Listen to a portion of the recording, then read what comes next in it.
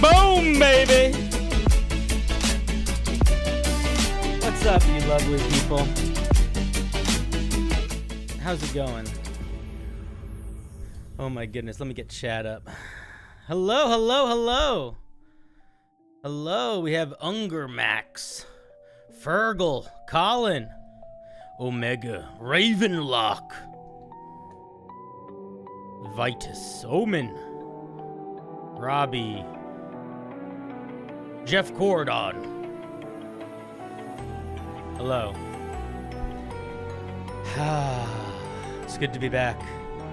It's good to be back. Crazy Moose with the 10 gifted off the bat. The man's living up to his name. He is the craziest of moose. I once thought I met a moose more crazy. And they were not. Nor shall they ever be. You know what? You know what? I'm okay with that. I think that's alright. You know what I mean?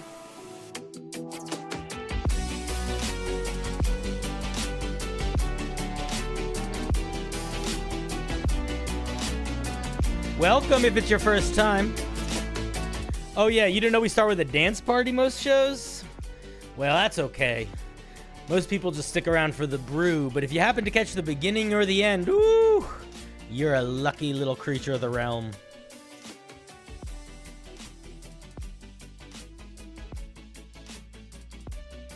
All right, everybody, we're gonna do some. All right, when this song ends, we have to do our exercises, okay? And then we'll start. Oh my God, everything on my desk is all fucked up. Okay, all right, guys. Before we continue, everyone get ready for your exercises. We have to pause the dance party, okay? What? If I sit here, Do I have to really sit? I can do this, right? Can't I just do this? Ugh, my camera's all messed up. All right, guys, get ready to do your exercises. Ready? Get your nose ready.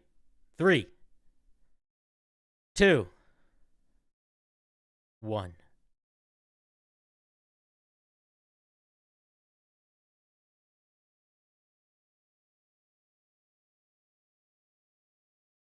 All right, you good? Everybody good? Did everybody do their exercises? Chat? Did you? Did you? I hope so. Guys, we have a stream tonight. It's pretty exciting. I love having a good little old stream. You know? My desk is all fucked up. It's okay. We're gonna survive. You know, like we're gonna make it through. Guys, we have a small wheel tonight, not the big wheel. And for folks that are new, the way that this works is that I run homebrew reviews every Thursday and Sunday. And Sunday night is a little bit more of like a classroom setting where I'm looking at pieces and we're sort of just cutting them up. And then Thursday is a little bit more writing workshop where I'll bring the person on and we'll like discuss their piece a little bit. How's that sound? Does that sound good? Does that sound good? I hope it does.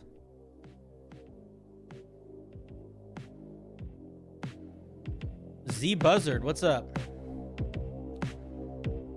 Fergal, Texas, name, classic.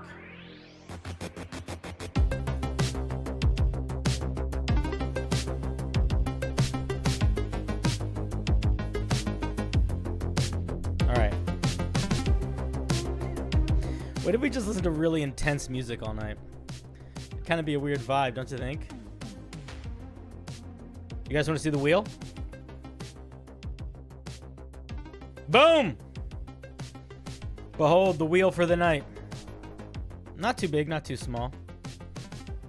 A good-sized wheel, I think. Solid wheel. I don't want to put on any fucking Dynasty Warriors, anything.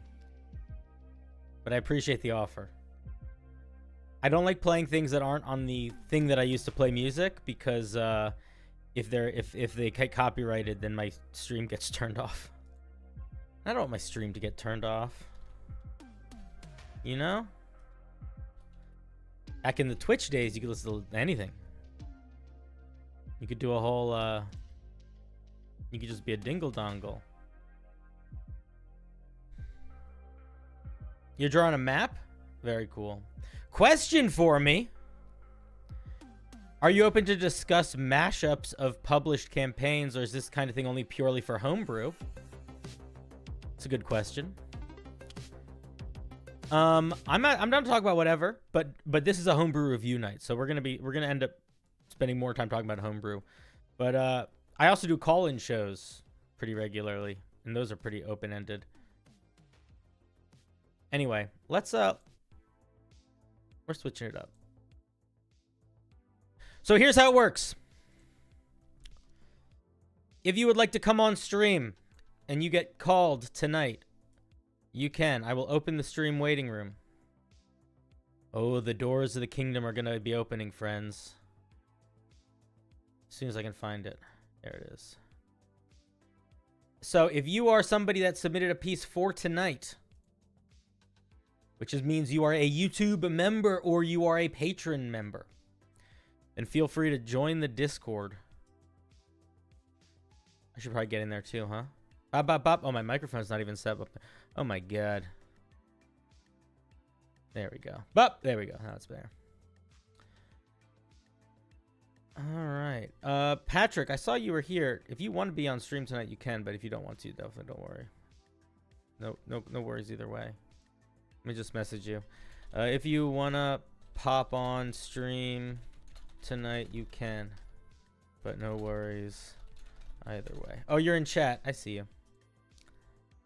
No, whatever, dude. Whatever you want. I would love to have you on if you want to come on, but you don't. No obligation. Okay. Let's make sure volume's doing all the things. You guys can't even hear the music. There you go. That's probably better.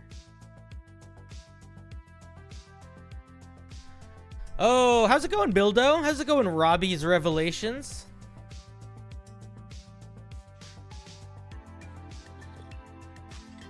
I do a member stream once a week, and I do an open stream once a week. The member stream requires membership to the channel or membership to the Patreon. So it's a little bit of a smaller wheel. But that does not mean you cannot submit. If you look in below, in the description of the video, you will see, oh yes, you will see that there is a link to submit for Sunday. Ooh. Man. How goes Baldur's Gate? Dude, I love it. I love it. I'm doing a playthrough with Zach Speaks Giant. And I've been turning it into YouTube videos. I think I'm working on the next one. But I'm also just playing a lot in general. And it's so much fun. How is throwing and jumping the best part of the game? But it is. I don't know how. Throwing and jumping. Throwing and jumping is the best part of real life, too. The thing is, Pat, here, 1 second. Hey, Pat, how's it going? Howdy. Going all right. Let me make you a little. Can you turn your mic up? I can. Yeah, actually, I need to move it slightly, which will probably help. Did that do anything? It did a little, but I could go for more. Cool. All right, give me 1 sec. Let me pull up the thing. I'll give you 3. For folks that don't know, Pat is my dungeon master for my podcast, Howdy. Unbalanced Encounters. Hey, Pat. How's that sound? A little better? That's much better. Guys, can you guys hear? Chat, can you guys hear Pat? I have my headphones kind of quiet too. There we go. Fair enough. Apparently, the Discord link in the description is not working for Texas Jones. Oh, well, I can. Let me see if I can fix it. Yeah, it does seem like it kicked out. Right here, let me make a new link. How you doing today, chat? I'm making a new link. Everybody calm down. Everybody chill. Just hang. It'll be fine. Oh, man. Okay. And this link is I'm making this one permanent, which means that if they find this in 100 years, they can still join the Discord. There you go. That's the goal, honestly. Infinite power. No responsibility. No responsibility. Yeah. Yeah. All right, well done. We speak the same language. Occasionally, yeah. All right. Shall we take a peek at the wheel? Oh, yeah. So, wait, I wanted to say something. So I was talking with Patrick off camera about this. I'm gonna be doing a little bit of a shift in the structure of the Thursday night stream. Not a dramatic shift, but a little bit. And here's what I'm gonna do. When we look at a piece, I'm gonna read the whole piece before we critique it at all. Unless it's crazy long, in which case I'll just read it until I'm not going to read it anymore. And then we're going to do the critique in a little bit more of a structured way. We're going to talk for a little bit about the things that we think that are working well with it. And then we're going to talk for a little bit about the things that we think are not working well with it, or rather things that could bear improvement. And that first part, I'm going to ask if you're the person that is piece I'm reading. I'm not going to bring you in the call until the second part. And I think it's just going to help us kind of like do it more like a writing workshop and look at the thing a little bit more holistically. And I think it will probably lead to being more helpful than being super nitty gritty. Those are my thoughts. I hope that you're cool with them, because I don't care what you think. I love you. All right, let's spin. Wheel. Matt Thorne says it's good, and that's all I care about. Matt Thorne knows what's up. Milky Boy, hello. You forgot to submit this week? Oh, that's okay. We'll get you next week, buddy. Our first piece. I have Google Dark Mode, but it doesn't do anything in Excel. Like, Google Dark Mode is like, you'd think that Google would have like a really good dark mode. Nope. It's the jankiest fucking shit ever. I mean, I feel like the people who use Google Sheets are some fucking nerds and don't understand dark mode. They'd probably just get the blue blockers. Yeah, right. They've got like those crazy big sunglasses. Was it you that said you don't like blue blockers? Was that the friend? Yeah, it was me. It was me. Yeah. They make me really like spacey and disoriented. I don't like them at all. I feel like they give me supervision. Yeah. Yeah, I feel like I can see really clearly, really far away when I'm wearing them. I wonder. I've never used them on screens. but it sort of puts everything in like yellow vision, and it just crystallizes the environment. It does the, it's like I feel like I'm a sniper. I genuinely wonder how much of that has to do with your color blindness and your brain trying to like sort out colors. That like when you just turn one channel off, you stop needing to think about the differentiation. That's, yeah, maybe. Would be fascinating. All right, let's see what Vander has to say. I would like you to look at my Jinn race, specifically the Amar. I wanted to do something more unique with the idea of sub-races, and thought the race with extremely sexual dimorphism, both biologically and culturally, would be interesting. All right, let's take a look. This is interesting for me because I am sitting in pirate world in a way that Jinns come up quite a lot right now.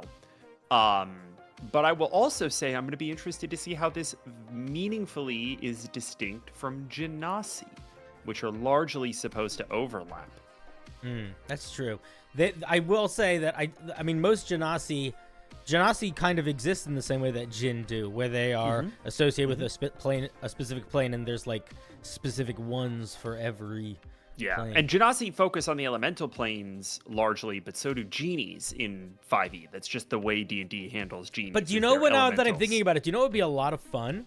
To try to make the Jinn equivalent for the other planes of existence. The Genasis for other planes. Where it's like it's sort of like it's almost like an elemental that, because that's sort of what a Jinn is. It's like they're like the ultimate version of an elemental of that plane. Yeah. So what would like a Jinn of the Shadowfell would be so cool. It'd be fucking sick. Legitimately, if anyone wants a challenge, come up with some Genasi subrace variations for the other planes of existence. I would love to see that. Astral Genasi, great pull. That would be fucking cool. Yeah. All right. Wait, so let's take a look at it. And keeping in mind, I'm just saying, we're gonna read the whole structure. Okay. So we get basic ability score increase. I would not. Okay, we're doing the whole thing. The thing that stands out to me is that they do something where you have different ability scores based off of sex. Well, I just wouldn't do that. No bueno. That's no bueno for a lot of reasons. Yeah, I just wouldn't do that. Okay. They have ages. 400 years. What does dimorphism mean? I don't even know what that word means. Dimorphism means the difference between generally biological sexes. It just means different morphology, different physicality. Okay, so like for like an anglerfish, where there's the really big female with the glowy thing, and the male looks more like a tadpole. Okay. Right. Yeah, and this actually goes on to explain it. Okay, well, I see. So it has so I mean they're all pretty big. 11-foot tall men, 9-foot tall women, size medium. Speed 30 feet, dark vision 60 feet, resistance to fire damage, body forged in fire. Whenever you make a strength or constitution saving throw, you can roll again. You must use the new roll. You can do this a number of times equal to your proficiency bonus. You regain all uses when you finish a long rest. Okay, interesting. And then they have different male and female powers. One is once per turn as part of the attack action. You may move up to your movement speed, ignoring difficult terrain. If you moved at least 20 feet, your attack deals an extra 1d6 damage and of your weapon's damage type, and you can do this a number of times equal to your proficiency bonus. And then the female one has demonic magic. You can produce flame, and at 3rd level you learn burning hands, and at 5th level you can cast it at a 2nd level twice per long rest without expending a spell slot. If you have no spell castings abilities, then charisma is your spell casting for these.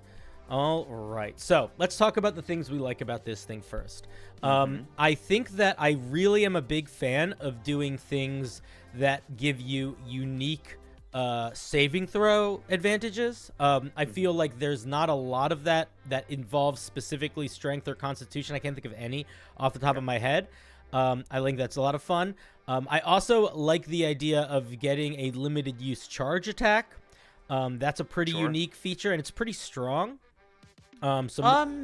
Is this radically different from the I think it's the Minotaur gets basically this? But you can't be a Minotaur, can you? Yeah, there's a Minotaur playable race now.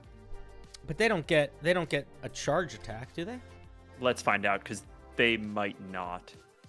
They may also not anymore. It might be just a legacy. Yeah, you just get a free attack. If you dash and move 20 feet, you can make a melee attack. So, so it's fairly similar to that, actually. It's pretty similar, yeah. Yeah. All right. I guess my point was, I don't know that you need a limitation on it. But it's just free extra damage. But it's also in its extra movement and extra ignoring difficult terrain. Yep. Okay. Yeah, you're right. Nope. And then I think it's an interesting thing to have it where you get a spell that when you get to 5th level, you get more castings of and a little higher. I think those are all pretty interesting ideas. Did I miss anything that you think is worth noting as a thing that's working well for this? No, I think that's the bulk of it. There's little bits and pieces that are really good kind of throughout. All right, let's shift over to criticism mode. So the first thing that I'm going to say is I don't think it's a good idea to make a race where you get different powers based on if you're a man or a woman. I think that's going to be something that's going to rub a lot of people the wrong way in general. So I'm going to suggest that you just drop that entirely. And if you want to turn these into different sub-races where there's like one that has a demonic charge and one that has a demonic magic, I think that would solve that problem immediately. That's my main thoughts on that. I don't really have anything else to add about that. The other thing that I'd say is that you shouldn't give... you already get one power that's based, that you get proficiency bonus times per day, the saving throw thing. So you shouldn't give us 2 that you get proficiency bonus times per day. I don't know what the saving throw thing is. Give us the saving throw thing proficiency times per day, or the other thing proficiency times per day, but not both.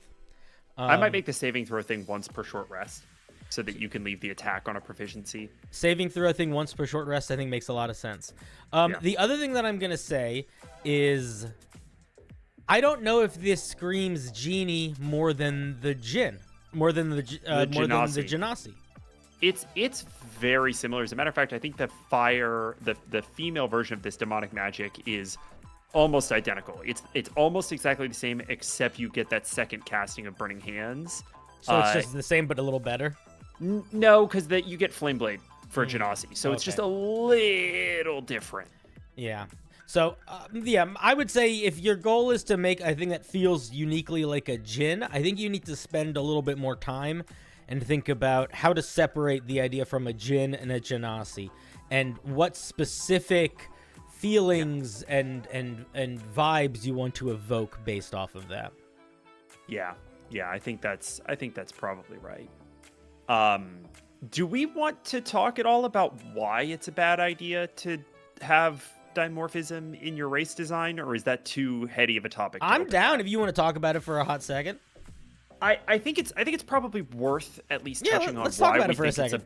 Why we think it's not a particularly good idea, because I think there are probably some people out there that are looking at races as almost species within, especially sci-fi, I feel like is the place where this occasionally gets done interestingly and well, where it's like, hey, sexual dimorphism exists in the world, right? Like, you brought up anglerfish, and like that's just a real thing. That there are plenty of instances where genetically female instances of a species manifest very, very differently to male ones. So why can't we have that in our race design?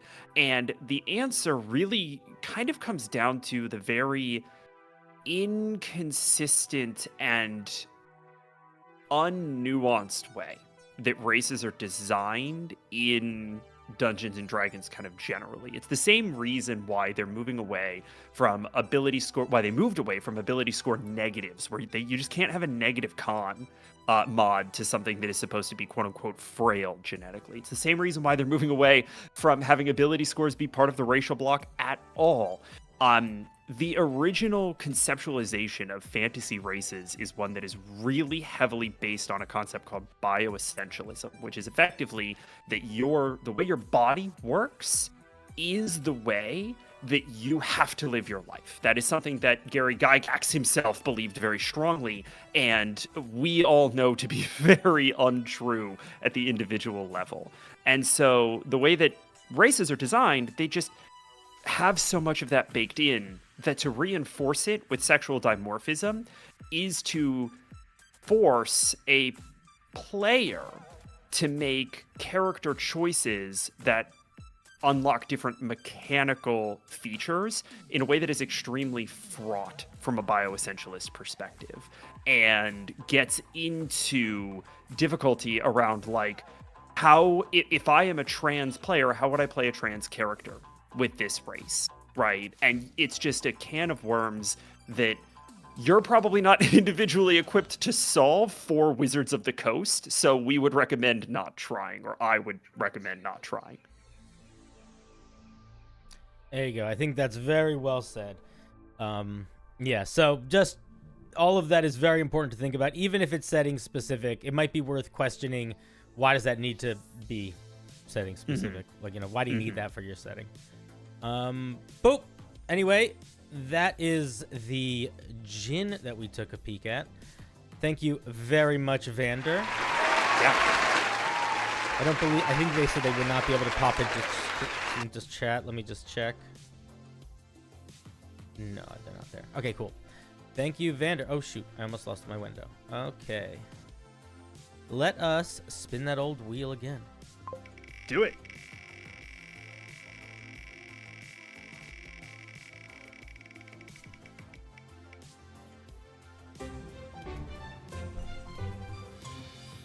Next, we have our dear name. Is it name or is it username? Tomatoes, potatoes, my friend. Tomatoes, potatoes. True. Okay, so this is a barbarian subclass. Ooh, we love a barbarian. Wait, no, it's not a barbarian subclass. I just skimmed it. It said the barbarian subclass isn't done yet. No. So here's some items I've been working on in the background. If only one must be picked, the first is good. Each item is a tarot card you've been working on. Okay. Easiest fix is to just typically in front of his. What do you mean? Oh, when you're describing like physical dimorphism, you just say that this is typically the case, but exceptions can exist. Oh, okay. There are lots of ways around it. I think the big concern is gating features behind sex. I agree. That's the big problem. Yes. Yeah. We don't want to like make you feel like you have to be away to be away. All right, let's very well said. let's pull name in. Hey, Hi, name. Hey, how's it going? Good. How are you? I'm good. So the way that we're gonna do this is we're gonna wait. So is this right? The chef builder's Yeah, hammer. there's 3 items, but pick as many you want. I'm gonna read the first one, and then we'll see if we want to go on after that. Sure. So we're gonna new structure: reading, then discussion. Sure. All right. The chief builder, is it chief or chef? Chief builder's hammer. Rare item, requires attunement. This hammer was once owned by a wise chief of a lost artisans guild. The guild's seal, 3 interlocked stars, is engraved on the head of the hammer. While attuned to this war hammer, you get a +1 bonus to attack and damage rolls. In addition, you can cast the mending spell at will. Curse. While attuned to this item, you have disadvantage on all attack rolls if there are no friendly creatures within 10 feet. Okay. Here's what I'm going to say. I love curses that are going to do things like this. This is a very interesting way to create a curse where it's like it is a dynamic curse. The players are not like subjected to change who their character is or to like forced to like even to play a certain way. Like it's not like you become evil. It's really like a tactical thing, and they can almost choose how much they engage with it or not. I really like that. Also, a hammer that pops mending is a lot of fun. Patrick, anything you want to add in things that you think are cool? Love the mending thing. That is an incredible aesthetic. I would say that I agree entirely with the curse. I would say that if you want to lean into that even further and say like it is really trial by choice, where it's like the player does have a lot of agency over how much they interact with it, I would say 15 feet, they're probably going to be, they'd have to almost work to get more than 15 feet away. So you're playing in a space where like you have some leverage over how much they interact with it. Mm-hmm. Which I like. I think it's cool. Yeah.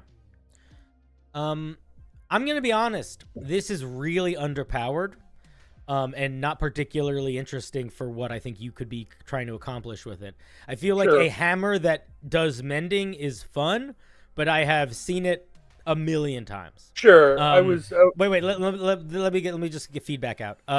So like it's not unique enough, I think, in the moment to like be a thing that I think is worth working on unless you like build it up. The other thing is that like if you took the curse off and changed nothing else, I would call this an uncommon item. So the curse on it makes it like almost less than an uncommon quality item. So more of a reason I think to make sure like it needs a buff. It needs something else going on. A +1 item that lets you cast a cantrip at will. A cantrip's already at will. So I think that it's missing something, and I think that there is some space if you want to. You could incorporate other mechanics into it that lean into the building thing. Like maybe when it casts mending, it's a unique form of the spell that's more powerful, or maybe when you can use it as a hammer to build things, and in doing so it has some impact on how long it takes to build them or the quality of the product or something like that. I would lean more into the hammer of a builder in terms of like building out some mechanics to make it so it feels like it earns that rare, you know? Sure. I was basing on a tarot card. So one of the reasons that the reason I gave it rare originally was just because like casting spells on a thing, it usually bumps it up. But I can definitely change it. Yeah, a +1 weapon with a cantrip is not. It's just a uncommon item, I would say. Pat, any thoughts? Generally agree. I would definitely. I like the mending aesthetic. Even if it is something that is relatively well seen, I would think about how you can kind of further lean into that, or maybe make mending better. I think my point of feedback would just be like, be conscientious of how you add stuff to this as you go to buff it up, because there's a tendency that you could want to just like graft stuff on. You want to think about how it kind of forms a cohesive whole. Yeah, that makes sense. Yeah, I think it's a good start, is what I would say. It is definitely missing a step too, but it's a good start. You could also try to tie in another power that maybe sort of ties into the vibe of the curse, because the curse, because right now the curse doesn't really connect to the vibe of the item to me. Like, it feels like the item is like a construction item, which is cool, and then the curse has to do with like social proximity. So I would try to come up. Maybe that's a good place to figure out how to fit in what that third feature would be. That would sort of make you feel here's why it's like a semi-social or leadership item or something. Let's look at another one. Let's look at the MisPoint. It's a very rare, requires attunement, martial weapon. MisPoint. While attuned to this sword, you have +1 to attack and damage rolls. You have advantage on all intelligence checks. Ooh. In addition, you gain the following: Stolen Clarity. Once per day, when you make a successful melee attack, you can cast Confusion centered on yourself without material components. You automatically make the save. If at least one creature fails the save, the sword gains a charge. So the sword can hold up to 3 charges. As an action, you can expend a charge to cast Divination. That is interesting.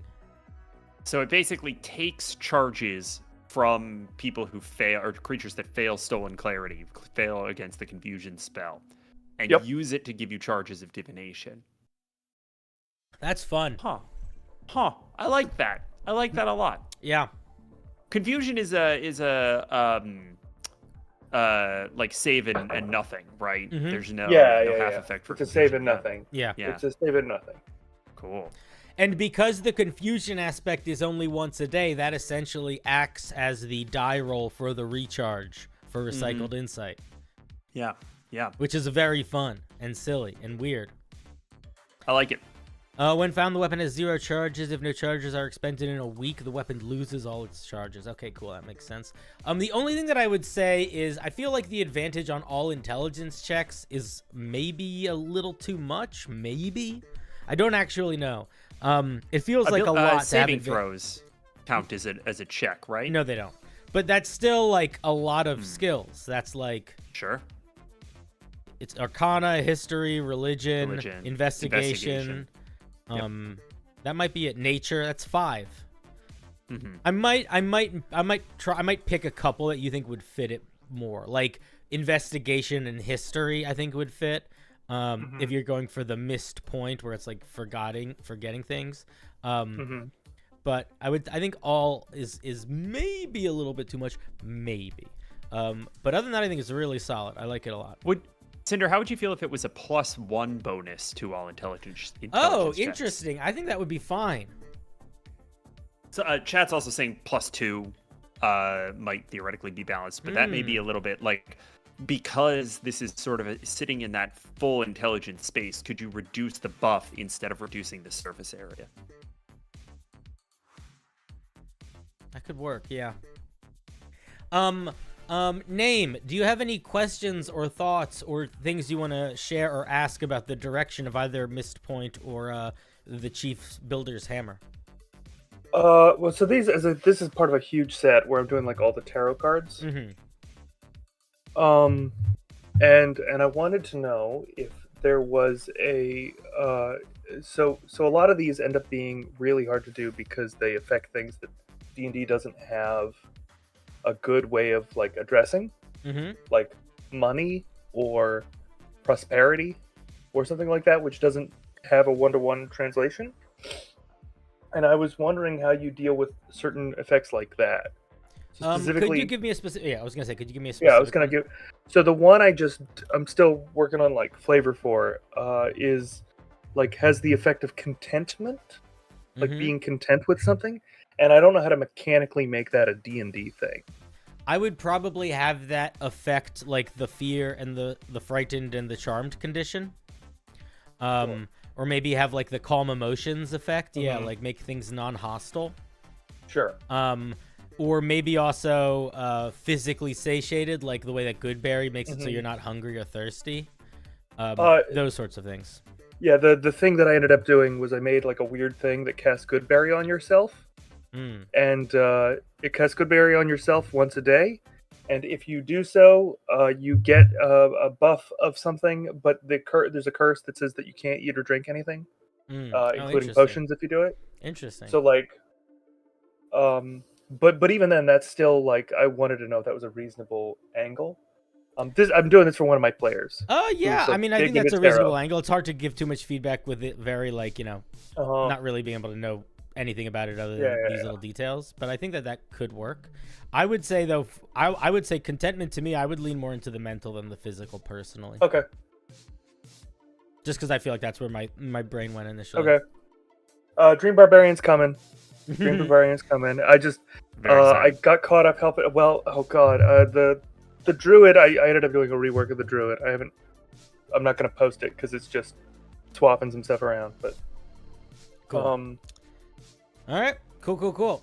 I look forward to the next thing. Thank you very much, good sir. Thank you, Name. No worries. All right, buddy. Later. Click. That was Name. Let's spin again. Patrick, what are you doing this weekend? You busy? Listen, I've got lots of piratey things to be doing. It's fine. Chat, this weekend, Patrick and I are recording a pirate one-shot that we're going to be playing together. And I'm going to be playing it, and he's going to be running it. It's going to be very funny. And it's going to be released on the Unbalanced Encounters stuff.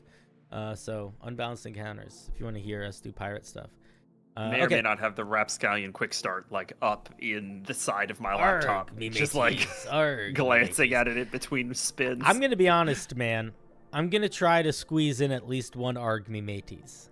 I'm 100% okay with that. I don't think you understand how much I'm putting the vibe of this squarely in that space. Okay, because I was going to say, I'm imagining that my character and his little pet and things, they would fit best in terms of the way they look on Captain Hook's ship in the Disney Peter Pan. Like Perfect. Like very Perfect. Because everyone else is going to be straight out of Sinbad, and you're just going to be in like Victorian dress, and that's so good. Oh, I fucking love that. me mateys. Okay, let's see. This is Databank. Hey, Sinbar. Oh, speaking of Sinbad. If you pull this on member stream before 7, re-roll. It's after 7. I'll be on later. If you think I won't be pulled again, just review it.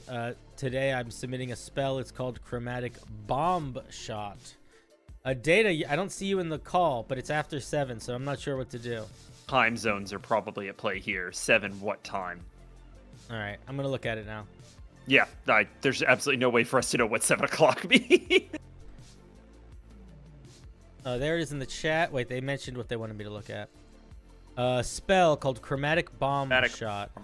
Yeah. Right here it is. Okay, Chromatic Bombshot. As they say in the business, it's a 7th level spell. Range unlimited. Okay.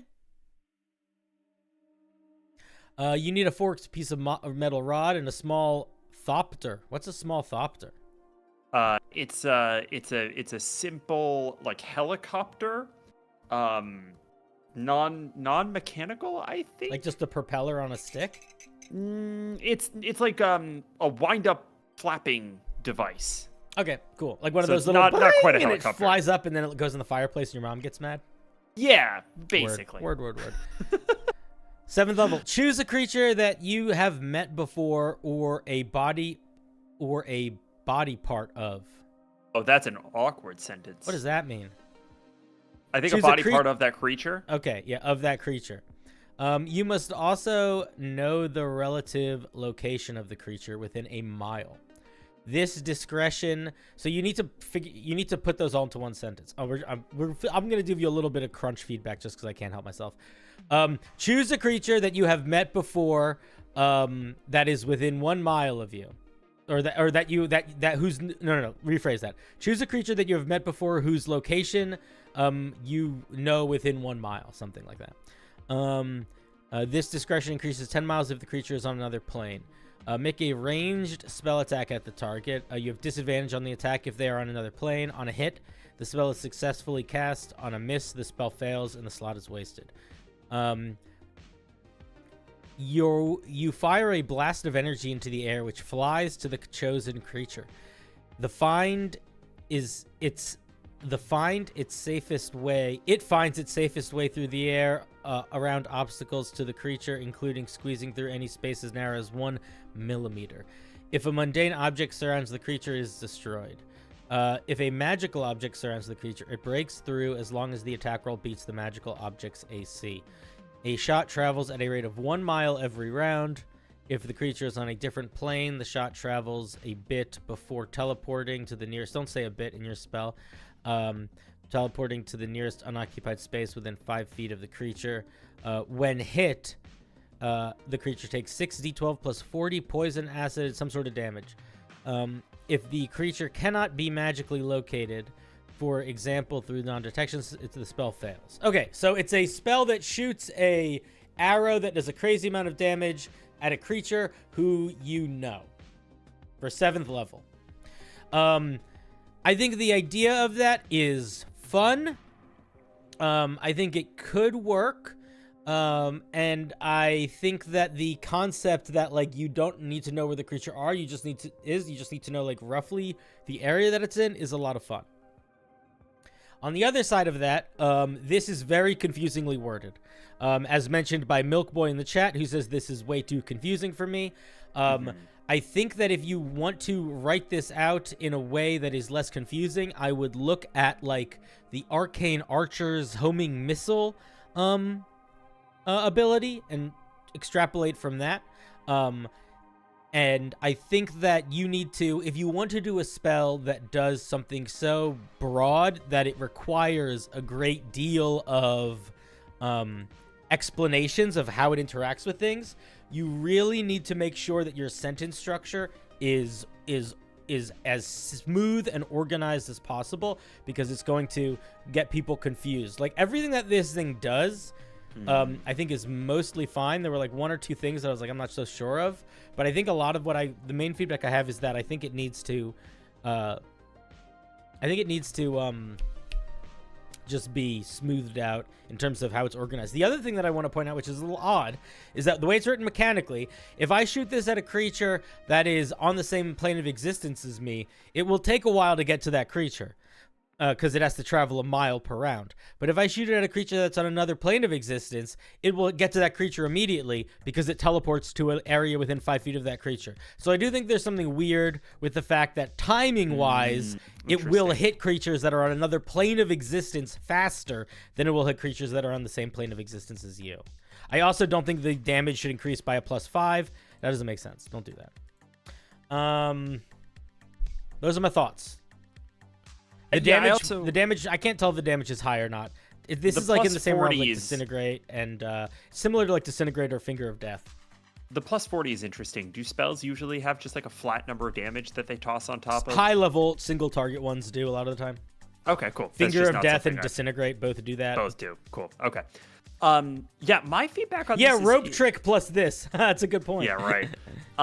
My feedback on this one is both the positive and the I think this may need attention is the whole kind of middle paragraph there about squeezing through any space narrow is 1 millimeter. If a mundane object surrounds the creature, it is destroyed. If a magical object surrounds the creature, it breaks through as long as the attack roll beats the et cetera, et cetera. So this is interesting and potentially the most interesting part of this spell because it's very powerful, right? Like if this thing is surrounded by just like a rock orb that is 15 foot thick and its AC is 20 and its damage threshold is 30, but it's non-magical, it just goes away. You just instantly disintegrate it.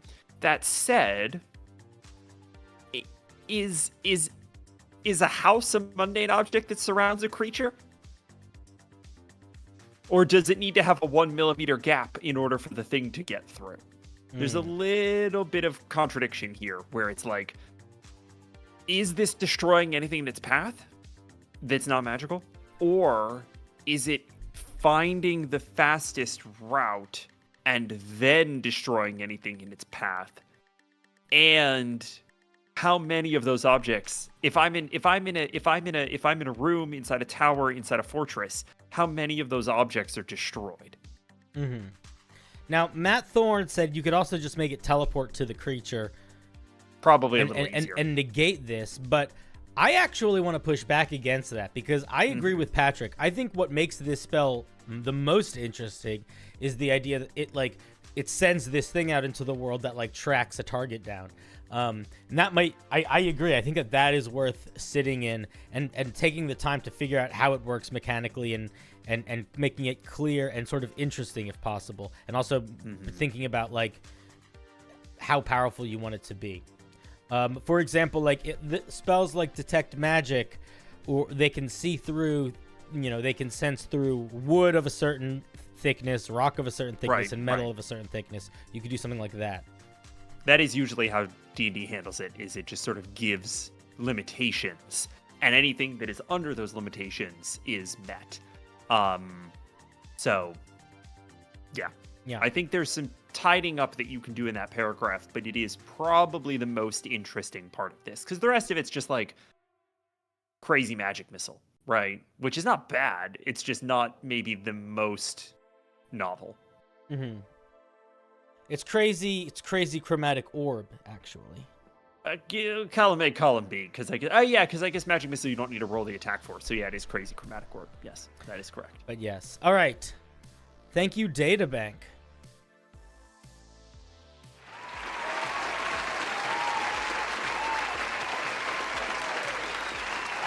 I love the idea of magic arrows being so threatening your enemies don't dare step outside. That is kind of interesting. If you made it like it just didn't work, if they were behind total cover, it just waits. So then you just wait. It's like, oh, I'll just hold it. I'll just cast it when they're ready. Yeah, that is interesting. Actually, even if the spell just waits, even if it just hangs for like up to 6 months or something, That could be interesting too. It just like waits outside of their house by the window, Yeah. like, tapping on it. Yeah, exactly. That is really fun. Oh, my now I God, want to make that's a really fun idea. Now I want to make a spell that conjures an unseen servant that just stalks prey. And it's not particularly fast, but it never stops moving. S. Obelisk said it would kind of suck to spend a 7th level spell slot and be foiled by a wooden plank. Yes, it would. But that is also the nature of high-level spells, is like, it would suck to spend a 7th level spell slot and have nothing happen, but it would be pretty cool to spend a 7th level spell slot and hit someone on the other side of the world. So, like, yes, it would be bad if it failed, but so is Dominate Person or, you know, anything else. Like, I think it's good to, I think little limitations are not bad, you know? I think that, especially for something that's so powerful. Next is Fireheart.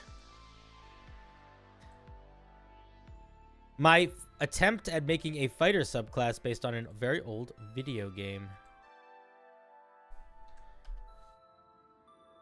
The Bounty Hunter. Ranger. Wait, did I click the right thing?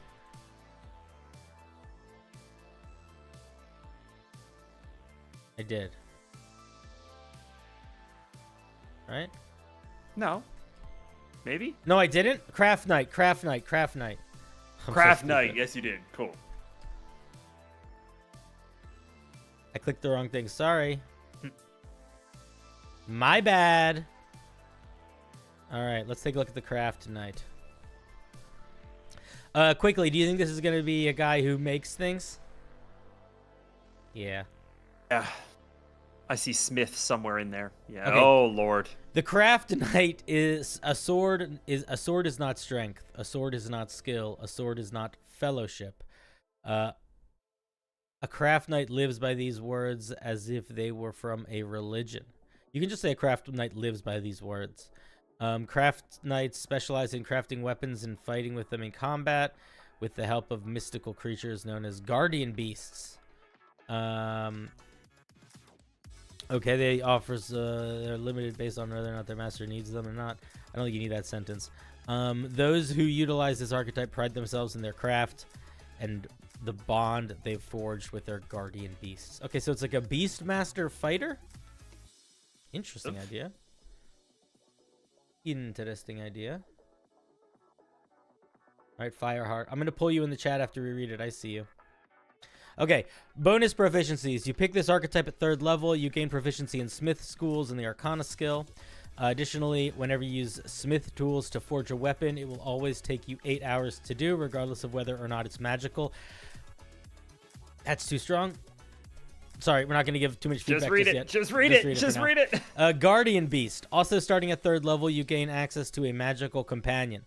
This creature is either Fey, Fiend, or Construct. And it has an element tied to it. The element must be cold, wind, or lightning. They follow you around. It's perceived as a friendly creature. It's immune to all damage. Wait a second. Let me read this a little bit. Its appearance is not it cannot fight in combat, but it can interact with the world outside of combat. Your companion is also perceived as a friendly creature and is immune to all damage types and spells that may specifically target it for being its creature type.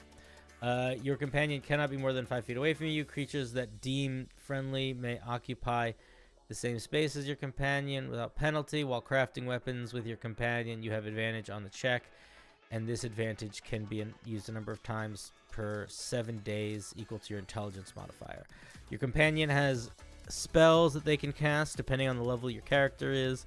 They cast these spells at the lowest level possible using your intelligence modifier, and can cast a number of times equal to your intelligence modifier per long rest. When determining the DC, it's 8 plus something plus intelligence modifier. At 10th level, they have more spells, and at 18th level, they have more spells. Okay. Interesting so far. Interesting. A very strange expression of a pet so far. Craft Knight's expertise. At 7th level, you gain experience with your Smith's tools. Whenever you craft a weapon using your Guardian Beast, it is considered magical for the purpose of overcoming damage and resistances as long as you're wielding it. Okay, interesting. Craft Knight Soul. Also starting at 7th level, your soul, willpower, and connection to your beast empower you. As a bonus action, you can have your companion empower weapon you've crafted with elemental energy based on its own element. For the next minute, your weapon deals an additional 1d6 damage of the chosen type. Using this feature consumes one of your companion's uses of their spells per day. Okay, that's 7th level. So at 7th level, you can make magic weapons that only you can wield, and then some amount of times per day, your beast can empower your weapon, so it just deals extra damage. Very Drakewood. Mm-hmm. Though, Robbie Revelations, welcome to the Pretty Cool Club. Yo! Forged with pride. Starting at 10th level, seeing your allies wield your weapons fills you with a sense of pride. When your allies are in combat with you, and if they wield a weapon you forged, you can use your action to give them advantage on the attack with that weapon. You use this reaction number of times equal to your intelligence modifier. Interesting. It makes me wonder why the weapon is only considered magical when you wield it up here. Because it clashes with this feature quite a bit. At 15th level, you've mastered the art of forging. It now takes you 4 hours to craft a weapon instead of 8. Additionally, any weapon you craft with your companion is now considered magical for the purpose of overcoming resistances, regardless of who wields your weapon. Okay, so we're getting that feature here. And then at 18th level, you've achieved the goal of being a craft lord. Thanks to the strong bond you have with your guardian beast, your guardian regains half the use of its spell slots rounded down on a short rest. Interesting. Strange. I don't know how I feel about this yet. Here, I'm going to pull Fireheart in, and then we can talk about it. Hey, Fireheart. Unmute when you have a second if you want to be in the chat. Hello. How's it going? Howdy. It is going good. I was just stream delay, so it kind of surprised me when you dragged me in. Yeah, no worries, no worries. All right, so the way we do this is we're going to talk about things that we think that are going strongly for this piece, and then we're going to talk about things that we think you can do to adjust it to make it even stronger. How does that sound? Sounds good. I heard the first thing, the whole taking 8 hours to craft a weapon thing. I tried to make it easy. Don't defend yourself. Don't defend yourself. So Sorry, we'll get it's okay. We'll get to that later. But in the meantime, the first part of this is you just taking notes. You're just taking notes. And if you want to clarify something, you can, but don't clarify reasoning just yet, because what the goal is you want the piece to be able to stand for itself. So in theory, if somebody's using your homebrew, you're not sitting in the room with them. You know, they just need to figure it out on their own. So seeing how we figure it out is going to be advantageous. Okay. All right. So overall, I think the idea of being a fighter who crafts magical weapons is a lot of fun. I think that is something that there are a couple classes that do a little bit of that. There's the Forge Cleric and there's the Artificer. But there is not a fighter that does something like that. And in the way that this guy makes magic weapons, where they're not that magical, they basically just overcome damage resistances. I like that as a thing that you can just do, and then he can like give them to people and that they can wield them. And I really like the idea of you gain features that allow you to like uplift the people that are wielding the things that you crafted. That is really, really fun. And I like that a lot. That's probably what I think is the strongest part of this piece so far is that bit of interaction. Also, I like the flavor quite a bit of like a magical craftsman. I think that, those are the main things that stand out to me. It's like, oh, this is really solid. Lean into this. Patrick, are there any particular highlights of yours? I like, in theory, this way of giving a spell list to this magical craftsman. I have some questions, I think, but I think that it is interesting. You like this way of giving a spell list? I think it's interesting, right? It's a situation where it's like, hey, if you were doing it almost any other way, it would just be the Eldritch Knight, right? Like, I like the way that you sort of differ between the spell lists. I think that's interesting, and I just like the aesthetic of going through like a little guide to get your spells. Right, like I think that is a novel way to do that, and worth worth having attempted at any rate. I have some questions about how the beast works specifically, but like I think it's cool. Okay, I accept. I think it's a neat idea, but I'm gonna be honest. I think I don't think it fits the rest of the subclass at all. At all. I see no connection between the Beast Guardian and anything else. And then the other thing is it's an incredibly convoluted way of creating flavor text that your magic comes from a little guy that sits on your shoulder, because it goes through this whole effort of creating this creature that is essentially doesn't have a stat block, has nothing that it can do to interact with anything. Like it has no numbers to it at all, so it might as well just not exist. And it's immune to damages. It's a non-creature. And then the only thing that it can do is it can cast spells that scale off of your spell casting. So like I genuinely don't know how much it matters to keep this Guardian Beast a part of this at all. And I think that if it does matter, if it does matter, I think that the question to ask is this a pet where it can interact with the world, in which case we give it a stat block and it needs a stat block, or is it a mythical entity that hovers near you and casts magic for you? Then I think we drop all pretense of describing it as a creature at all, and treat it more like the druid, like the shepherd druid summoned totems, where it's just non-interactable. It's a floating orb or whatever, and when you cast spells, they come from it. But even if you make it when you cast spells, it comes from it. Unless there is a dramatic mechanical difference, it doesn't make sense for it like not to have spell slots, or for you not to have spell slots. Like it just seems like a lot of work to get to a place of I don't know why. That's what I want to say about the Guardian Beast. The other things is it cannot take you 8 hours to craft a magical weapon. That is too strong. You can't. That's just too strong in D&D. That for better or worse, crafting magic in D&D, if you want that to be a part of a thing you do, you either have to go the route of the artificer, where you have a specific set of enchantments or enhancements you can put in items, and that's how you scale it or balance it, or you have a whole separate crafting compendium section, because it's. If I can craft a magic item in 8 hours, that's very powerful. The other thing that I was going to say is at 7th level, I think as soon as you can make magical stuff, you should be able to give it to your friends. I don't think it should be limited to you at all. I feel like that is that's unless there's some reason mechanically for it to be limited to you, no reason to not just make that a thing you can do in general. I think that you are going to find balance in that by figuring out a better system for balancing how regularly you can make magic stuff. The other thing is that the extra damage at 7th level really just feels like a Drake Warden, but different. And I feel like if you're going to have a pet, you don't want it to just feel like a Drake Warden. You want it to be something unique. So I would think of something different here. Maybe some other way that the creature could enhance items or objects, or do something. If you want it to be combat related, you totally can.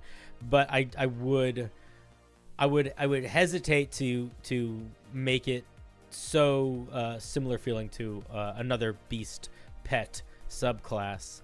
And then the other thing that I was gonna say is I really think you got to lean into like this 10th level feature. Honestly, it's the strongest feature. It's the best feature this thing has in terms of like what's most interesting and what to work on. Like I don't think the 15th level feature doesn't feel that exciting to me. It's just like you're better at the thing you got earlier. I feel like, especially with fighters, like you really want to make sure every time they're getting something new, unless they're like a battle master, that it's like contributing to like adding another piece of the puzzle, like feeling like they are that thing. So I would 15th level and at 18th level, I would ask the question to yourself, like, what is this missing to feel like the most ultimate superhero version of itself? And what else can we add? Not just what else can we improve, but what else can we add to like finish that off? Patrick, I just sort of tore through it. Do you have any thoughts before we chime in on Fireheart? Want to second entirely the questions about the Guardian Beast. I like the idea of having a conduit be responsible for your spell list and having that spell list be constrained and having it be sort of elementally typed. I think that's all very cool. But the Guardian Beast kind of is a creature and is not a creature in a way that is just very kind of clunky, and then isn't really part of the rest of the class. It gets a couple of buffs in that it can infuse a little damage and it gets more spells at the very end, but it's not really forming a pillar of what this thing is. It's not integral to the weapon building and sharing mechanics that that kind of make up the rest of this.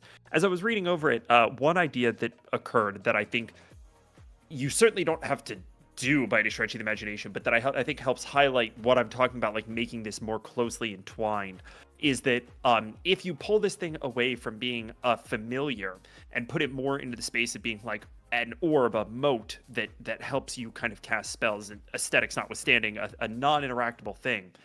What if your spell list was even more limited? There was like, for each elemental type, one spell for each level, and all of them were constrained to spells that were done through melee weapon attacks. So like Thunderous Smite, etc. And the spell list moved with the moat, and you could give that moat to anyone using one of your weapons. So you could effectively give a little spell list to anyone who is using one of your weapons. Oh, that's an one interesting at a time. idea. That's an interesting idea. Again, Make anybody necessary... a spellcaster for a little bit. Exactly. Not the direction you have to go by any stretch of the imagination, but I would encourage you to think about how do you more deeply tie in the fact that this thing is a thing extrinsic to you, because otherwise it really should just be a spell list that you get, right? And you could just change the, if you could once give per day it, you could if change you could the if you could have it type. so another creature, you could throw your energy source to another creature. That would allow you to like essentially cast spells that are self-targeting spells on other creatures, which is pretty cool. Fireheart, you're allowed to talk again. Thank you for being patient and listening. All right. Thoughts, feelings. Is there anything important that you want to share? Questions that you have to any of the things we said? Important points you want us to acknowledge? Okay, so I was wondering what Patrick's questions were about the Guardian Beast. A lot of what first. There were a lot of what Cinder was saying, right? Like, I don't understand why it's a creature that doesn't have a stat block, that doesn't really do anything outside of allow you to cast spells from your shoulder, right? Like, it's sitting in that nebulous middle ground where it should either become a full Drake Warden style, kind of summoned little guy, or go in the other direction where it's like, this is a non-interactable moat, and that moat gives you a spell list. You can, use it in the following ways. Okay, so interesting thing was when I actually had this homebrew submitted in the Discord server, and originally it was supposed to be that you would summon it. I was going to make a homebrew spell for it called Summon Guardian Beast, and it would sort of function similar to Find Familiar, but more so in the scope that like you use your action to cast the spell, and then your beast appears, casts the spell for you, and then just disappears. Because that's how Guardian Beasts sometimes function in the game that the subclass comes from. But I was told that it should just be changed so that the companion just follows you around and does nothing. So I tried to go with that. Unconvinced that I agree. I think that your initial impulse, I mean, I don't know that it should be a spell versus the third level feature, right? Like, that could be a completely reasonable third level feature of like, you summon one of these Guardian Beasts and it appears for some amount of time, perhaps your turn or just the action to cast the spell, and then casts one of the spells that it knows. It's a little convoluted, but I think it just, at least honestly though, it just feels like it's too many steps. Because it is a lot of steps. What is literally happening? If you boil all the flavor away, what's happening? You're picking a spell, and that spell is getting cast on a target. So the question that I have that I think is really worth thinking about is, why go through the whole rigmarole of having a summoned companion that casts magic for you unless you make that feel mechanically unique? And I understand that you're trying to match the flavor of something from a game or a series or something. And if in that thing they summon creatures to cast magic for them, then, and if that visual is really important to you, then I think that what you should be thinking about is, how can I make that different than just casting spells? And if I can't, I just describe what's happening as that, and then I still just make it, excuse me, casting spells, you know? Yeah.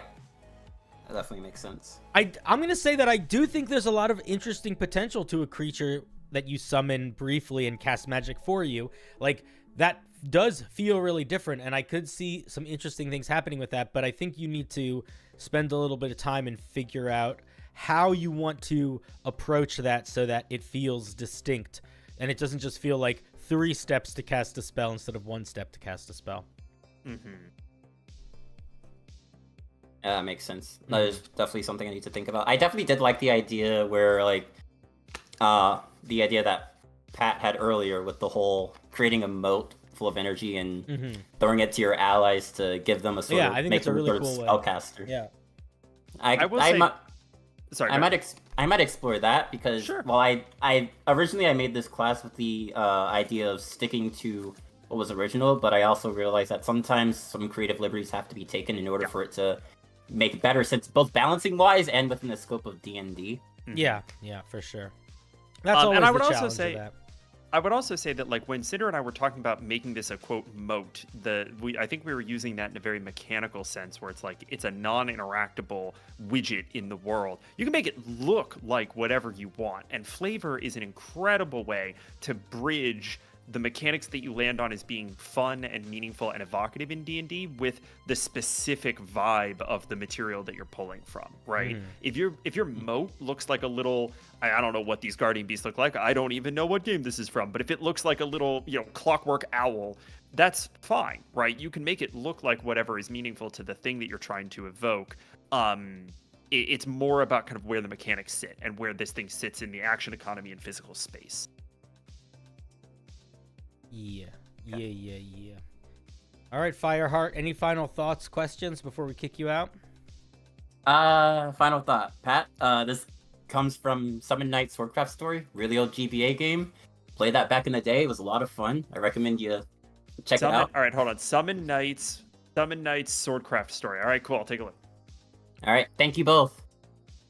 All right, thank you. Bye-bye. If your name is not on the wheel, it is because your piece was not formatted in a way that I could read it. There were a couple people's whose were not. So somebody sent me something that I needed to download, and a couple people sent me dead links. I don't remember if yours was one of them, Omen. I think there were 3 pieces that were dead links, though. It is likely it was a dead link. Or if you were the person that sent me a link to download a piece of writing software. I did not download that piece of writing software. Next, that's very funny, actually. Somebody just sent you like an old DOS manuscript that you had. that's what somebody did. They sent me a doc thing, and then they sent me a link to the website to download the Microsoft version for it. That's funny. No bueno. Yeah. Omen, yours were. Somebody sent me like a Word doc compendium with a bunch of links in it, and the link was dead in the compendium that they sent me. This is from Gladicus. This is a rogue subclass I made in the Discord a while back based on one of the brewing prompts. Hope you enjoy. Fun. I'll say time again. Check and double check to make sure the links you send me are working. A great way to do that is to open it in an incognito doc. Go on Google, go on Chrome or whatever in incognito mode and click on the link, and it will not be. You will see if it's dead or not, or you'll see if it's shareable or not. Okay, this is from Gladicus. This is the Rhythm Weaver.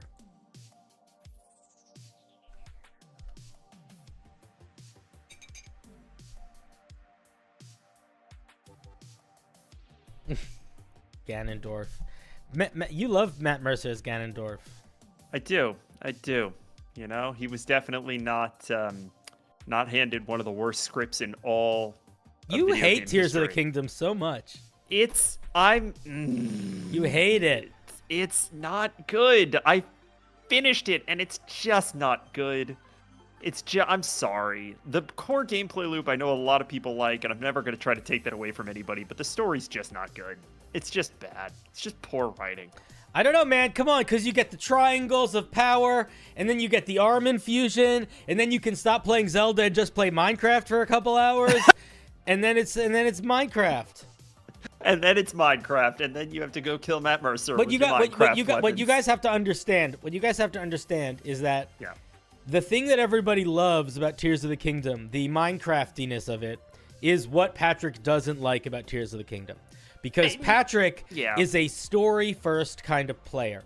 So Patrick sees the world of Timonia or whatever, the windswept Ganagu Valley or whatever, and right, I'm saying the words half right. I know I am. Literally half right. Yeah. And he sees that, and then he's like, "Oh, this is cool. We're back in the world. Why is there now all of these magic boxes and these little toadstool people that I can interact with, and now I can just modularly build stuff. Like, oh, I'm so excited to learn why all these things are here and now part of the world, and you just don't, and it just isn't, and that bothered him. Yep.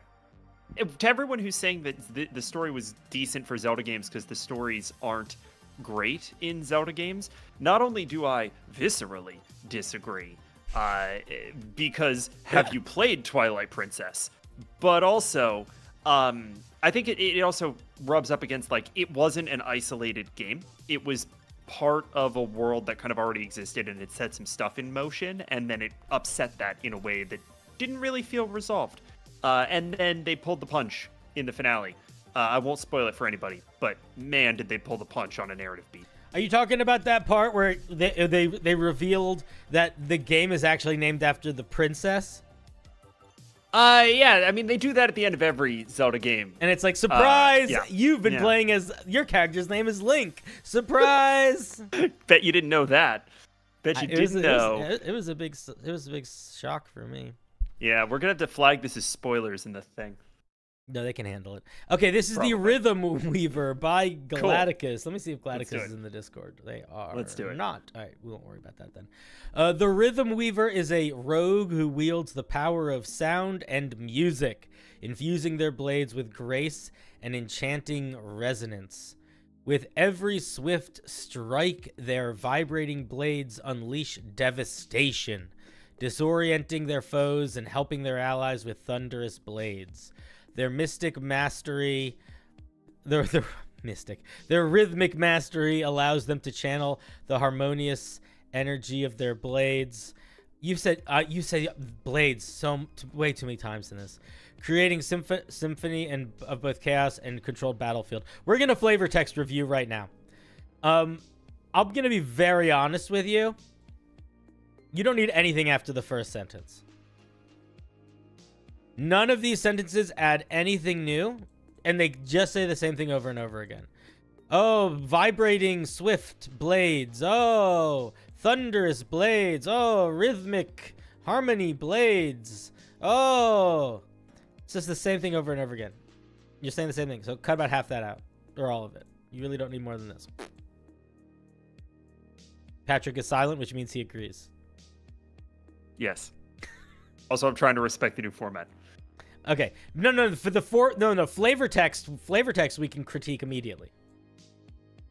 Okay, is that the rule? Cool. Yeah.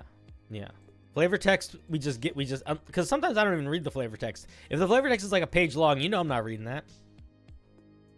Valid. Okay. Let's see what we get. So this is a rogue, not a rouge. All right. Sharpened harmonics. At 3rd level, you are able to create vibrations within bladed weapons you are wielding. As an action, I'm so sorry.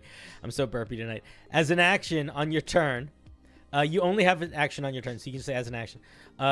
You can make one slashing or piercing melee weapon start to vibrate. While the weapon is vibrating, your sneak attack damage is thunder damage, and the weapon counts as vibrating for 1 minute. Interesting. Is that... I thought you were trying to respect the format. Yeah, I was. No, you can ask. I'm genuinely... You can ask a clarifying question. That's kind of where I'm at. You make one... Hold on. As an action, you can make one slashing or piercing melee weapon start to vibrate. Okay, cool. Okay, so it is just thunder damage. Cool. Okay, great. Yeah. It's a little convoluted in how it's written, but basically you can use an action to make a weapon that deals piercing or slashing damage deal thunder damage for a minute. Yeah, cool. I would also make it while you wield it. I wouldn't let you be able to do it and toss it off to people. Echoing Rhythm. At 3rd level, you learn how to move the vibrations of your blade onto other creatures, creating rippling momentum throughout your target's body. This should be a common, not a period. When you hit a creature with a vibrating melee weapon, you can spend your bonus action to transfer the vibration of your weapon into them. Your weapon stops vibrating, and until the start of your next turn, whenever that creature is hit by a weapon attack, they suffer a number of thunder damage equal to the amount of sneak attack dice you have. You can do this a number of times equal to your proficiency bonus per long rest. Ooh. Also at 3rd level, you get proficiency in 2 musical instruments of your choice. That's too powerful. It's a lot. It's a lot. We're breaking the bank here, folks. Yeah. At 9th level, we're introducing a save mechanic. At 9th level, you learn how to manipulate the vibrations in your blade with a greater precision. When you hit a creature with a vibrating weapon, you can forego adding sneak attack damage to do one of the following. You cannot use this feature if you have already used sneak attack on your turn. So you can either do a disruptive beat, a disorienting tempo, or harmonic dissonance. And these are based off of charisma. Disruptive beat. You can use the target as an organic amplifier, sending out powerful vibrations in a 10-foot radius. All creatures in this radius, excluding you, must make a con save. On a failed save, they are stunned until the end of your next turn. Okay. Disorienting tempo. You can shake the target's muscles, knocking their brain around their skull and disorienting them temporarily. The target's AC is reduced by an amount equal to half your number of sneak attack die, rounded down. A creature can only have its AC reduced by this effect once per minute. The target's AC returns to normal at the end of your next turn. And then the last one is harmonic dissonance. You can deftly disrupt the internal harmony within your target. The target must make a Constitution saving throw. On a failed save, they suffer disadvantage on all attack rolls and saving throws until the end of your next turn. And you can use this feature proficiency bonus number of times per long rest. It's 9th level. Yeah. At 13th level, you now only require a bonus action to cause the weapon to start vibrating. All right, the grammar of that sentence is fucked, but it's fine. At 17th level, you learn to precisely tune the vibrations of your blade, causing the most devastation. The bonus damage granted by echoing rhythms is increased to a number of d6 equal to half your total number of sneak attack dice. Of echoing rhythms, what feature was echoing rhythms? Scroll up, because I think it's the one where you give it to someone else. So it's your sneak attack damage plus another number. So it's 1.5 times your sneak attack damage at max level. Okay. So interesting piece. Yeah. Very, very, very good flavor. Very unique idea. The idea of a rogue who can essentially use sound vibrations as a weapon and to enhance their attacks. It is unique and strange, and I like how much you are leaning into it. Everything in this builds up to that idea, and everything in this works together and feels pretty different, right? There's not a lot of features that feel like they're just doing the same exact thing, and there are a nice number of features that are really mostly flavor. So I feel like for vibe, you are in a really strong place. And I think that, I also think, yeah, there's a good diversity of like the types of things we're getting here. Does anything stand out to you, Patrick, that you want to give a pat on the back to? I think in general, I think you've done a really good job here of creating something that is thematically really sound. I also like that there are some mechanical things here that are not atypical for rogues. Some debuff stuff that is, I think, very interesting. Yeah. It's doing a lot of different looking things that I think are pretty cool. things that I think we need to work on. Yeah, can we talk about echoing rhythm? Yes. What are your thoughts? Cool. It feels busted. When you hit a creature with your weapon, you can spend your bonus action to transfer the vibrations of your weapon into them. Your weapon turns off, and until the start of your next turn, whenever that creature is hit by a weapon attack, they take additional damage equal to the amount of sneak attack die you have. So it'll be like 2 damage, then 3 damage, then 4 damage. I misunderstood this. It is the number of sneak attack die. Never mind. This doesn't feel busted. That's actually really cool. No, I feel like that's very interesting. I think it still feels a little busted, if I'm being honest. Yeah, I mean, 3rd level, it's what, 3? Yeah, but it's every single time they get hit. Until the start of your next turn, which is, probably 4 or 5 times. Yeah, okay. It's about 15 damage, which is a decent sneak attack roll. I just think it might be... I feel like it would make so much more sense, or be so much easier to scale and balance if it was a proc and done thing, not a status condition that was on permanently, or not for a whole round. Like they would take damage the next time they got hit, but not every time they got hit on the next turn. That's my main thought about that. The other thing is that I don't love this mechanic of it taking an action to turn your blade vibrating and then everything turning your vibrating blade off. I feel like I don't think this is made in any weaker by it not turning your vibrating blade off. Like I feel like or I don't think it's made overly strong by I think you should just be able to get to do this. It is made stronger because you can then immediately turn around on your next turn and put it on someone else. So part of the way that they're balancing, but it's proficiency bonus times per long rest. So is that okay?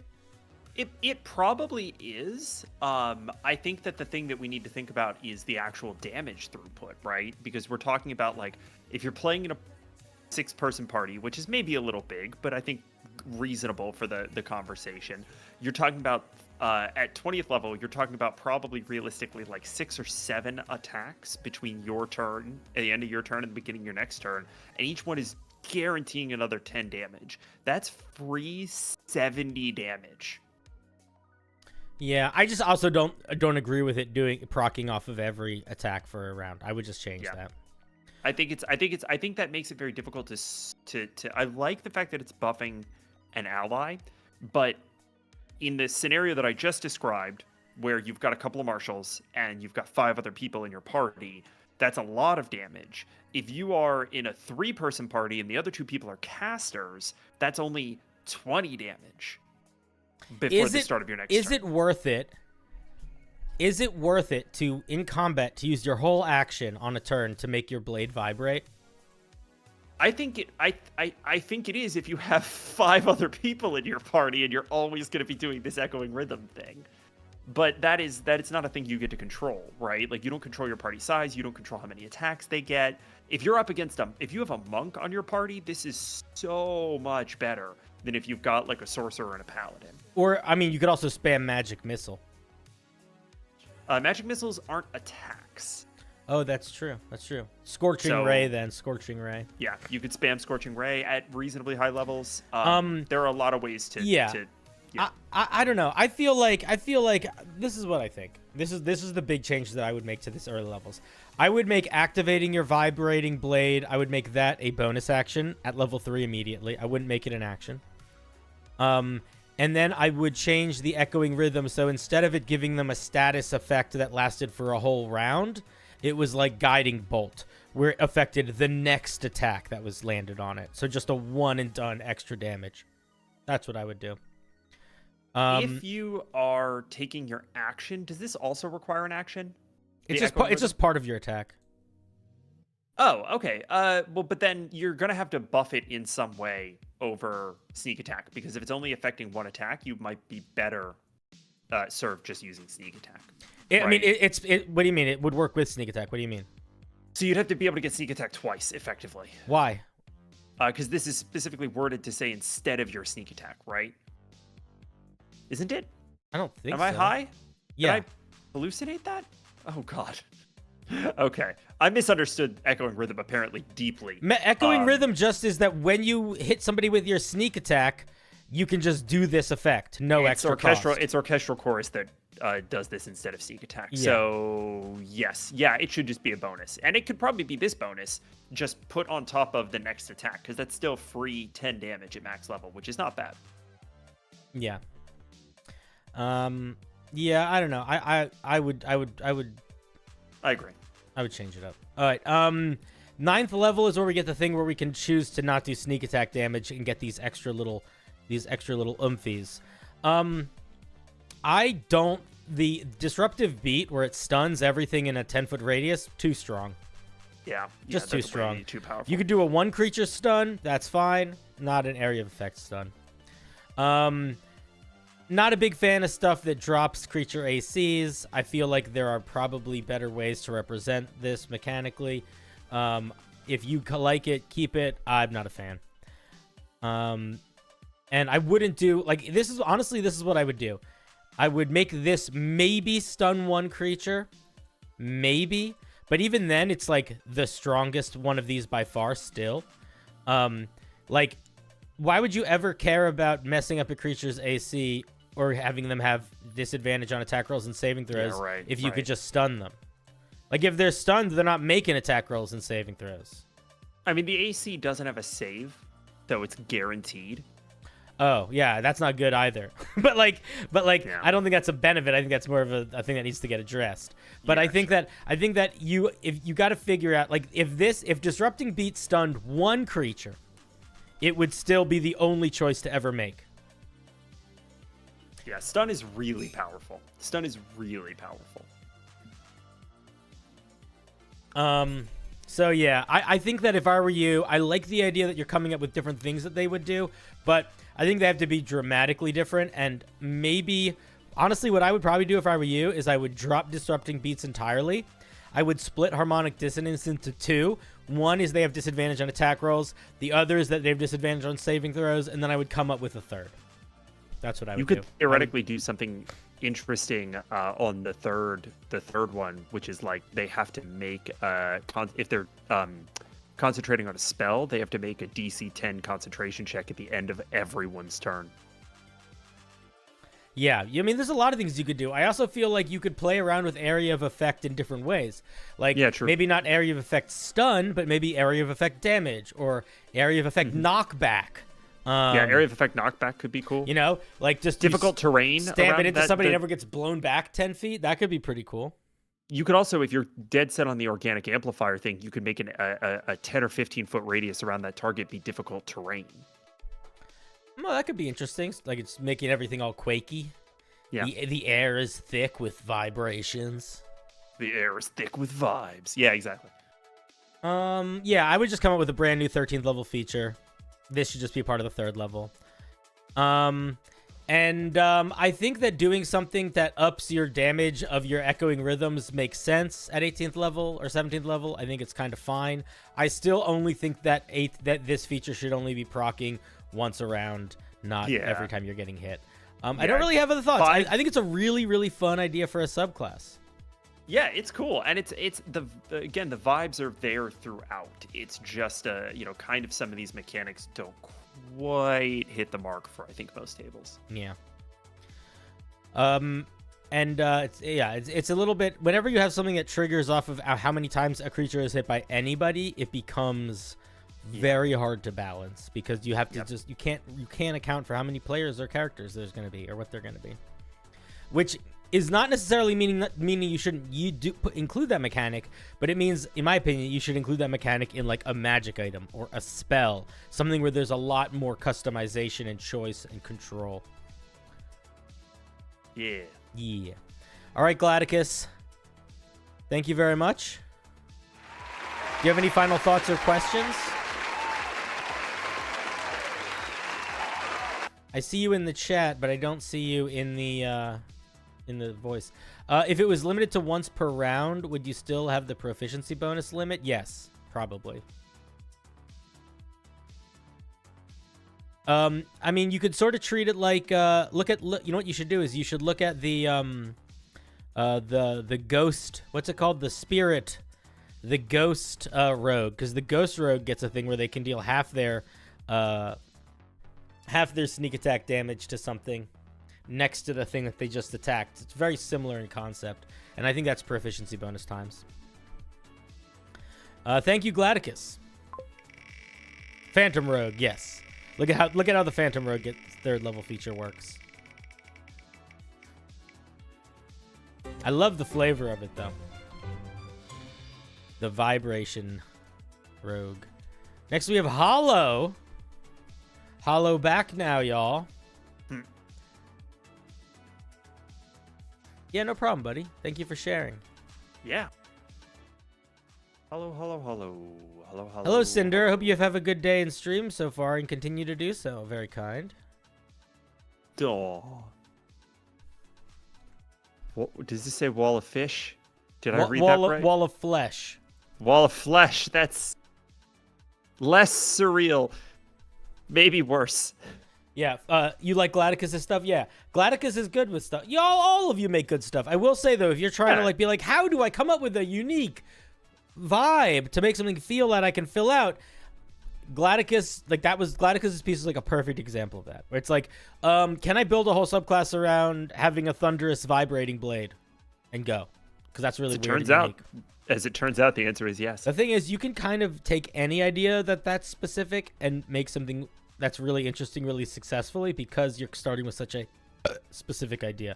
It's the ones that are vague that are hard. Like, it's like, how do I make a fire? How do I make a fire knight? It's like, I don't fucking know. Every single way. It's the most bland idea. There's a million of them. But if you say, how do I make a knight that has fire eyes? Immediately, you're like, okay, what? What does that mean? They have fire eyes. And now suddenly you're like, well, do they shoot fire out of their eyes? Like, are their heads on fire? Like what's going on? And you can start to focus it, even just like a little bit like that. Okay. Wall of Flesh, a 6th level spell. The prompt was, Gladicus said the prompt was to make a rogue based off of music and sound. Cool. That's a good prompt. Okay, this is a 6th level spell, 1 action. It requires a small chunk of the caster's skin cut off within the last minute, which is included in the spell. I wonder if dandruff counts. Concentration, 1 minute. A 10-foot long wide. I think you're missing a. Nope, 10-foot long, wide, and tall. It's awkward, but it's there. 10 foot long, 10 foot wide, it's 10 feet, tall. I'm going to be honest. If it's 10 feet long, 10 feet wide, and 10 feet tall, don't call it a wall, my friend. Call it a cube. That's a cube. Yeah. It's a cube. That's just that. In our business, we call that a cube. That's a cube of flesh. Yeah, so this should be called cube of flesh. Flesh plinth. Okay, at the space you can choose when the spell rains. All creatures other than the caster that can see the wall must make a wisdom saving throw or be frightened of the wall for the duration. A creature frightened by the wall must make a wisdom saving throw at the start of each of its turns, taking 6d10 psychic damage on a failure unless it cannot see the wall. The wall has a bunch of hit points and AC. Any creature that attacks the wall must make a wisdom saving throw or be unable to attack the wall until the start of its next turn. Okay, I love this idea. You just summon a gross ball of flesh that makes people afraid. I love the idea. Oh, it's so much fun. You just make a totem of the grotesque. It's amazing. I love it. I love it. I love it. That being said, it's way too powerful. Let's talk about some things that need to happen to make it toned down. 1, drop this wisdom saving throw or they can't hit the thing. Just drop that entirely. Number 2, 60-10 psychic damage. That's crazy. This thing's gonna be here for a minute. You got to lower that. It's got to be like 4d10 tops, maybe even less. I would maybe go 4d6 psychic damage. The other thing is that creatures should not be frightened for the duration. That's too long. They should be able to make the saving throw again at the end of their turn, so long as the wall of flesh is not within their eye line. That's my feedback. Those are my thoughts. I agree with all of that. I have one thing that I would like to add. Yeah. I would give an upcasting ability for this, where you get another 5 feet in all directions for every level that you cast it up. 5 feet of flesh? Yep. It makes it harder to not see. Because it's taller? Uh-huh. That's funny. That could work. I feel like that's a really because the vast majority of spells that up level just the number of damage. You could do that here too if you wanted. I like that. You know what I would I think call it's more interesting to increase the size. You know what I would do then? I would call it Tower of Flesh. Tower of Flesh and is I wouldn't also make a it much get I better wouldn't make it title. get bigger in all directions. I would just make it get taller. Just make it taller? That's fair. That's fair. That's fair. I like that a lot. I like that a lot. If you just make it get taller, you might be able to. I think 5 foot per spell level. Is I would do 10 because it's a 6th level 10 foot per spell. spell? You're gonna be That's casting a true. 7th level spell. Like it's never gonna be that tall. In fact, but that's honestly what I'm just describing would need to be a lower level spell, so you would have more flexibility of making it tall, or it would just need to be taller. But I love the idea of this. This is a really good idea. It's very funny. Yeah. And I think for a 6th level spell, for the perpetual ability to frighten and damage, I think it's a reasonable spell. It's cost as long as you lower the damage a little bit. You also probably need to put more of a range on it than creatures that can see the wall. They should probably need to be within a certain range of it. Probably. Oh, the other thing is that if they succeed on their saving there, they should become, I think, probably done. Like they shouldn't have to make the save again every turn. It should be like a dragon's aura. Yeah, those are my thoughts. Really, really fun, though. Really fun idea. Really fun idea flavor-wise and mechanically quite interesting. The idea of like a totem of fear, I think, is really nice. Thank you, Hollow. Thank you, Hollow. I'm going to be honest. I loved that spell. It's a good spell, man. It's busted as all hell at the moment, but like the meat of that is really fun. Like, I would want that spell if I was playing a gross magic man. And when don't you? I don't know. Not often enough. Pat, serious. Next is going to be Aton. Cool. Pat, my next I have a question for you. Honest question. Hit me. Yeah, hit me.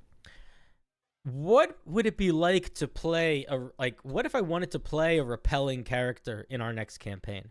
Like, I don't mean repelling like mean, but like what if our next campaign was more magical, because we're playing in a low magic. Our podcast is pretty low magic.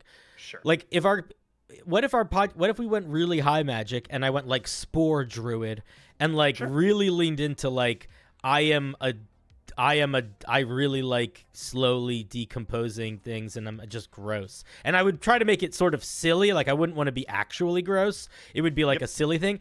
But do you think that would work? Or do you think that's too... Have you listened to the first season of NADPOD? No. Emily Axford does literally this. She plays Moonshine Cybin, a crick elf that is a spores druid that is focused on rotting things. And it's the funniest character in, would argue, almost all of NADPOD. Okay. So I could be a gross character and we could make it work probably. Because I do think about that. I do think it's fun. It would be fun to be a character that's just like not even like socially inept, just like doesn't care about like the kind of character that like, I pick my nose and eat my boogers in front of you because listen, I'm just going to say there is a consent worksheet that will need to get done across the board beforehand, but if everybody's down, it could be done in a funny way. Yes. I don't pick my nose and eat my boogers, but I do pick my nose. My nephew picks his nose and eats his boogers so much, and it's so funny every time because he like will make eye contact with people while he does it. He'll like stare you down, and he'll like slowly pick his nose and then slowly put it in his mouth, and you're just like, dude, you are so gross. It's so funny. Oh man. Okay, this piece is from Aton. Very excited to be a member. Welcome. For folks that don't know, if you want to be reviewed on Thursday nights, become a YouTube member or a patron, or get someone to gift you a sub. If you don't want to do any of those things, be a guy on and you can join the call. If you don't, well, we'll see. I don't see an Aton in the Discord, so I don't think we're getting him on the call. No, join the cult. Oh, the cult. Yes. The cult. Yes. This is my first magic item. I hope you like it. All right. First magic item. Iron Comb of Service. Well, I'm going to be real honest with you. That's a great name and a horrifying picture. Jesus Louise. Truly. What are we looking at? All right, let's see what this bad boy does. These twin combs resemble unassuming forked hair combs made of iron. A simple spider design adorns the handle, and each comb tooth ends in a razor-sharp claw. Lolth herself gives the iron combs to her clerics in most perilous of posts, and she shows her cruelty while aiding her followers come utilize the priestess' own blood to attack their foes. Lolth gives her favor and measure to the clerics of devotion. All right, let's get to the friggin'. Let's get to what it does. I don't want to read all this friggin' flavor text. There's quite a bit. Lolth prizes strength besides performing great deeds. Blah, blah, blah. Okay, and then so there's character levels required to use these items. Now this is something that I don't see a lot of anymore in D&D, but I actually think is fine. The thing is, the only thing that I would say is it's really annoying. Here's what I'll say. If you are making an item that is locked behind a level, and you give that to a player early, you are really going to exacerbate the problem of that player asking you if they're going to level up at the end of every session. Oh God, yeah, truly. Because that is already a problem that we face as Dungeon Masters, and this would just encourage that sort of behavior. So I would only say that this is worth doing if you can avoid that, or if you're level, or you're level 6, and they get this weapon, and they're going to be level 7 in like a session or two. How is this thing broken up? I'm kind of confused. Oh, so there's 3 different items here. Okay, I see. There's the abbess, and then there's this word I'm not going to be able to pronounce, and there's the matriarch.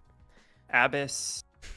Nope, not going to try to pronounce that one. Is that diaconissa? Is that a real word? All right, carry on. Now also, I'm kind of confused. Is this one item and it unlocks these features at different levels, or is it 3 items?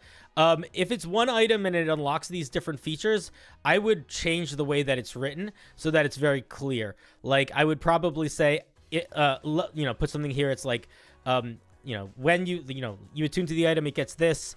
And I would probably put something like characters level 1 have access to character level 3. I actually don't even know how I'd write it, but something like that, because writing it here like this makes it confusing. Because now I sort of feel like it's 3 different items, but now I'm realizing maybe it's not 3 different items. It's one item that grows. Another thing that I would look at if I were you, if I was looking at an item that grows, is the vestiges of divergence, which grow through 3 different stages and are very smooth in how they're written. Okay, let's take a look at them. The Abyss gets Sanguinary Webs. This is a legendary item, by the way. As an action, you rake your forearms and sacrifice souls. Honestly, the fact that it's a legendary item makes me feel like you shouldn't do this at all, because people shouldn't be getting a legendary item this early anyway, so it doesn't matter. As an action, you rake your forearms and sacrifice to Lolth. Blood leaps out onto the strands, in long strands to coil around the targets within 15 feet of you, infused with Lolth burning power. The target must succeed on a DC 12 dexterity saving throw or take 2d4 acid damage and be restrained until the start of your next turn. Okay. And then when you first use this ability, you take 1d4 slashing damage. Each use of the before you finish a short rest increases the damage by 1d4. Thus, the second will do 2d4, the third will do 3d4. After a short rest, it returns to 1d4. This damage ignores resistances and immunities. Interesting. So, that is a strange mechanic. Are we sticking to the format? Oh, I'm sorry. I forgot. These are all. I forgot that these weren't 3 separate items. Okay, so yeah, let me just keep reading. Okay. So then it's level 2. Write something here. You need to rewrite this so that this is not the answer here. I'm not going to say that feedback. I've already said it 3 times. I won't say it again. Change the formatting. The DC goes from whatever it was to 15, and the acid damage increases to 4d4. And then your caustic blood continuously burns your victims. At the start of each of its turns, a creature that was affected by this feature takes 1d8, d6 acid damage. Can use its action to wipe away the blood, ending this effect. Does that mean it's like on fire? So it's just permanently that? Or it's just like that for one round? Because this only lasts 1 round. Unclear. And then in its final form, the DC gets higher, the damage gets higher, and then you can use your action to summon to open a portal to Lolth's demi-web pits. That's cool. Point your finger at a point within 90 feet. A 15 radius gateway appears, filled with gossamer webs and chittering spiders. The portal's area has the following effects: no light, magic, or mundane can illuminate it. Creatures are blind. The webs turn the area to difficult terrain. Any creature that starts its turn in the area takes 4d6 slashing damage as enormous spiders claw their way out of the realm. Any creature that ends its turn in the area must make a wisdom saving throw or take some psychic damage. It cannot be opened again until the next sundown. How long does the portal last? Does it say? Think so. No. So we need to know how long the portal lasts. My guess is it's going to be a minute is probably what we're talking about here. Okay, things that I really like about this piece. I think if this is your first item, genuinely, the way that you have this thing expanding is really good. It gets a base feature, and then every level that base feature increases a little bit, and it gets a couple other little things. I like that a lot. I love the ability of opening a portal to the demi-web pits, and then making like evil monster spiders come out. That's really fun. This is very, very similar. It actually, now that I'm looking at it, it is exactly the same as that warlock spell. What's that warlock spell? Chat, what's the warlock spell that opens a portal with tentacles? Chat. Tell me. Don't make me look it up. Chat, what is it? Hunger of Hadar. Yeah, so the only thing that I'll point out is this does literally exactly what Hunger of Hadar does. Hunger of Hadar, you can't see within it. You take damage if you start your turn in the area, and you take damage if you end your turn in the area. So it's mechanically, I don't know how I feel about it basically being literally just Hunger of Hadar, but better. I would maybe change it so it's a little bit more distinct, but I do like it quite a bit. I also don't know how I feel about the expanding.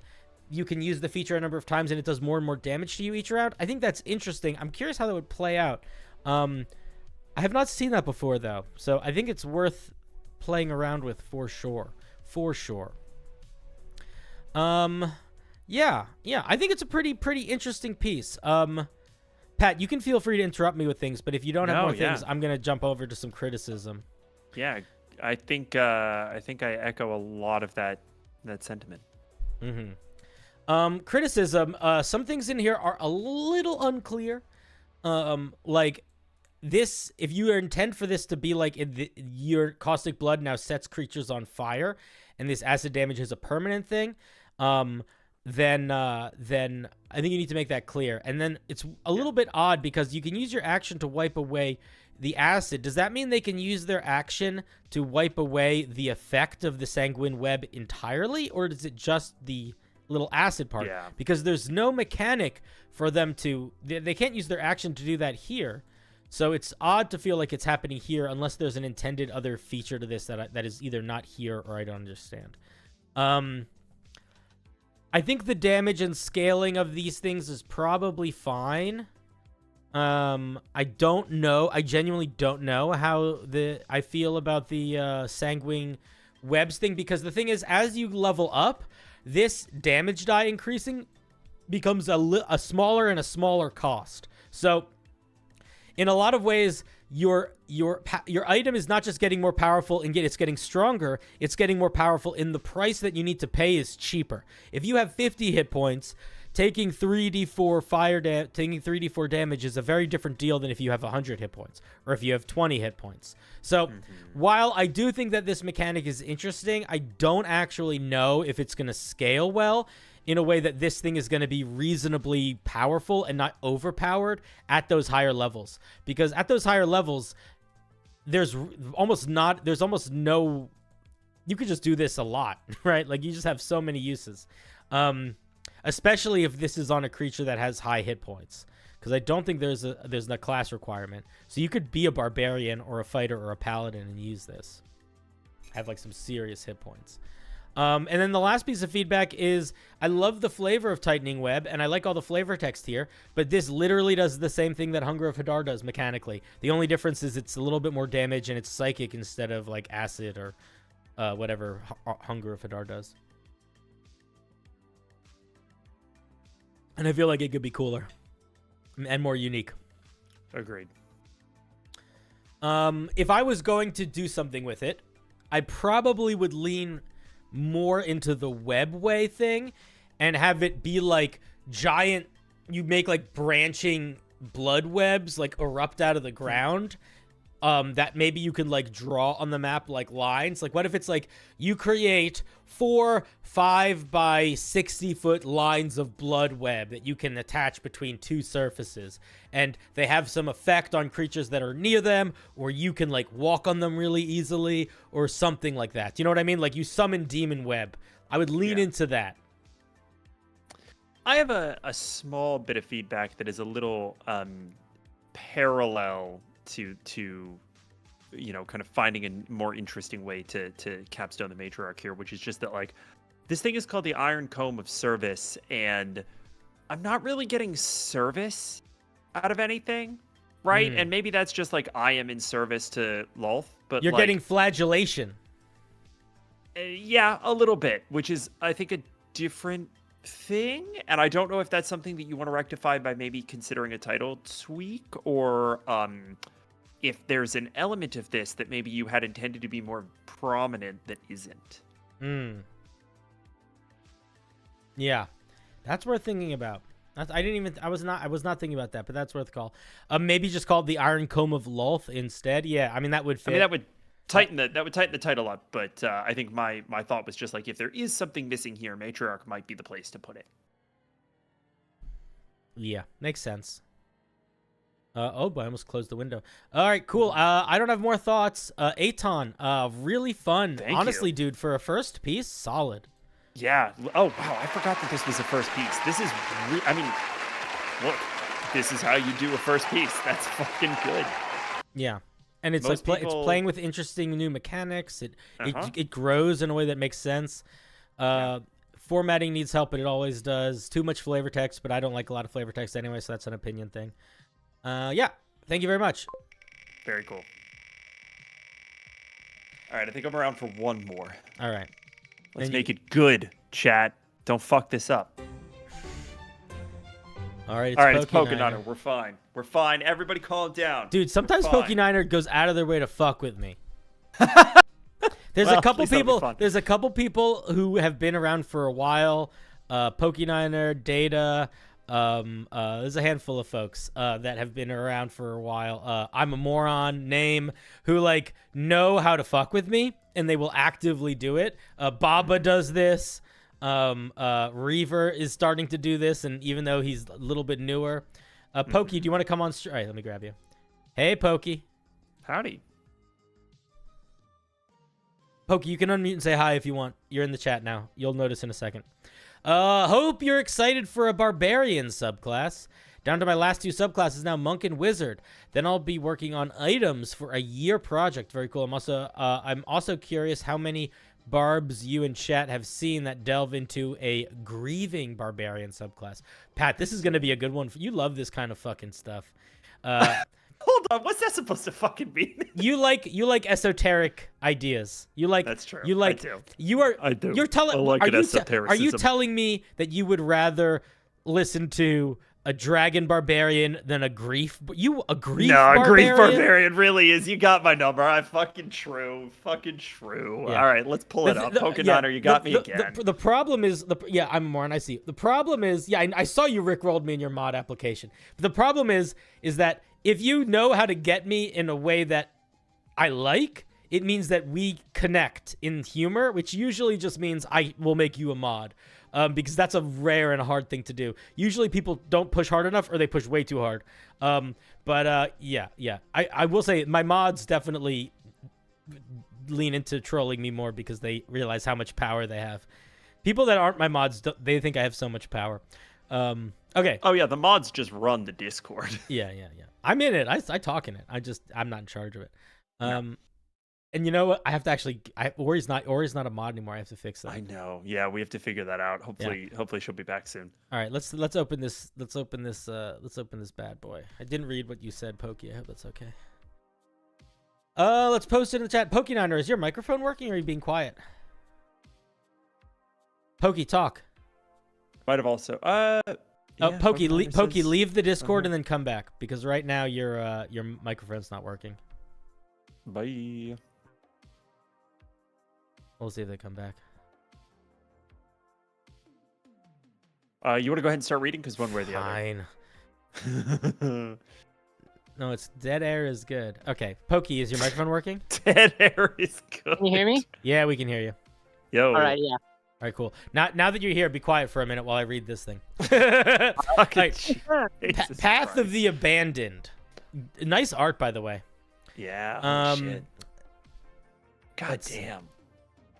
Did I post it in the chat? I did. Let me post it Yeah. again. Also, credit to the artists is in the page. Please go check them out.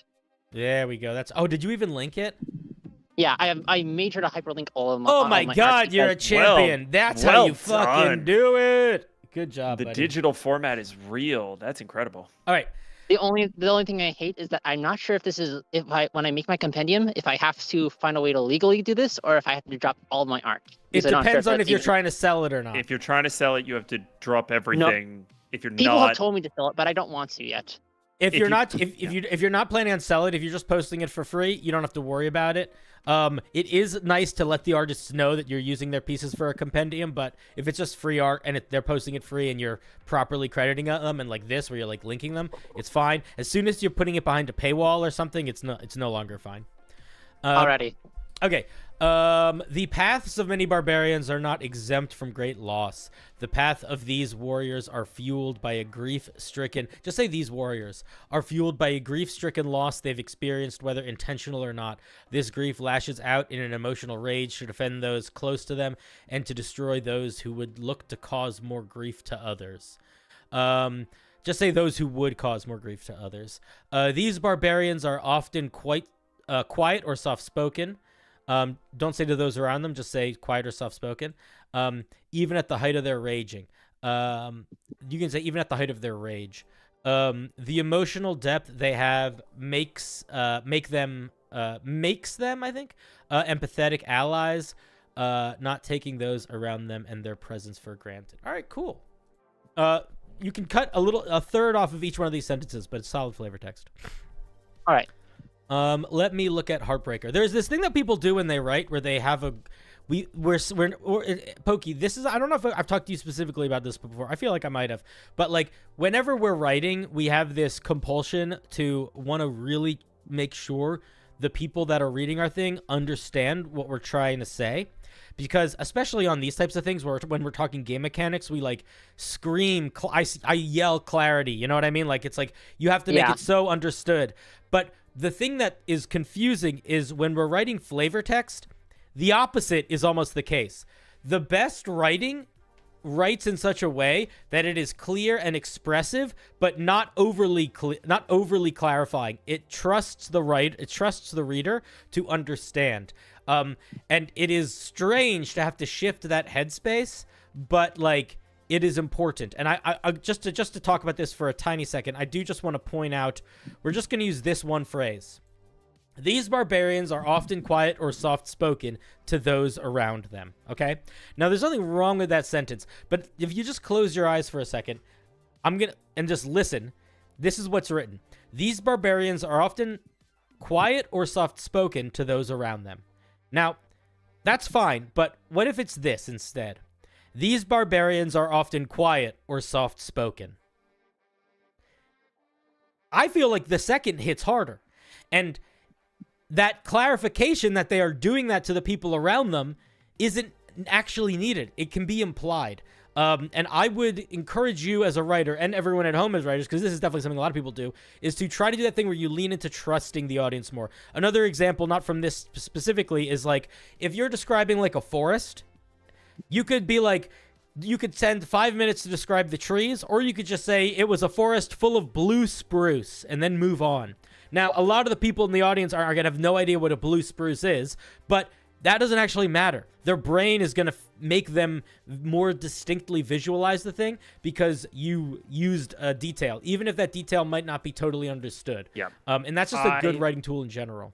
I want to dovetail off of that because that's a great point, and I think your final sentence in the flavor text really needs to take that into consideration. The emotional depth they have makes them empathetic allies. Again, that's a little passive, but so far so good. Then you tell us what they don't do. not taking those around them and their presence for granted. That's telling us that the forest is full of trees that aren't redwoods. What do they do? What is the blue spruce here? Nail that, and it'll be a pretty good ending sentence. That's a good. We could put that on a T-shirt. What is your blue spruce? What is the blue spruce? All right, let's dive into the features. Heartbreaker. At third level, your deep-seated grief and sense of loss has taught you there is no greater suffering or pain. When you enter a rage as a bonus action while raging, you can take psychic damage equal to your rage bonus. You cannot reduce this damage in any way, and it does not trigger your rage requirement. When you do, I wouldn't say trigger rage requirement. I would say it doesn't satiate your rage requirement. Maybe not satiate, but satisfy. Yeah. When you do, you gain the following features until the start of your next turn. When another creature hits you with an attack, you can use your reaction to reduce the damage of any die rolled to 1. Your rage resistance does not take effect when you use this feature. Example, 2d6 plus 4 becomes 2 plus 4. Okay, whenever you roll a damage die for a melee weapon you are wielding and any of the roll numbers are lower than your rage bonus, you can treat those die as if they rolled your rage bonus. So if your rage bonus is plus 3 and you roll a 1 or a 2, it counts as rolling 2 3s instead. Interesting. Interesting. All right, I want to see what this. We're gonna keep going, but we'll come back.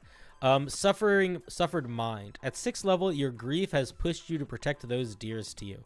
You gain resistance to psychic damage, and while raging, creatures of your choice within 30 feet of you also have this resistance. Okay. Agonizing aggression at 10th level. The pain of a fallen ally bolsters you to react quickly. Once per turn, whenever you see a friendly creature within 30 feet of you drop to 0 hit points, you can move up to your movement speed and make a single weapon attack with advantage against a creature within range. Incroyable.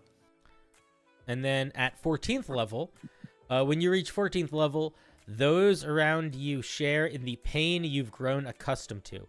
When you trigger your Heartbreaker feature, you can choose a creature within 15 feet of you to make a wisdom saving throw based on your con modifier. On a failed save, the creature takes the psychic damage of your Heartbreaker feature instead of you. And the next hit you make on that creature this turn is a critical hit. You can use this feature a number of times equal to your proficiency bonus, and you regain all expended uses when you finish a long rest. Okay, interesting. Yeah. Patrick, what are your initial thoughts? My initial thoughts are I do, in fact, love the aesthetic of this, and I mean, positives out of the gate. Suffered Mind, 6th level, and Agonizing Aggression, 10th level. Cinder's going to have to comment on whether or not they go into the right slots here, but as individual features, they're excellent. They feel like they're getting the vibe across. They are straightforward. They are pithy. Agonizing Aggression, to me, is the best part of this subclass in terms of getting across what you're trying to get across. It's really good. Yeah, I think it's a very, very... It's an odd one because it's one that I would not want to play but not because I don't like the mechanics. It's because I think it actually accomplishes the flavor and vibe quite well, and it's just not the type of character I make. But I'm a big fan of the way that it's built out, and I think that one thing that I really like is that it does feel pretty diverse in what it gets. No feature really steps on any other feature's toes. And they all sit really nicely in place. Can I, Cinder? It sounds like you've got a pretty clear understanding of this. I'd like to get your interpretation before we get Pokémoners. I'd like to get how is 3rd level working in terms of the flavor?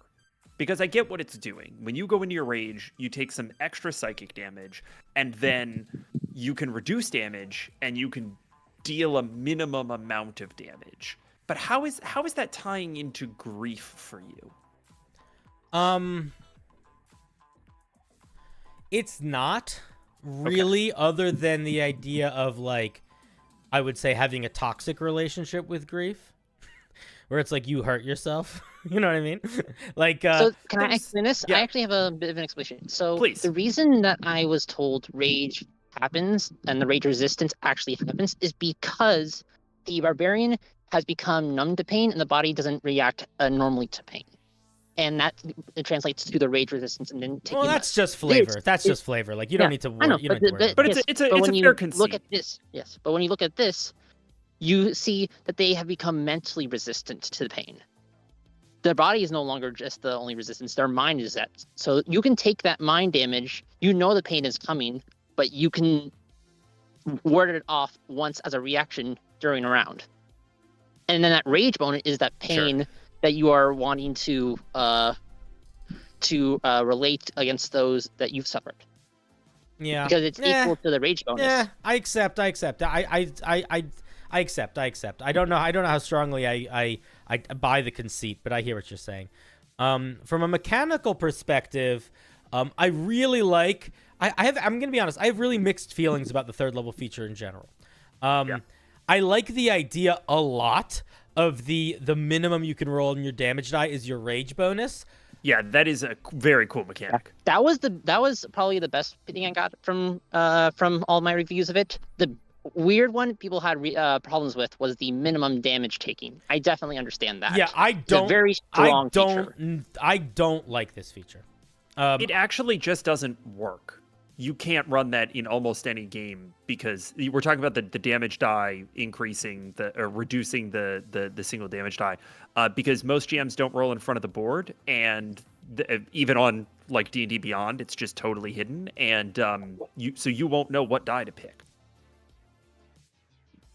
Oh no, it's reducing all of the damage die. So it's reducing all of the damage die. So it's okay. I misunderstood that. So that would theoretically work. You sacrifice damage at the start of your turn by taking the damage during raging, and you can sack off a bunch of damage that you might take from one attack that turn. Yeah, I don't love it. I don't love it. I feel weird. Like, I feel like it feels too convoluted to do a thing where it's like you don't take resistance damage, but now damage die are reduced to 1. I don't know if that exchange works in my head. So and let me just talk for a second. The goal here is not for you to defend yourself. The goal here is for you to just hear what I say, and then we can talk about it again afterwards. There's a couple reasons why I feel that way. One, it just feels like a convoluted way of getting to the step of taking less damage, right? It's like you take more damage in one way, but less damage in another way. It just feels like extra steps for the same point.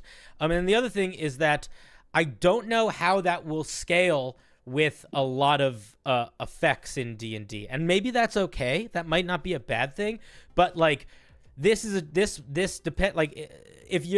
is dramatically stronger or weaker depending on the types of things you're fighting. Like most spell attacks, for example, don't do any damage modifier. They're just a bunch of dice. So I wonder. So there's, and maybe that's okay. Maybe that's not a bad thing. But my biggest feeling about it is it feels like it's a one step forward, one step back situation in terms of like you're reducing damage, but then you're also taking more damage. I just feel like there's probably another way to do that. That's not one step forward, 2 steps back. Just feels a little convoluted in my mind. Yeah, that was something that popped up. So when I was designing this, people brought up how in later levels, a lot of creatures get a lot more multi-attacks, which they felt this would become a lot weaker as we progress through the game. But at the lower levels, where the creatures have like 1 attack or 1 spell per turn, it becomes a lot stronger. I think it depends on the kind of thing, because if you're doing a very high upcast of a spell, like a fireball, where you're using just like a shit ton of dice, or you're dealing with like a rogue sneak attack that is again a shit ton of dice, that's a lot more powerful than if you're dealing with like a high CR monster with a melee weapon attack that has a plus 15 damage modifier. So it's just, I think it's just hard to kind of get into line. And I think that's on top of Cinder's assertion that like taking psychic damage in order to be able to do this thing is a little 1 step forward, 1 step back. Mm-hmm. And I honestly don't think that you need the nerf, right? Like, I think that taking the psychic damage it's not, very opinion statement here, but I don't think it's doing what you want it to do in terms of selling the flavor. Obviously, I didn't understand it right away. And I also think that it is just a mechanical complexifier and nerf on top of everything else that's probably not super necessary.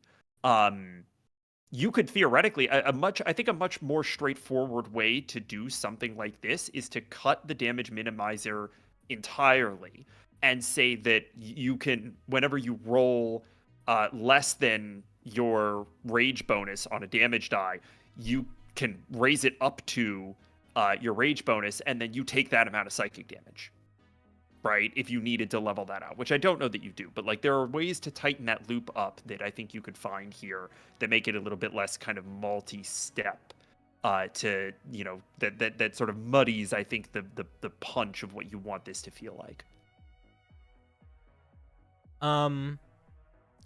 Also, I like what 6th level does, but I wish there was a way to convey it that didn't just feel like an aura. If this just feels like an aura. Maybe that's okay. Maybe it's okay to get an aura. Fine for this barbarian specifically. Mm-hmm. I don't it's a personal thing, but I think that this barbarian that has that, like, I fight for my friends kind of undertone. No, you're right. I'm being nitpicky. I think it does work. The question that I have for 6th level is I don't actually know if it's enough. Like, if I were you, what I would probably do at 6th level is I would lower the radius of it to a little bit less, and then I would make you also get something else. Because I think resistance to psychic damage while raging, or resistance to psychic damage and then sharing it while raging, I don't think that's strong enough for 6th level. Like, it's good, but it's so specific. Like, if I were you, I would think about what other things you could tie in to that. Like, maybe you getting some abilities to overcome certain types of conditions, maybe because of your grief, right? Maybe you're harder to frighten or charm because your grief it takes precedent. But just the psychic resistance, I don't think is enough for 6th level. The last thing that I'm gonna say, take it or leave it. I do not like automatic crit features. I'm just not a fan of them. That is a me opinion thing, but if I were you, I would figure out a way to make this. I would do a non-automatic crit thing here. I think that having a creature take the psychic damage on your behalf is super interesting for a 14th level feature. And I think if you want to do the automatic crit, you've got to. I don't think it should be proficiency bonus times per long rest. I think it has to be less than that. All right. But yeah, I think it's a pretty fun looking little subclass. Do you have any thoughts now that we've talked for a couple minutes? Is there anything you want to clarify, explain, point out, anything like that? Anything that we missed? Anything that you feel like we misunderstood, or anything you want more specific advice on? Nothing really. I don't really have anything to go off to ask about right now.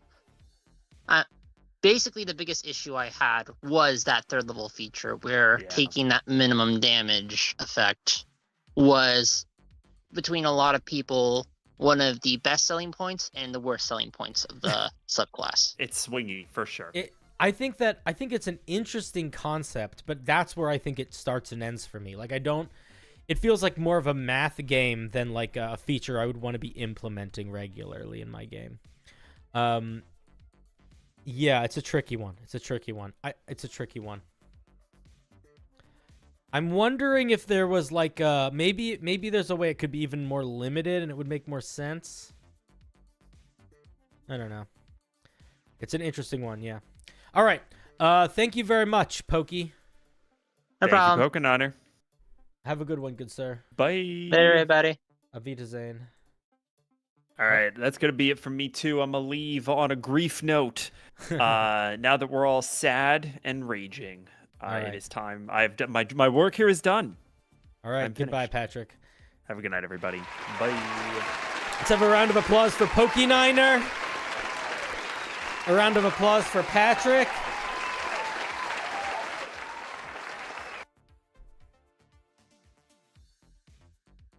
Let's do a spin of the wheel. You're rad, Frumpy. You're rad. Zionis.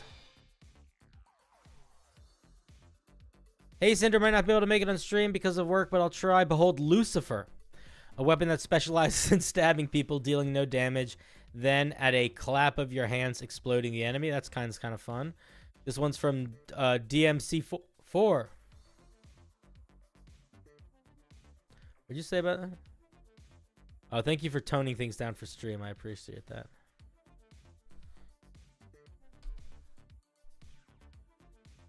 There's a fly on my microphone. Missed it. The other night I killed a fly so fast, it was amazing. I was like a lightning king. Okay, this is called Lucifer. It's an artifact. Let's see what this bad boy does. Oh my goodness, Crazy Moose gifting some subs. Holy moly, everybody calm down. Thank you, Crazy Moose. You're crazy. He's out of control. There's no stopping him. There's no stopping any of us now.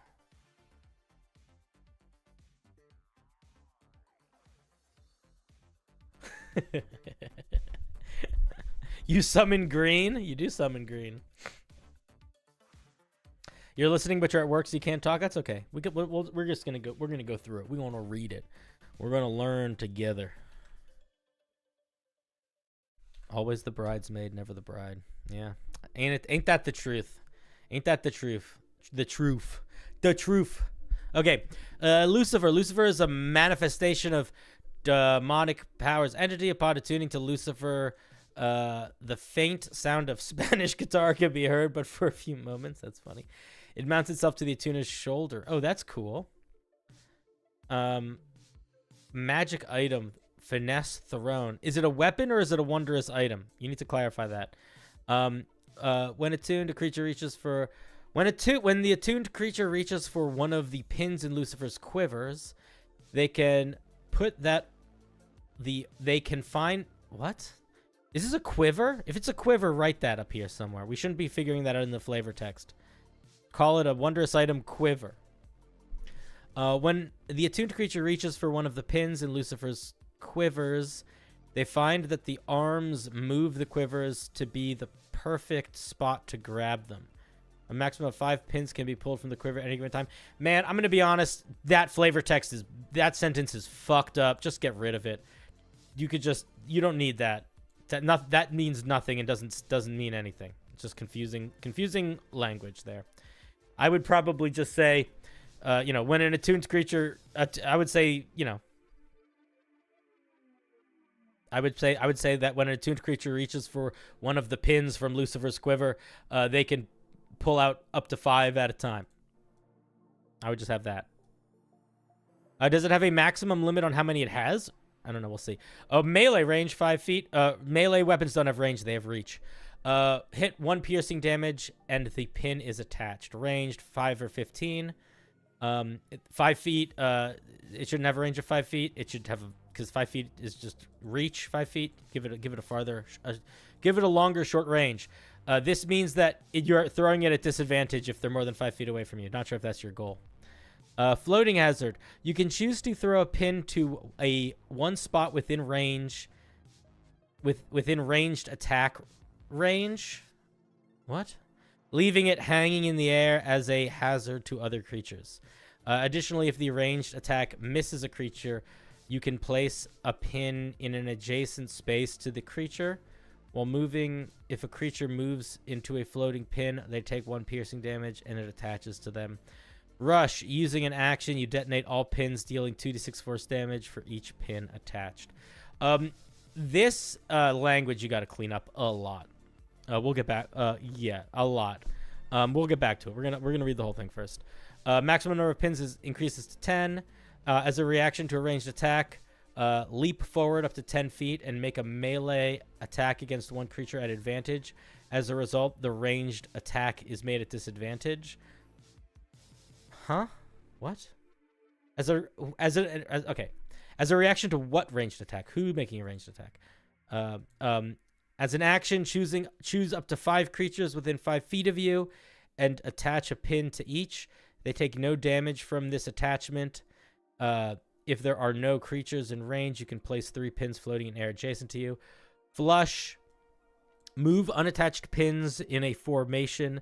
Make a ranged attack against any creature within 15 feet wide, 40-foot line, up to the number of free floating pins. If there are no unattached pins floating about, this ability cannot be used.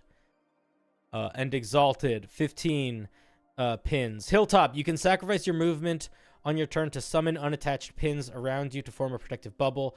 Place said pins in said spaces adjacent to you. They still count as floating hazards, but at the start of your turn, they automatically detonate, resetting your pin count. You can use an action and a bonus action to make all unattached pins affixed to a single target, stabbing in from all sides. And then Kiss a Rose. As a bonus action, you throw a rose at a single target that has no pins embedded.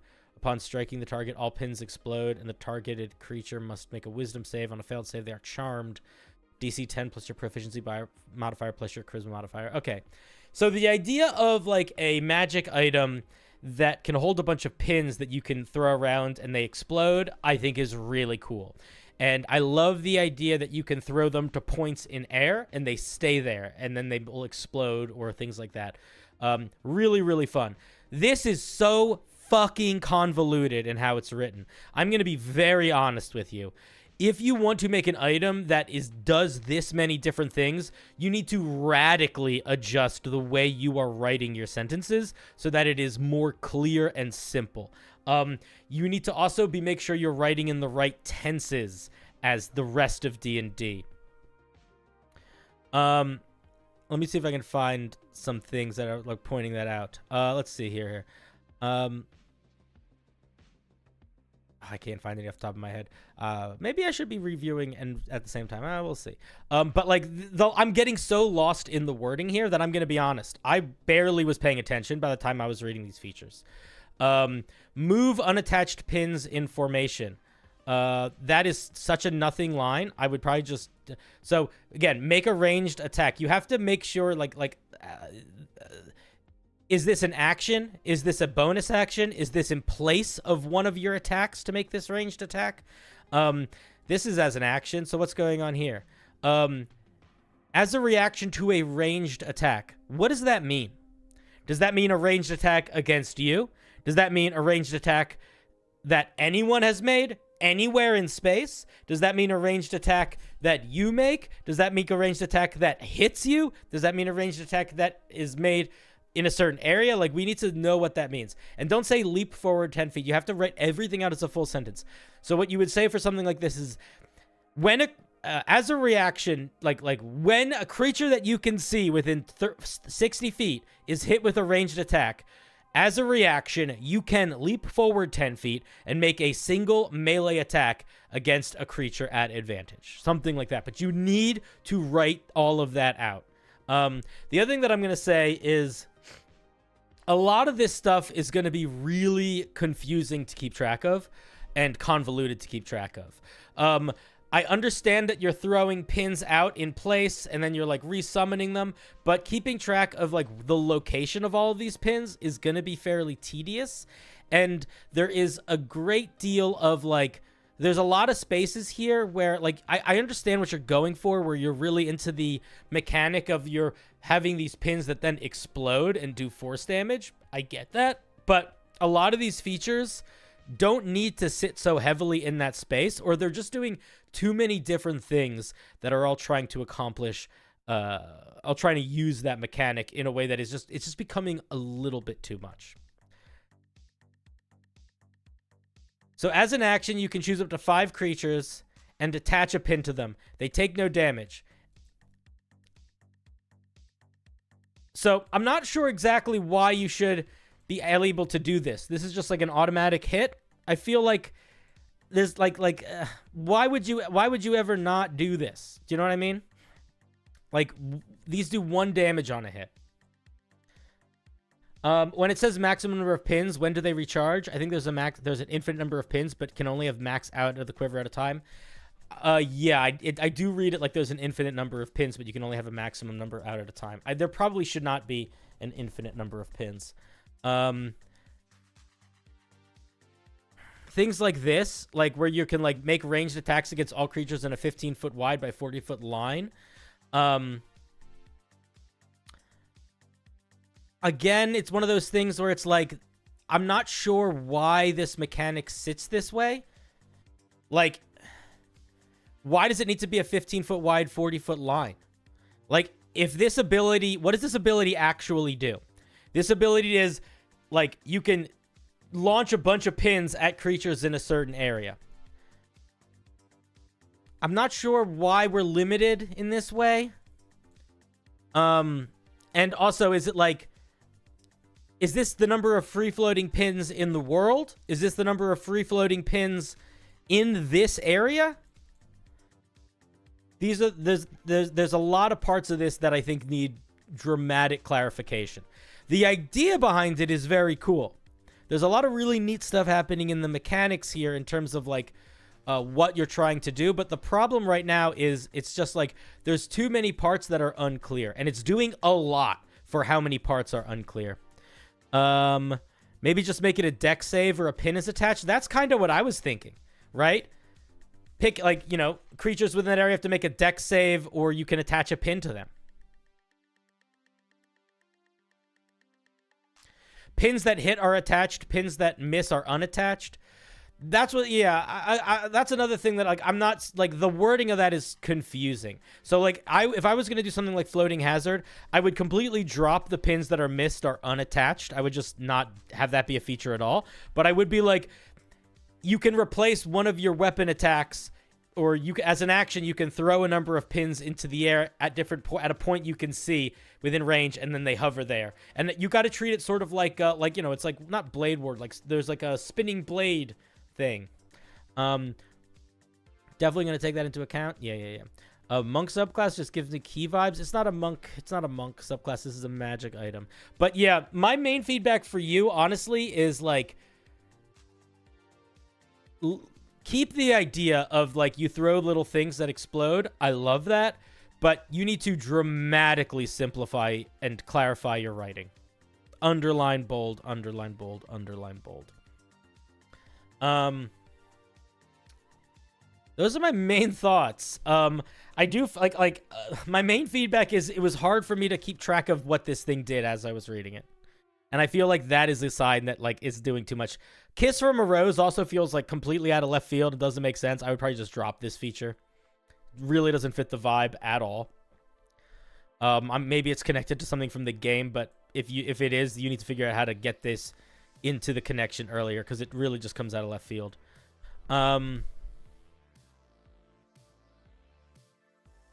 Yeah, man, like, I don't know. All of these features, the problem is, like, I think all these features are really cool, but, like, they're just going to be so tedious to do in a game that isn't a video game.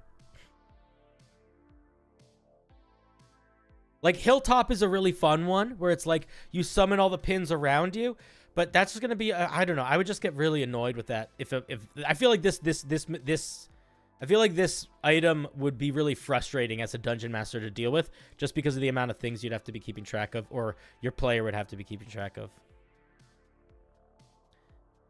And then the other thing is, like, obviously, features like this, there needs to be attack rolls and saving throws on things. You can't just have things that just do automatic. Like, the way that Restraint is worded, you basically could just be throwing pins in the air forever until there's 15 pins. And then, whenever you want, you can just use your action, your bonus action, to, like, pick a target anywhere, and then have it just automatically hit up by all of the pins, and then you just explode them next round. So, like, there needs to be an attack roll on this. There needs to be a saving throw on this. It needs to... Where is the target, right? Like, is it a target within 60 feet of you? Is it a target within 5 feet of you? You know, all of that kind of stuff. Those are like some key elements that I think will help focus this down a little bit. One of the things that I would majorly suggest to you is spend a little bit of time and try to build this item less like a puzzle box where there's lots of different things that interact in a lot of different ways, and think of each feature as like, what does this feature do? You don't want to have every feature stacking and twisting with every other feature. That might be really cool in a video game, and it might be really cool if it was like the only thing you needed to keep track of, but you have to keep in mind that this is an item that you have on top of being a whole class in a game. So instead of thinking about it like, oh, I'm going to have, you can make ranged attacks or melee attacks, and then you can also throw them in place. But then also, you can just as an action affix them to a lot of people, but also as an attack you can also launch them at people in this certain area, but also, you know what I mean, like that's too many ways of trying to essentially accomplish the goal of pinning things to guys. You don't need a million different ways to pin things to guys. Those are my thoughts. I don't really have a lot more than that. I think it's a very fun, interesting item, but I think that for the time being, it's just got it's a little convoluted, too much going on, and you got to simplify and clarify your writing. I hope you keep working on it. And I think the idea is pretty neat. I really, really, really like the idea of like delayed explosion mechanics and delayed explosion items. I think that's a lot of fun. I think it's a really fun idea. Also, I'm not really understanding why, like, this is like another one that doesn't make sense to me. Why is like the reaction? Why do you get to make a melee attack against a creature at advantage as a reaction? I don't really understand why that is. Also, just from a balance perspective, if this is not like, if you can just do this infinitely, that's really strong. Like really strong. You got to tone that back. I don't have a lot more to say. Honestly, it's hard to judge how strong a lot of this is because the amount of pins is like, it could kind of just be a lot, right? Like anything that can do 20 D10 D6 force damage to somebody is like potentially really overpowered. So that's part of why I'm wondering if it would make more sense to not have all of the pins be interacting in all of these complicated ways, because it's going to be just really hard to judge the power of in a lot of other things. But yeah, fun item, interesting idea. I hope you keep working on it. Thank you, Zionist.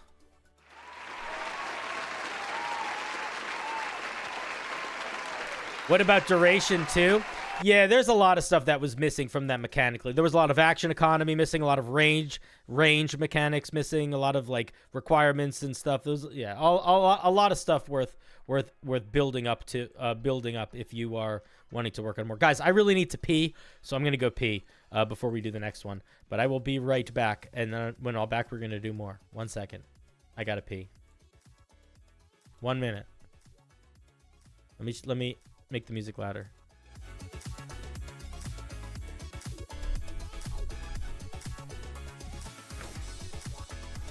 I'll be right back.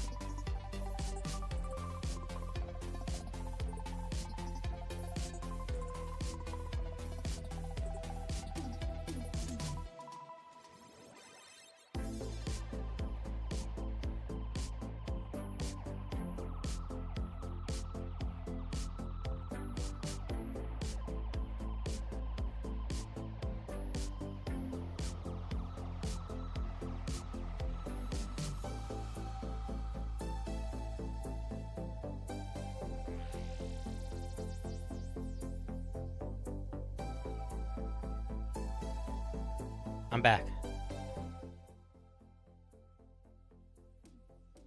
Zionist, one more thing I wanted to share. As I was peeing, I had a thought.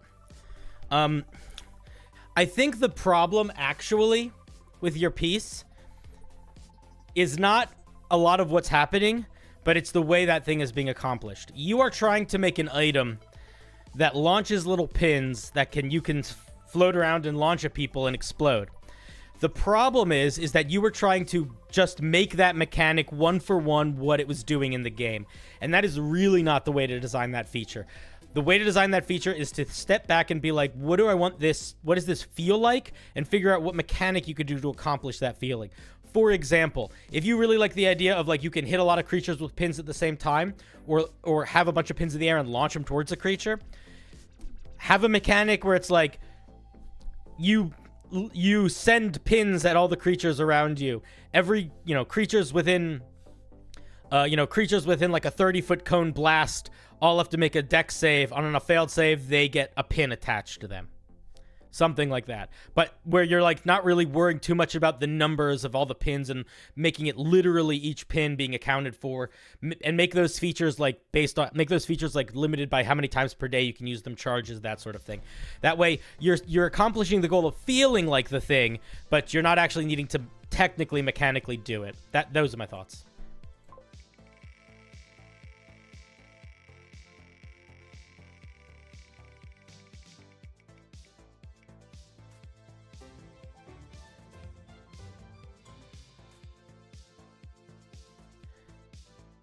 Next is Azelis. Just a fun little feat for whips. Oh, I love a good whip feat. Let's see what we're getting here. Just a fun little feat for whips. Might have had to leave before you get to me. If so, have a great stream. Let's see.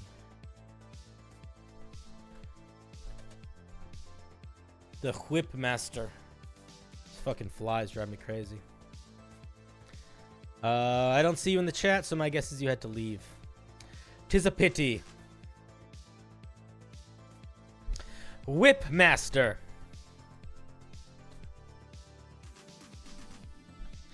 Let's see what we're working with here. While you are wielding a whip, you have advantage when you make charisma intimidation checks against beasts. While you are wielding a whip, it gains the light property.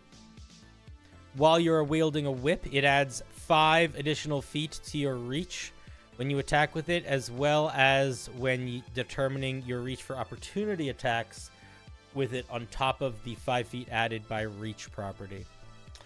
Okay, so if we're trying to make the whip a viable item, that's kind of fun and interesting. Giving it more reach and the light property is not a bad solution here. It does allow you to dual wield whips a lot more easily because you could be bonus action whipping. And the extra move you're here but no mic. Oh, okay. And then the extra space that you get from that reach is good. You thought it already had the light property? I don't know. We can check.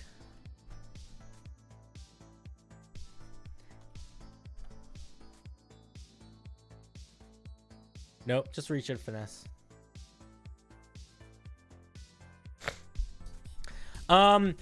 What I was going to say is charisma intimidation checks against beasts. I would probably change that to beasts and monstrosities.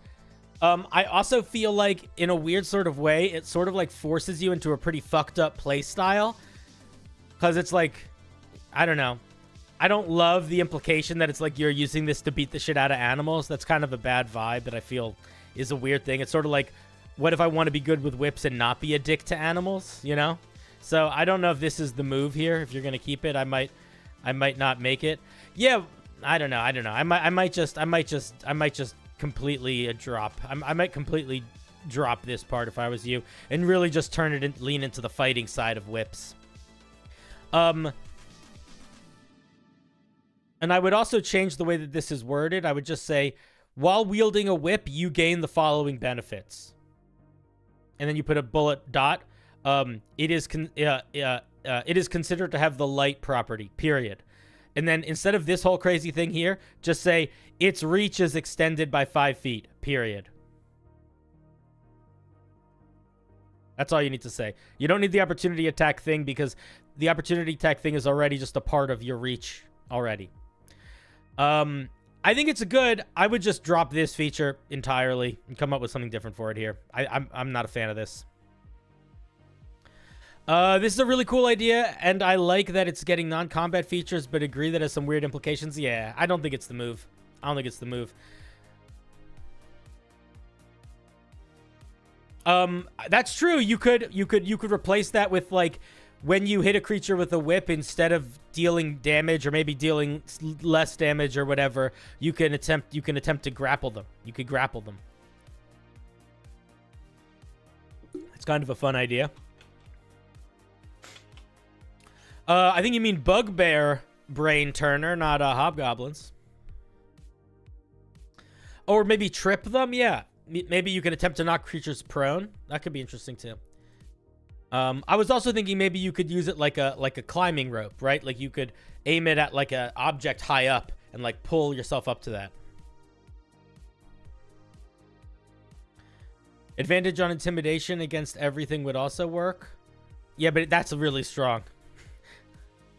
What about upping the damage die of the whip? That's true. You could also just say the whip now does a D6 instead of a D4. That could also work. That wording was just copied from Reach.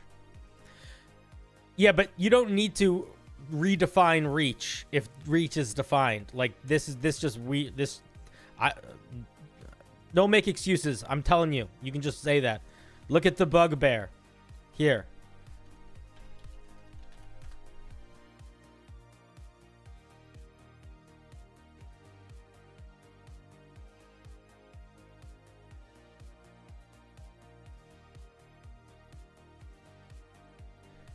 You can just say that. When you make a melee attack with your whip, your reach for it is 5 feet greater than normal. Boom. Just write that. Cool. Mostly, I think it's great. I'm a big fan of feats that are trying to... I know it's meant to stack. This stacks too. It doesn't say your reach becomes 15 feet. It says your reach is 5 feet greater than normal. That stacks. That will stack with this. It already stacks.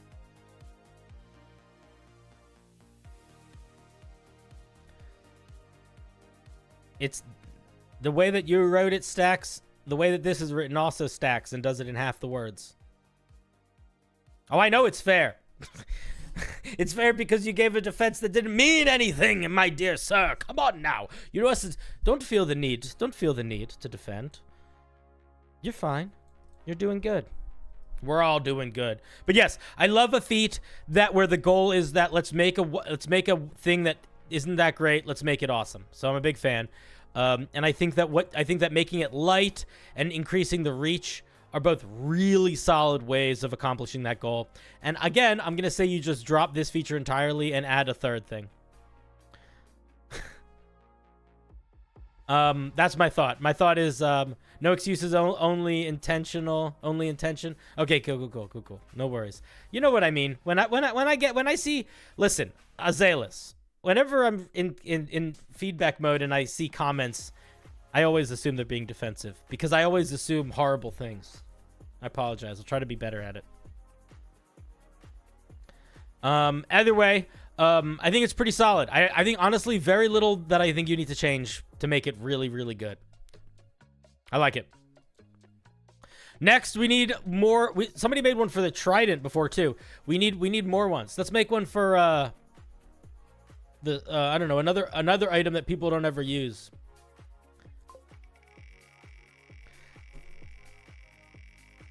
I didn't know bugbears had shorter reach on attack of opportunities. I didn't know that either, actually.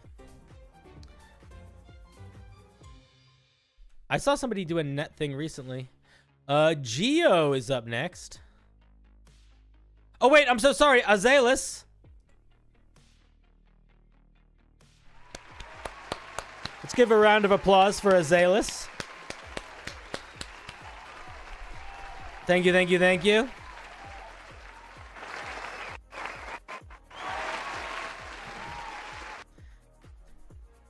Doing the Lord's work by trying to make whips more usable. Big fan. Big fan. All right, Geo. That's not you. There you are. Geo. A lot of what I was saying to chat you thought was to you. Man, can I tell you something? Azalis, wait, Azalis, come here. First of all, thank you for the 5, but Azalis, come here for a second. Azalis, wait, come here for a second. Come here. Here's the thing, man. I do that all the time, where I assume that every message in chat is to me. But I also realize that you guys are talking to each other. And I have to get better at it. This happens in fucking YouTube comments, too. I'll get a YouTube comment that's, like, super rude. And I'll, like, be like, and then I'll realize that comment was, like, responding to someone else. And they're, like, having an argument about something that's totally unrelated to what I was talking about. I have to become less self-centered, I think. That's what I think. Anyway.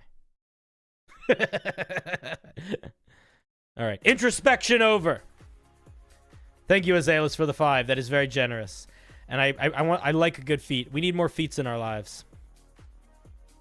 All right. Next is from Geo. This was made for a homebrew contest a while back. That was all about making sentient magic items. Hope it looks fun. It does look. Well, we'll see.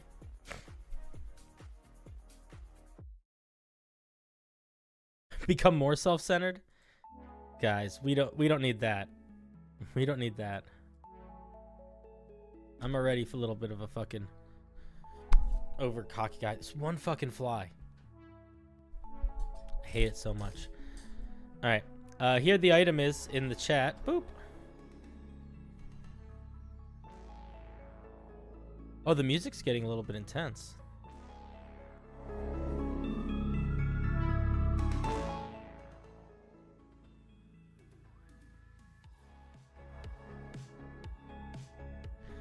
All right, everybody calm down. Wait, I need to check something. I need Twitch open. I know enough people. I need to see if there's anybody to yell at. Okay, one second. Aether is from Halo, so we'll have very strong Halo. All right, I'm gonna yell at Caustic in a bit. Geo, did you want to come on stream? I don't see you in the chat. If you want to come on stream, you're more than welcome to. This is Tim, the rapier. Tim. Oh, my God. That's a great name. That's a really good name. All right, we're going to do an experiment now, guys. We're going to do an experiment. Tim, we're going to take a tiny break, and we're going to do an experiment. We're going to go to... No. We're going to go to... Let's see. This is the experiment we're gonna do. The story of Dracula on the last voyage of the Demeter. We are going to see if Caustic Phoenix is enough of a friend of mine that she will pick up in the middle of a stream if I call her.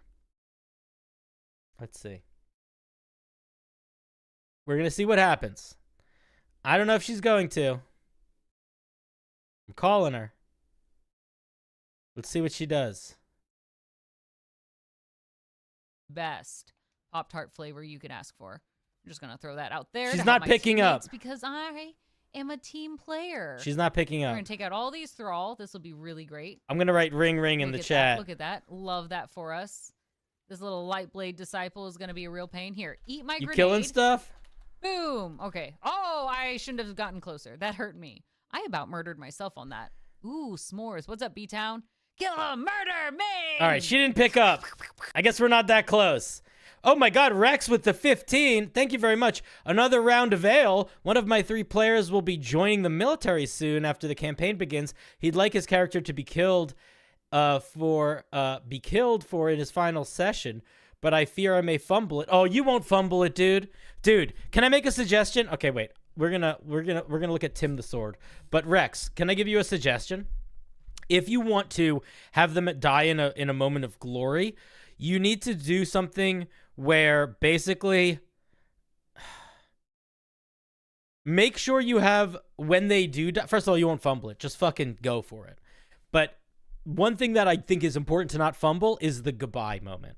So if I could make a suggestion to you, what I would do is when they go down, give them one last moment. Say, like, you know this is your character's end, or your character feels the life leaving their body. They have one last gasp, and with that, one final moment that they can share. And give them basically a turn. Let them cast a spell, do an attack or whatever, but also let them like say a thing to their allies or to the monster or whatever. Give them like a last words and like a big last hurrah moment. And you can even, I do this, what I do with players, I basically do this. I say, hey, I don't say it exactly like this, but I say like, there is nothing that your character can do to prevent their demise, but they can do something. So whatever you want your character to do in their final moments that is not save themselves, they can do. So like they couldn't like cast a healing spell on themselves, but they could, you know, use their channel divinity or whatever. Yeah, give them like a soliloquy, something like that. Part locks. I don't like doing that part. Caustic. That's not my specialty. You didn't Come on and slam. pick up. And where's my ship? Oh no! Oh no! When I have called, made a mistake. Land there. You No, no, are no, no, in no, trouble. No, no, no. I jumped Not without with looking. me, but because you I didn't jumped pick up. Did you call? off a cliff. I don't have my Discord up. Yeah, I called. Oh, okay. You're in trouble. Not with me. Dang it. Ow, Locks. I know I made a mistake. On Discord. Locks is like, come on. I was Where did Locks testing go? to There, see Locks is. Don't jump. you, I can't see you then, because I don't look if up. you would hear. I'm Let me streaming get too, to the ship. but you didn't. How did I end up on this side? It's Wasn't I okay. over on the other side? Oh, okay. Oh, okay. Yeah, I don't hear anything. I'm sorry. I'm sorry. That's I all don't right. multitask. It's okay. I have to plan things ahead of time, or else my brain is like, nope. I gotta don't go like you. back to my show now. That's how my brain works. My brain decides randomly not to function. I'd like to. But you're pretend it's a cool. switch, but it is not. And we will It just- hang it makes up soon. its own mind, Okay. which is dangerous because you would think I'd be in Bye. control of my own mind, but boy, would you be wrong then.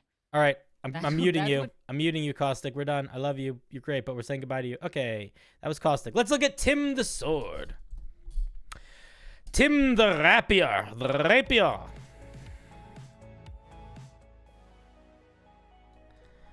Requires attunement by a bard, sorcerer, or blade singer wizard. Why a blade singer wizard, but not any wizard? A magical sword awakened by a powerful bard from the College of Swords thousands of years ago to be truly in tune with his blade. His first master died a long time ago, leaving him to wander in search of a new partner to join him. He has seen many things throughout his life, his long life, and remembers them all. He had a name given to him when he was first forged, but now goes by Tim, and would prefer you referred to him as such.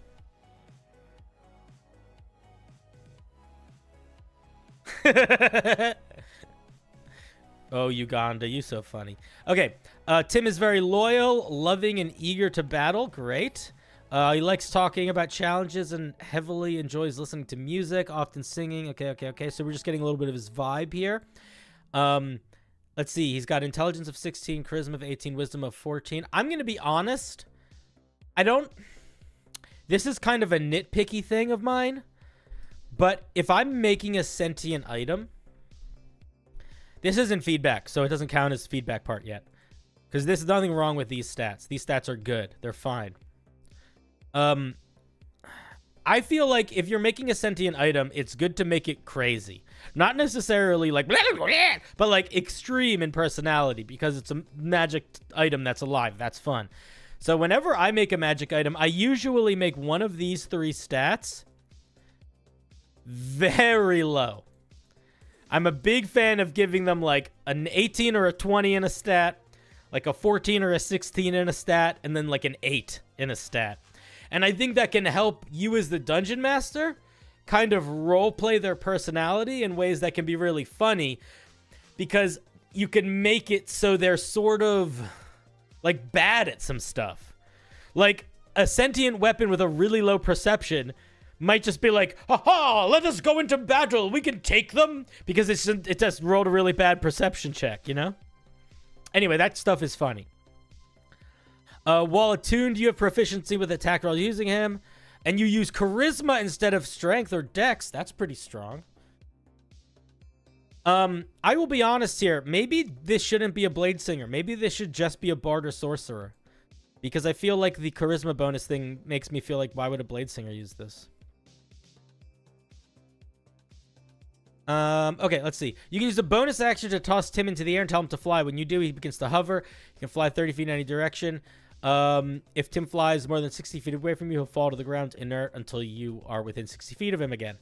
While Tim is separated from you, his AC 10 plus your Charisma modifier plus your Proficiency bonus and 30 HP and shares your stats for saving throws. I would not do this. I would just give him stats, or I would make him not targetable.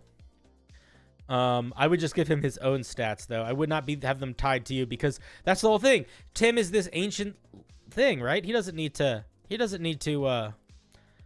know, why are his stats tied to you? Okay.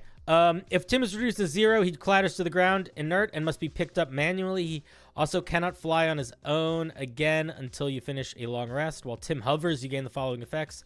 If you cast a spell of first level or higher, you can cast the spell as if you were in Tim's space. Instead of your own, you can do so a number of times equal to half your proficiency bonus per long rest. If you take the attack action, you can make a melee attack using Tim from his space instead of your own. Does this, our question, is this you're making an extra attack, or you can replace your attack with an attack from Tim? Tim regains 10 hit points every short rest and all lost HP on a long rest. I don't know if you need to do the hit points thing here, man. You might be able to just drop all that. Steeped in magic. Over the years, he don't put flavor text in the middle. Put flavor text at the top. I don't want to be reading flavor text in the middle.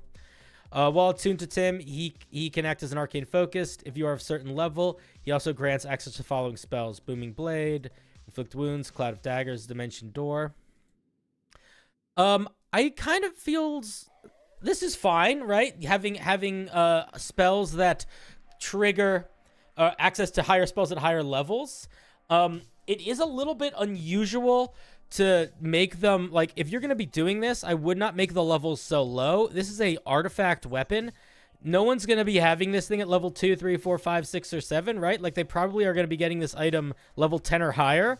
So if you are going to be putting spells behind levels, they should be higher levels than this, because 9 times out of 10, everyone's going to have access to all of these as soon as they pick it up.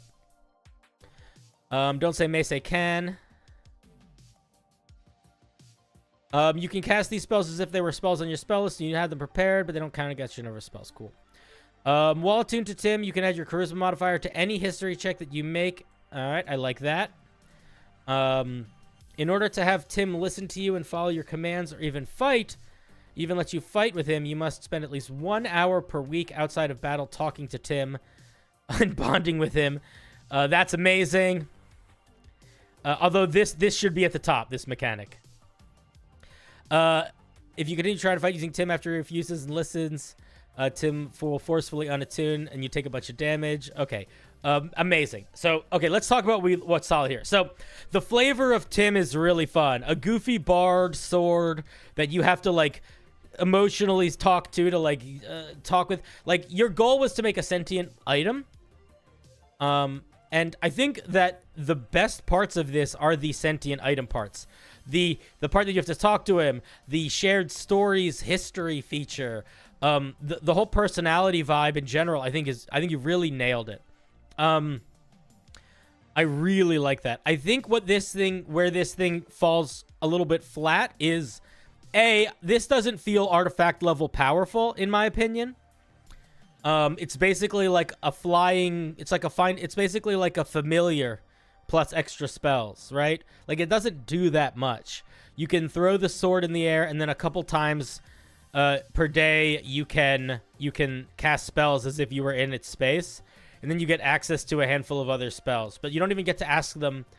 You don't even get, like, extra castings of them. So, like, artifacts need to do more than this. So I think that this should be an artifact. I wouldn't lower it to a legendary. But I think it needs to be stronger, honestly. Like, I don't think it does enough. And I'm going to be honest. I think you drop the HP thing entirely. And maybe what you do, instead of having it have hit points, just let it always fly. Or make it be able to do that for, like, a certain amount of time each day. instead of it being like it has hit points. Like it can fly around for an hour or something like that. You went to make a magic item, but instead you made an NPC. Crazy Moose, that is correct, but also that actually is the best way, I think, to start making an artifact. Like, I am here for it. I like Tim.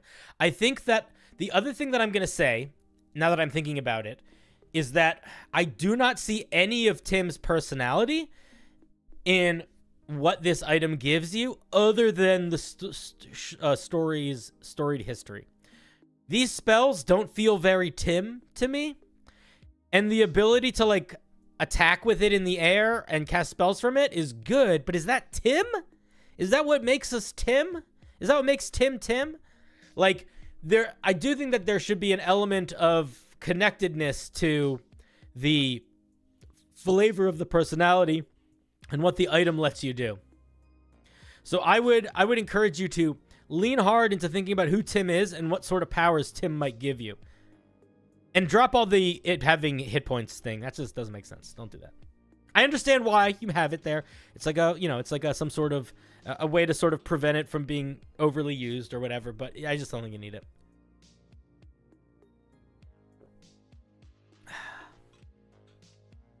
I like it though. And I'm going to be honest, if your goal was making a sentient item, I think you accomplished that goal. We just need to make what its features are tie a little bit closer to Tim. Like, I feel like it should have more bard feeling powers, more stuff where it can uplift people, and like, be a little bit goofy. Like, inflict wounds, don't hit the vibe, you know? All right. Thank you, Geo. Ability-wise, Tim sounds like Clark Kent. Clark Kent kind of is a bard.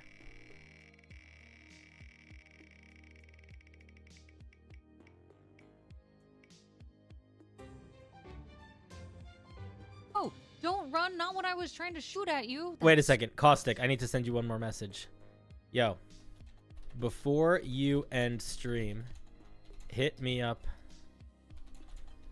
on Discord and say hi. Okay, that's my last message. We'll see if she listens. I'm leaving her stream now. I can't even tell. Next is Violet.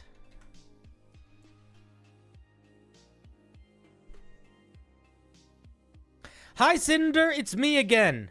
Here's a wild magic-inspired fighter subclass revolving around lucky coincidences that make your battle sequence look like scenes out of a comedy action or cartoon. Okay, that sounds fun. Oh, I forgot. Also, yes.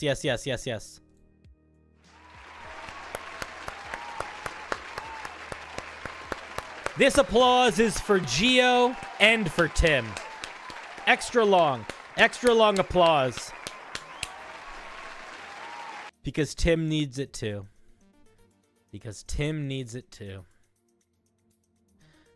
All right, let's see what Violet has for us today. A wild magic-inspired fighter subclass around luckiness and goofy circumstances. I am here for it. Let's see if Violet's in the chat.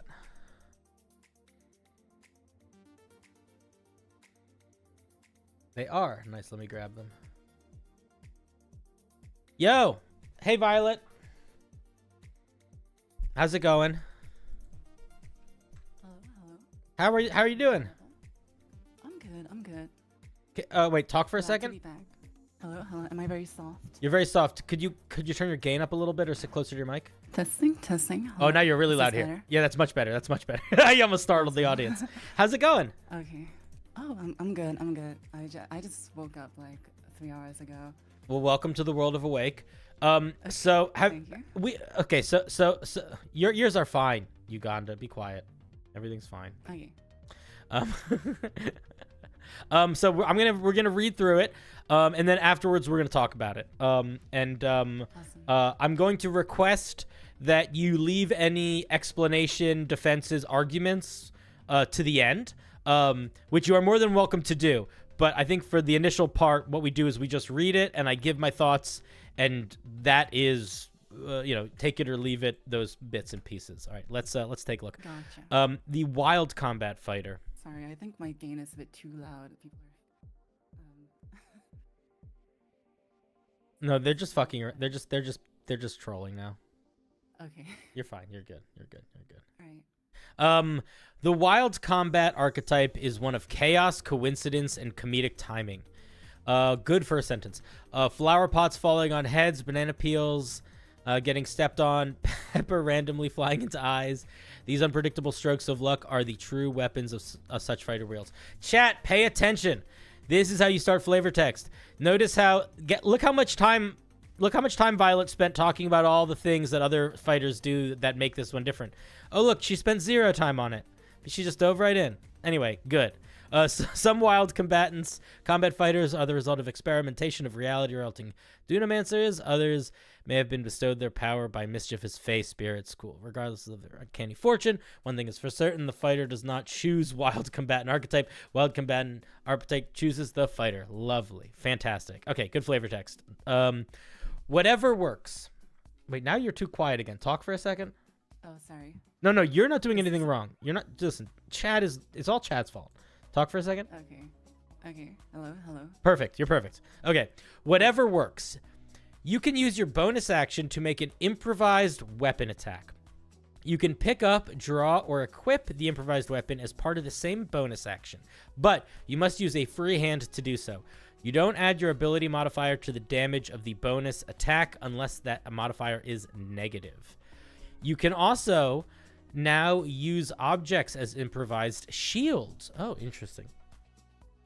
Whenever you are targeted by an attack roll, if there is an object within reach of you that you can move, you can use your action to block the attack with the object, granting yourself a +2 bonus to your AC. You must use a free hand to do so. And you must announce that you are doing so before the attack roll is made. If the attack misses, the object is hit by the attack instead. Interesting. All right, let's see. We have a wild magic surge thing now. Lucky coincidences often occur while you are fighting. Each time you're hit with an attack, roll a d10. If the attack was an improvised weapon attack, roll a d4 instead. If you roll a 1, roll on the wild combat surge table to determine a random event that occurs to the target of your attack. Interesting. You roll with the wild combat surge dice, which starts as a d6, and then it becomes a d8, and then a d10, and then a d12. Oh, that's a nice. I like that progression system.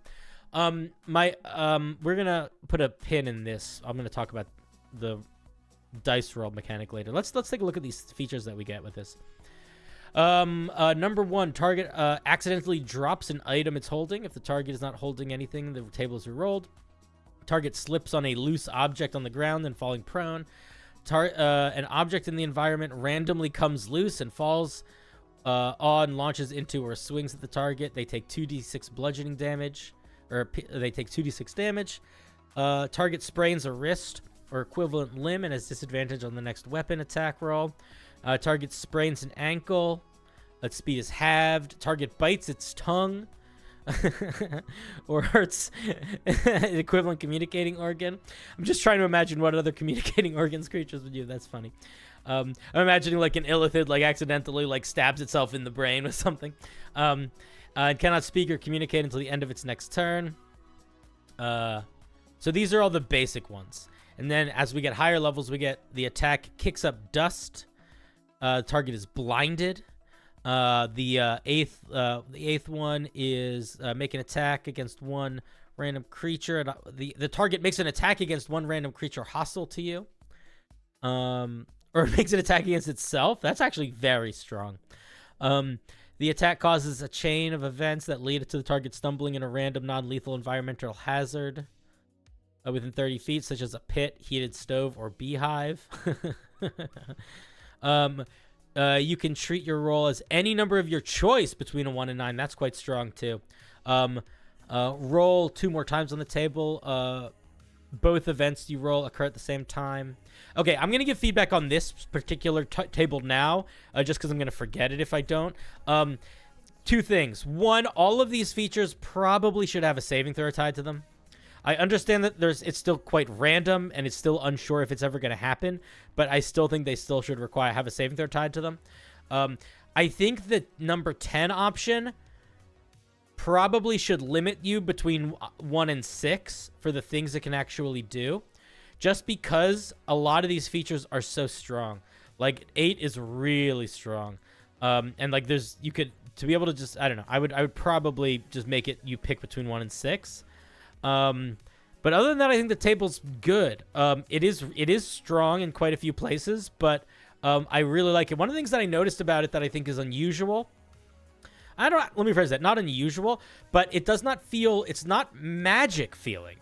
And I know that, but there's no, but it's like, of course it's not magic feeling. It's not wild magic. It's wild combat. So there's like little elements of magic, right? Like to determine like the goofiness of how an object hits a creature, or like what sort of hazard they're going to bump into, because the dungeon master has to like decide, oh, well, now there's going to be a hazard in this room that I didn't plan on there being. So there is an element of like reality bendy magic potentially, but I think the table's really good mostly. Really, really fun mostly. I really like it. Okay. I'm going to continue reading, and then we'll do holistic feedback afterwards, but I wanted to just talk about that now because it's a little nitty gritty. 7th level, Wild Defense Surge. The winds of fortune blow in your favor during close shaves. Each time you use an improved shield against an attack and it misses, you can choose to immediately roll on the Wild Combat Surge table to determine a random event that occurs to your attacker. You roll with your Wild Magic Combat dice. Okay. Your Wild Defense Surge feature can only activate a maximum of once per round. This usage is separate from your Wild Combat Surge feature. You can use this feature a number of times equal to your... Put an enter here. You can use this feature a number of times equal to your Charisma modifier, and you gain all back uses on a long rest. Or whenever a creature rolls a 1 on an attack against you. I'd probably drop that last part. Okay, after reading this, yeah, these definitely need a saving throw. They're going to happen enough that it makes sense. At level 10, we get, you can, fingers crossed. You can channel your good fortune in combat to others around you, or impose misfortune on them. Whenever a creature within 30 feet of you, including yourself, makes an attack roll saving throw, you can expend use of your Indomitable feature. Oh, I like tying stuff with class features. To force a creature to re-roll the dice. Huh. If the roll was an attack, you choose which of the 2 rolls the creature uses. If it was a saving throw, the creature must use the new roll. Interesting. At 15th level, we get All According to Plan. You gain a greater influence over the lucky coincidences that occur around you. Whenever you roll on the Wild Combat Surge table, you can roll the die twice and choose which of the 2 events occur. If you roll the same number on both, you can re-roll one of the die. Furthermore, whenever you re-roll a die using your Indomitable feature and roll a 1, you can re-roll that die an additional time. I'd probably drop that last part. At 18th level, we get what's the worst that could happen? You can gamble with your luck for more powerful effects, but at your own risk. Each time you are about to roll on a Wild Combat Surge table, you can choose to instead roll on the even wilder Combat Surge table. Okay. You can use this feature a number of times to get your Charisma modifier. You gain all uses when you finish a long rest. You cannot use your All According to Plan features with this, when rolling on this table. Okay, that makes sense. Okay, so this one's a D6. This is also level 18, so we get roll on the regular table to determine a random event that occurs to you. You cannot use your All According to Plan feature. On an 8, you attack a creature friendly to you. Instead, on a D10, the DM determines the chosen number. Violet, clarify. Is rolling a 1 just mean you sort of roll on the regular table? 1 means that you roll on the regular table and it happens to you. Oh, okay. Yeah. It's like the backfire roll, basically. Oh, okay, I see. And that event occurs to you. Oh, okay. I would probably change the way that that's written. I would probably say, roll on the Wild Combat Surge table to determine a random event. Period. This affects you instead of the normal target. I would like make that point almost its own sentence, big and bold, just to make that very clear. Or like you are affected by it as opposed to the target or something like that. Okay. Let me keep reading it. You accidentally flirt with the target, wink at it, give it a hug or a kiss or whatever to show the target. So you basically just do. Okay, you have a weird, awkward role play moment. Very funny. Number 3, multiple objects or one large object in the environment randomly comes loose and falls on, launches into, or swings at the target. The target takes 10d6 bludgeoning damage or piercing damage or whatever. Actually, a lot of damage. So the target is hit in its funny bone. The target is stunned for 2 rounds. Dang, I probably wouldn't do that for 2 rounds. I might make it. Actually, no, it might be fine. The attack causes a chain of events that leads to the target to stumble into a potentially lethally hazardous environmental thing of your choice within 30 feet, such as a cliff, etc. You determine the nature of the hazard, provide your dungeon master deems it's appropriate. All right, your reality-altering luck actually breaks the fabric of the universe temporarily. You cast Blink. If you are already under the effects of Blink, you can cast Warp instead. Okay, interesting. I want to give a piece of feedback about this one first. This feature here, the one where it's like you can do a chain of events where a character stumbles into a potentially lethal situation, honestly, this should be expressed mechanically by what number 3 is. Because you're basically saying you can do something that's going to cause a lot of damage to a creature, and that is just what number 3 does. So I feel like you should combine those two together. Like, when I read number 5, I'm like, this needs mechanical clarity. Like, we need to know how much damage this thing roughly does, etc. Oh, look, here's a thing that just does a bunch of damage. Like, so they should be the same feature. Okay, overall, this is a very interesting, goofy subclass. And I think that it works pretty well to accomplish the goal of you feeling like a goofball while you run through combat. I really like the wild combat table. I think it's a lot of fun. And I think that I really like tying in features like Indomitable into like what the subclass does. And I like that the 18th level is higher risk, higher reward. Like, the low-level table is always something good. You're never going to be upset that you rolled on the wild combat die table. But you might be upset that you rolled on the even wilder one, which I think is a very interesting thing. It's very interesting. Very interesting.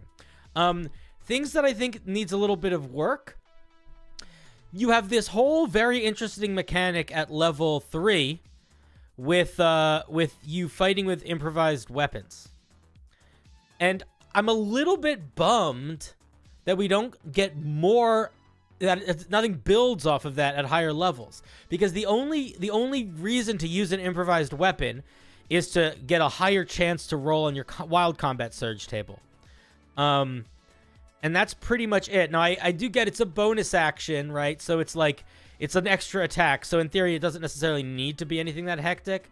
But I wonder if at higher levels it would make sense to make it stronger, or to give you other things that you could do with improvised weapons, or objects in general, or maybe allow you to use bigger objects as improvised weapons, or something like that. Like that, I don't love how intrinsically tied everything is to the wild combat surge table, and not enough, I think, to the whatever works vibe. That might just be a personal opinion thing. I'm not sure if chat will agree with me or disagree with me, but I do feel like there is space here to put more energy into the improvised weapon stuff if you wanted to. Take Path of the Giant, use characters as improvised weapons. That's not a bad idea. Violet, I'm curious to hear your thoughts. If you have any questions, feelings, things that you specifically want clarity on, or things you want me to deep dive, or anything like that. Right, so that's all really, really helpful feedback, especially like even some things that chat brought up. I definitely do think I should probably put a DC on all the effects, to some degree or another. One thing I wanted to ask was, oh my god, wait. Well, Azella said multi-class with Rogue to make the Pink Panther. Yes, yes, amazing. True. Yeah, what did you want to yes. ask? Oh yeah, so like when I was making the subclass, I was like referencing the Wild Magic Sorcerer and Wild Magic Barbarian. They both have like a feature at 14th level that lets them roll twice on their table and pick either effect. Mhm. See, all according to plan. I'm wondering, do you think like if let's say I wanted to add a new feature that tied into like the improvised weapons, would it be an idea to replace that feature, or do you think that would kind of make the vibe of it feel a bit too finicky at such a high level where you want to have more control? I don't think it needs to replace the 15th level feature because I think it's good. I maybe cut out the Indomitable part and just add something else at 15th level. But I'm going to be honest. I think the level to add a better thing with the weapons is not 15th. I think it's 10th. Oh, 10th level. Yeah, Okay. because a good way to think about it like this is most campaigns, if you have a campaign that goes for a long time, most of them end between level 10 and 14. So it's good to... It's nice to have things that bookend, right? Like to have a beginning thing that ties into an end thing. But with something that's as core as the weapons you're fighting with for a fighter, which is like really important for a fighter, I think it's better to make the improvement a little bit less intense, but to get it earlier so that you get more time with it. Because one of the things that is worth thinking about, and it's a good thing for homebrew, but it's a good thing in general when you're building and designing your character or whatever. One of the strengths to a feature is how often you use it. So a feature that you get at first level is inherently going to be stronger in a lot of ways than a feature you get at 6th level or 10th level because literally you can use it more. It will impact your game more because it will be a part of the game for longer. And I think that that is a good way to think about how to tie in some extra damage shenanigans stuff. Or changing the improvised weapon stuff. What do we get at this level? We can use Indomitable to re-roll something? So the idea of like the 10th level feature is like you kind of are now able to share your Indomitable feature with others. Mm-hmm. And also, I've just found it interesting that the way it was written for Indomitable, you always must use a new roll. So I figured if you could impose that on enemies, that could be interesting also. Yeah, I like that. I would try to squeeze in an improvised weapon thing at 10th level if possible. Like a second 10th level feature, maybe? Yeah.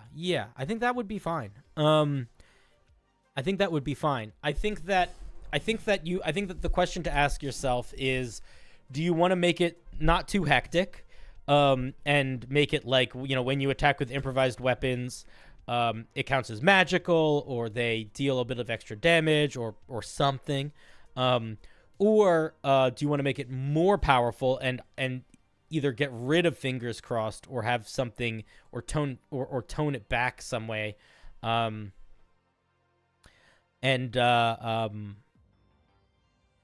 make it a little stronger. I don't know, but I do think that there is at the very least you should make it so you can be doing your improvised weapons can avoid immunity to like non-magical damage. That should be in there for sure.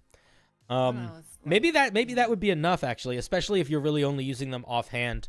Yeah, those are my main thoughts. I think it's pretty fun. It's pretty goofy. Right. I think one fun thing, now that you brought up the magical thing that I completely forgot, Mm-hmm. I was like, when I was workshopping like this in my head, one fun like thing that I thought of, I don't know if it's a good thing or not, is that like the way that the current subclass is written, that means that if you wanted to like proc your wild combat like as many times as possible, once you get multi-attack, you would actually, if you have like an improvised weapon, like just a baseball bat as your weapon stat, that means that you're rolling a d4 3 times per turn, which is like multi-attack, like one attack, multi-attack, bonus action attack. So you're almost getting it off each time. And if you didn't want to do that and you wanted to get the benefits of using a magical weapon, you'd forego that and have to roll a d10. So That is interesting. I don't know if I like it going off that much each round, actually, though. Right, yeah. Well, it's a concern of mine. Because like Because it's gonna another take up a thing lot of was- time too. You know, like it's just gonna it's Yeah. gonna eat time at the table. What were you gonna say? Another And concern? Another fun concern is that improvised shields work with shields as it's written. So you could actually just become Captain America and wield one shield on one hand, always have a free hand, and use your shield as an improvised weapon. Oh, that's kind of fun too. So Is that intended? Did you intend it to work that way? Or is- not at first, but after I finished writing it and I looked back, I was like, oh, that's a thing you can do. So Mm. I don't know how I feel about that. I don't know if that's like. I don't a know how I cause feel for about that either. concern. I don't know if it's a cause for concern, but I do think it's something that you should think about. And I think that if you want it to work that way, I think you should express something in the language to make that clear. Where it's like this also like you can this works with using a shield as an improvised weapon or whatever. But if you don't want it to work that way, you should also put that in the language and make sure that it's clear that it doesn't. I think you should. I think it's worth. I think it's worth not leaving it super ambiguous. Maybe leaving it ambiguous if you decide that you like it, but you don't care that much about making it a focus. But think about it a little bit, because I could definitely see people doing that now that I'm thinking about it. Right. Okay, that's fair. Yeah, very, very fun though. Very fun. Also, as always, fantastic flavor and art. And also really good titles. Really good titles. Really good word choicing here. Wow. Yeah. That's very I think it's important to acknowledge when that is done well, because I do think it is a big aspect of like selling the piece. Yeah, it's good. Good job. really appreciate that. Yeah, for sure. Any final thoughts, questions, aspirations you want to share? Not really that much. I guess like if anyone is curious how where I got the inspiration for this was actually Holga from the D&D movie Honor Among Thieves. Like, that Oh. one fight scene where she was just using whatever the fuck was around her. Yeah. That was like what made me go like, I need to make a fighter subclass of this. Yeah. Hell yeah. Yeah. That's about it. Yeah. Oh, yeah, that's great. Cool. All right, thank you. Violet, you make any good music lately? Nothing new yet, but I will be having a release in October for Halloween. So Oh, is it that'll going to be fun. spooky? I would assume so. All right. Well, listen, if I've survived that long in this realm, let us know when you're doing release stuff. We'll so we can tell for people to go sure. look at it. Thank you so much. I really appreciate the support. Yeah, for sure. Your music's fun. For folks that don't know, Violet makes music. Violet, remind me what your handle is. It's VYLT, same as mine. Yeah. So here's Violet on the tube. Really appreciate the plug.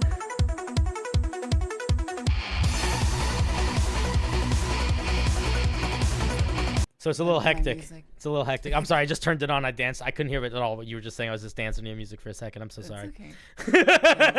Because I have the stream muted, so I just see you like dancing without any audio. Okay, you could tell what was going on. Yeah.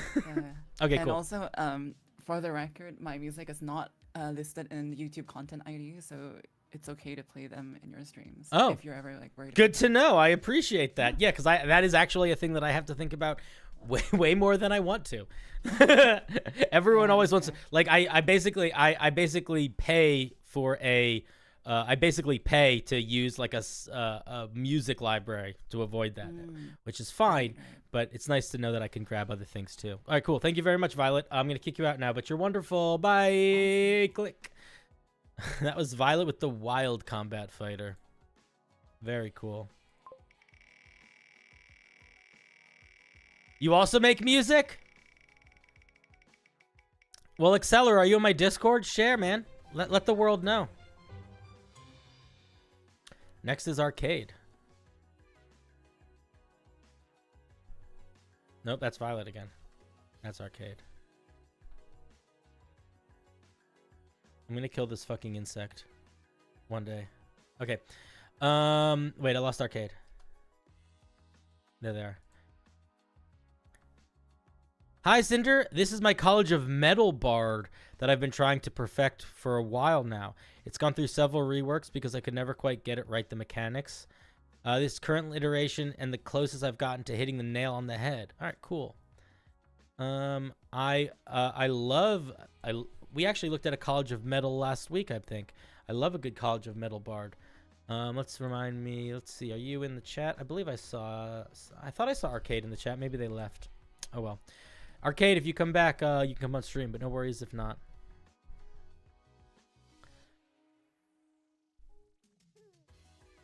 Who's texting me?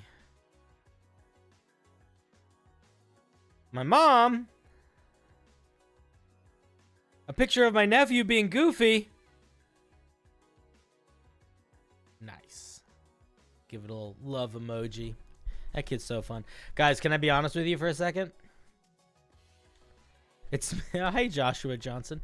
There's gonna be in a couple weeks I'm going on my family vacation where I go with my family. We go to the beach for a week or so. So I'm not sure if I'm gonna stream that week.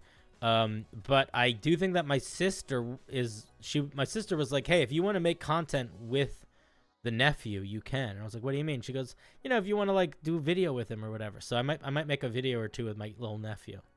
We'll see. I don't want to make him do anything he doesn't want to do, and I only want him to do it if he thinks it's fun. But we'll see. He's very little still. Anyway, thank you for the text, Joshua. Let's look at the College of Metal.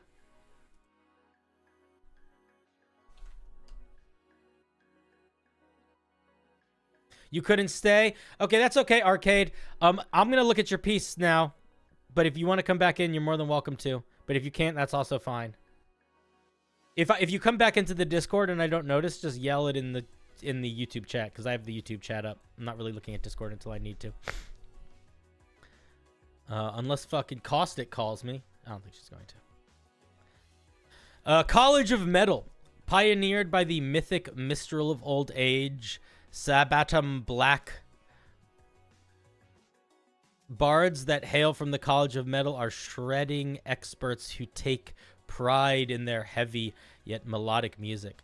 These bards have perfected the use of unique electrical instruments that act as magical and musical conduits, allowing them to use an onslaught of sound as their weapon. Wait, I forgot to give the last person an applause. Applause.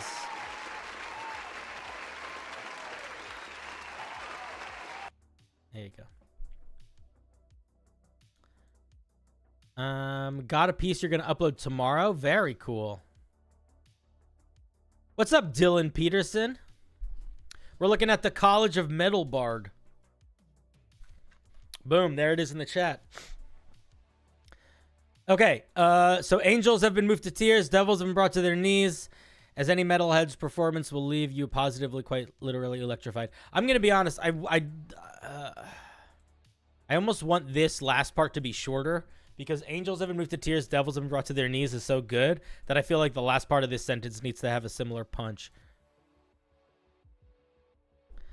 All right, let's see. We get at third level, we get 2 features. We get Headbanger and Amplification Totem. Headbanger. Starting when you join this college at third level, while a creature has a Bardic Inspiration die from you and takes the attack action on its turn, it can expend the Inspiration die to make an unarmed strike and headbutt the target as a bonus action, dealing bludgeoning damage equal to the roll of the Bardic Inspiration die. Very fun, goofy flavor. I'm gonna come back and give some. You know what? I gotta be honest, guys. I'm having a hard time doing the thing where I look at the whole thing and then give feedback later. I feel like I'm forgetting things. So here's what I'm gonna do. I'm gonna do short bits of feedback as I read it, and then I'm gonna do overall feedback afterwards. So I'm gonna sort of combo platter it. So like for example, little thing here. You need to figure out what the attack roll of that is, or this is not as good. Is it dealing damage equal to an unarmed strike plus the Bardic Inspiration damage rolled? So like for example, I probably would make it like, they can make an attack roll. They can make a special attack roll that is a D20 plus your performance or something like that, or a D20, plus your spell casting modifier. And it deals, damage. It deals some amount of damage plus a Bardic Inspiration die.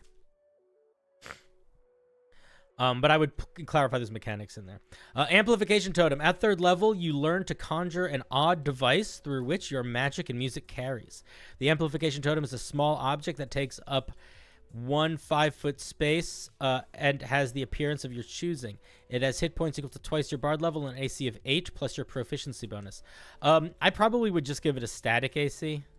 Maybe it's fine. No, it's fine. It's fine. Ignore what I just said. You can summon your amplification totem as a bonus action at a point you can see within 15 feet of you. I would say period here. I would say it lasts 10 minutes until it's destroyed. I would probably also put this part at the end down here. While its totem is active, you gain the following features. Say benefits.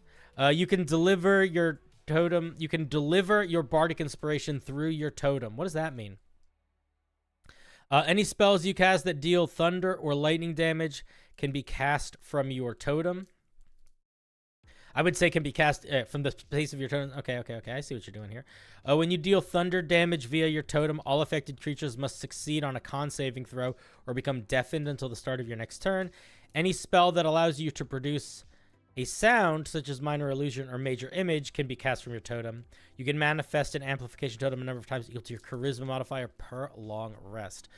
Okay, very, very fun. So we get like a little speaker that can do some stuff. Let's see what we get at 6th level. At 6th level, the first amplification totem you summon in combat supercharges the surrounding area with electricity in a 15-foot range. Until the start of your next turn, you and all friendly creatures within range deal an additional 1d6 lightning damage when attacking with a weapon. This damage only applies once per turn. Okay, and then at 14th level, ooh, fun little art piece here. At 14th level, you compose an anthem so powerful that it rocks the very mountains to their core. You can begin to play this song as an action, and you can use your action to continue playing each of your following turns for a maximum duration of 1 minute.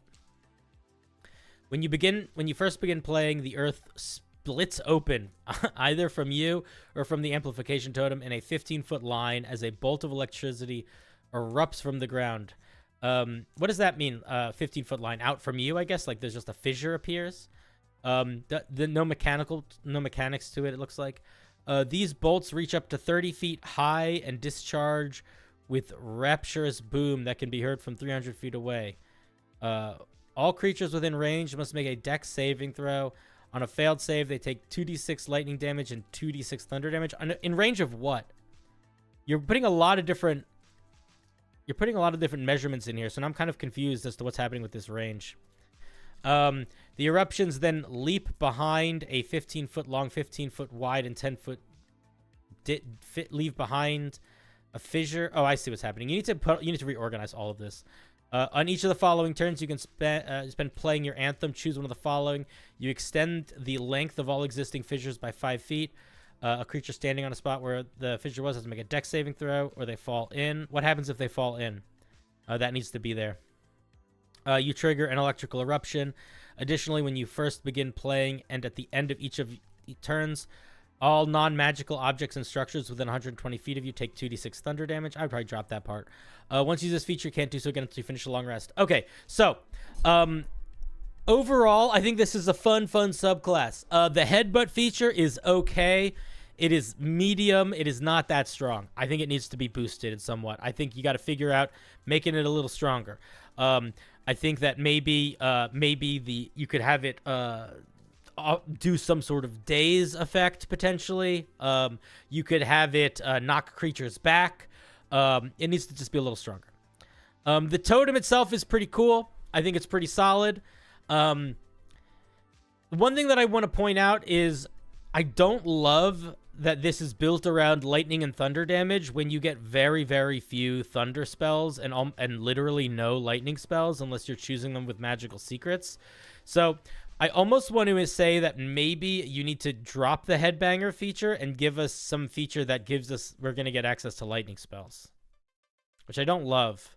But the way that you've built it, it sort of relies on us having more lightning and thunder abilities, and we just don't have them, right? So a lot of this subclass, or a lot of the vibe of it feels like it's hard to maintain. Do Bard subclasses not get bonus spell lists? No, they do not. Not normally. Bards sometimes get access to specific spells, but it's always tied into the mechanics here. This supercharge feature, this should be a once a day thing. And it should be like once a day when you summon an amplification totem, you can choose for it to be supercharged. And then it does this feature. And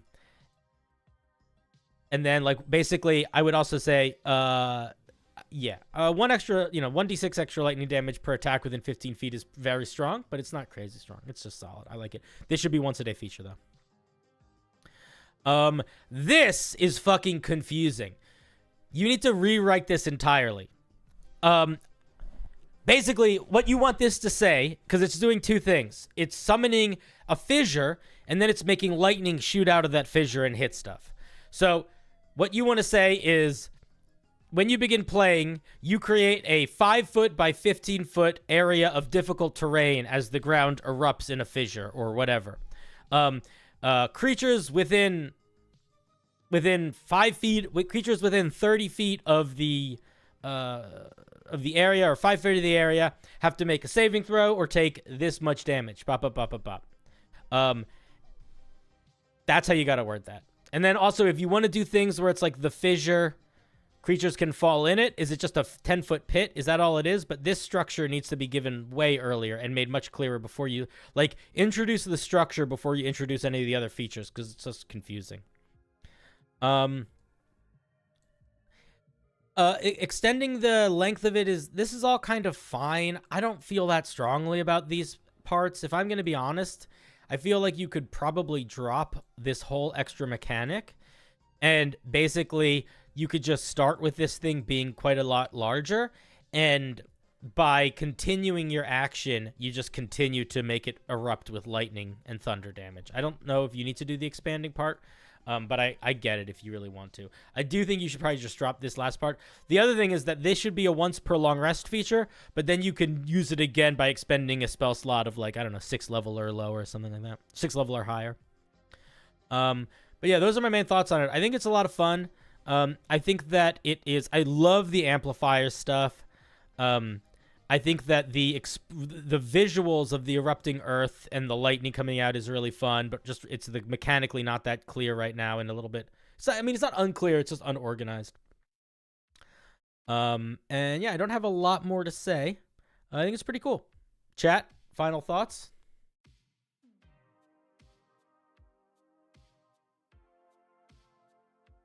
Maybe it can give you ranged thunder or lightning spell attacks that increases at your level. Could do something like that. I think that that's actually not a bad idea, is that instead of you doing this, it gives you the ability to, like, you can use your Bardic Inspiration die as a way to, like, play music that launches electrical attacks. That could also work for sure. It rocks. It's really cool. Super cool. Yeah, it's pretty fun. I like it a lot.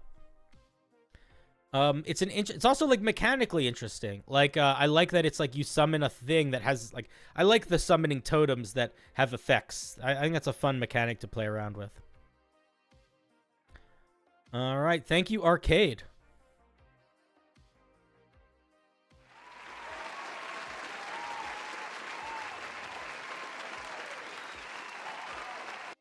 WebMet says maybe some custom spells. You know what you could also do is you don't even necessarily need to do custom spells.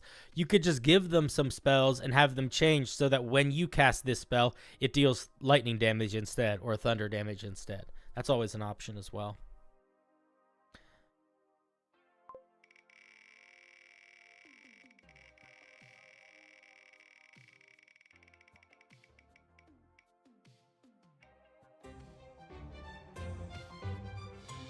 Next is Baba. Baba Black Sheep, have you any wool? Yes, sir. Yes, sir. 3, whatever is full. What's up?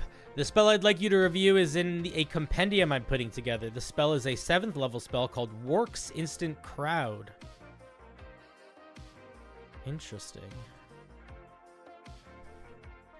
You're sharing your compendium. Bold of you, Baba. You can pop on. All right, let me grab you. Hello. How's it going? It's going well. How are you doing? Good, pretty good. Good timing for me. I was busy, but I just became free. Oh. Freedom is a wonderful thing. So we're looking for a 7th level spell? What'd you Yeah, say? there should be an outline. Oh, there is. help. I didn't see that before. What's this compendium going to be about?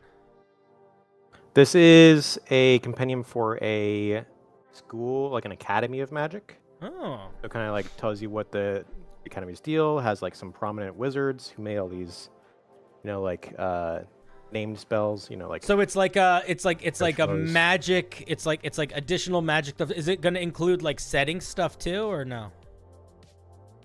There's like a little bit of setting, enough really just specific for the mostly spells, mostly spells. There's a little bit, I think there's going to be an optional rule about like casting. Cool. And just like enough so you could like drop it into a set. What inspired the idea to make this compendium? Or what made you be like, this is the compendium I want to work on? I just had a lot of fun making. I started making a bunch of spells, and I had a lot of fun making, like thinking about the wizards who make these spells, like what their personalities are, what sort of their deal is, and then coming up with a bunch of spell ideas off of that. Cool. And then that sort of like sparked a bunch of. All right, let's take a peek. Wark's Instant Crowd, 7th level illusion, self 30-foot radius. You populate the area around yourself with dozens of illusory copies of yourself and your allies. Whenever a creature targets you or an ally within 30 feet of you with a harmful spell or attack, they must first make an intelligence investigation check against your spell save DC. On a failure, the the attack or spell targets an illusion and fails, wasting. I would just say, and it's wasted. I don't think you need to repeat that language again. If a creature succeeds on the check, the attack or spell proceeds normally, and that creature ignores the effects of the spell until the end of their turn. So it's sort of like a sanctuary mirror image area of effect. Yeah. Interesting. Yeah, that's basically the idea. Like it's a sort of it's like a blend of those two ideas. Big. I also like the visual aspect of the spell. Like I think you could have a lot of fun. Describing like all of a sudden there's a bunch of different like copies of you running around doing silly things. Yeah.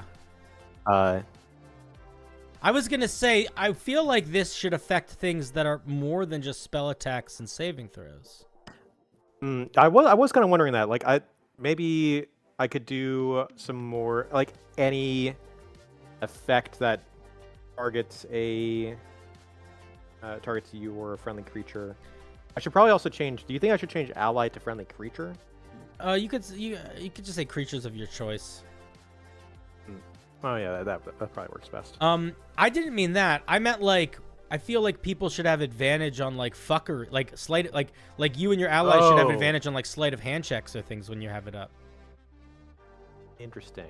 Like that definitely does make sense. I'm thinking. I know it only lasts a minute, but even still, I feel like this has serious non-combat potential. Especially if you want to lean into the flavor side of it, right? Like, if I make a million copies of myself, that's going to be confusing in a way that I could take advantage of that confusion. Sure. No, it's a good point. I mean, on one hand, I don't want to dictate exactly all the interactions, but it may be good to give like one discrete mechanical advantage like that. Like, because I would also assume that like a dungeon master would fill in some of those blanks, but I should probably include like what if it was this? Like what if it was like additionally like the allies that you chose, however you word that, have advantage on skill checks that rely on being unseen or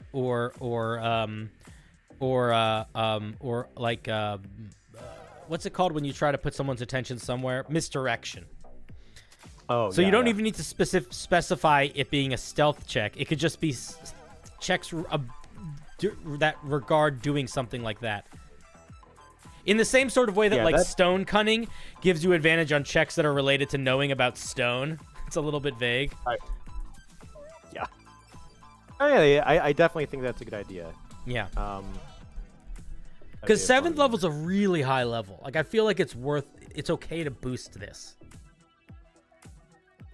The reason that I put it at level 7 and not level 6 is because I do feel like intelligence and investigation are going to make this very tough for certain types of creatures. Like, imagine, like, you're probably not going to fight beasts at this level, but if you're fighting something even moderately stupid, Yeah, it's gonna have a hard it means time. they're gonna, It's gonna have a hard time. it's gonna be worth your while. Yeah.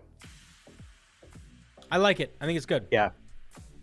Oh, I like the idea for like my non-combat stuff. That's very. Yeah, just doesn't need a lot, just a little. Think of it like a ribbon feature.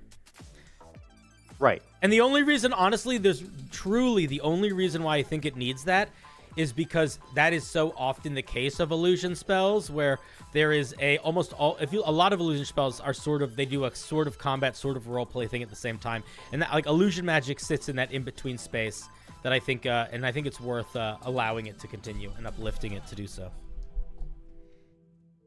I don't have any more thoughts, Baba. Do you have any final thoughts? I think it's really nice. I like it. I mean, I think my only final thought is that I think that illusion is kind of a underbrewed school of magic. I think that It's a hard lot of one. space. It's a hard one to brew. Like it just because so much of like the basic ideas of you summon an illusion are covered, that you need to be thinking about out of the box stuff like this in order for it to exist. Exactly. It kind of has to be a kind of a specific thing that can't really be covered by one of the general illusion spells. Yeah, because the general illusion spells can basically do anything. You know? Right. Yeah. Right. All right. Cool, man. Alrighty. Thank you, buddy. Have a good rest of stream. Adios. Dankeschön. Thank you for your time. Click. Oh, nope. Don't ban Baba. Jesus Christ. I almost banned you, Baba. Illusion is hard to brew, yeah. Do the illusions take up unoccupied spaces, and do enemies have trouble moving through the spaces? I don't think they would.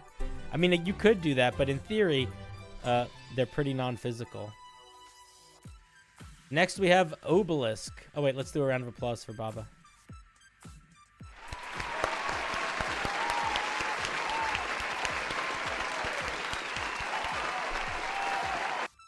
All right, next we have Obelisk.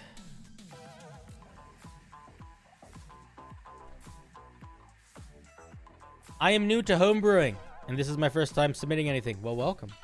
You were gifted a membership, figured to take advantage of it? Hell yeah. Pretty simple. Roleplay flavor featured feat. You're worried it's a little boring mechanically. The sentence at the end of the second bullet point is italicized because I'm not sure it should really be there, but I'm concerned the feat is underpowered without it. All right, let's take a look.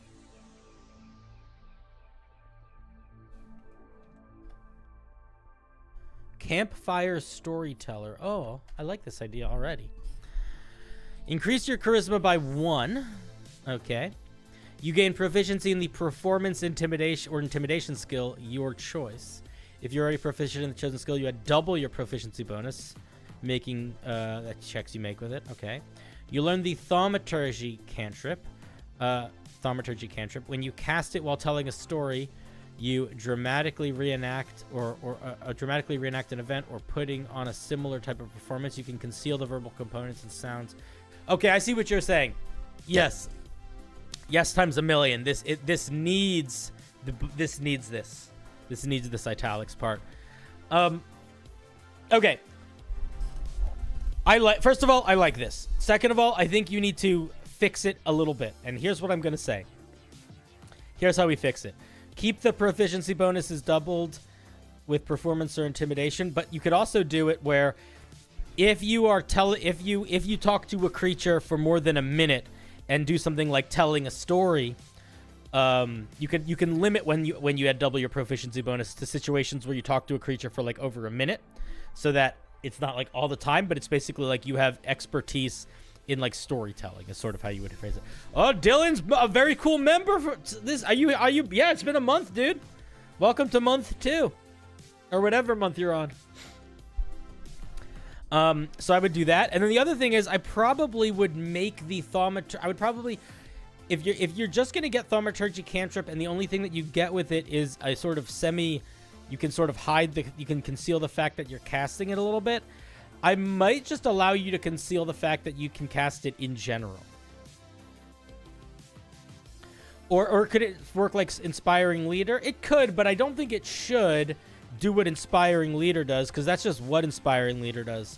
Oh my goodness, Dylan with the 5 gifted subs. Holy moly macaroni. Look at you. You so generous.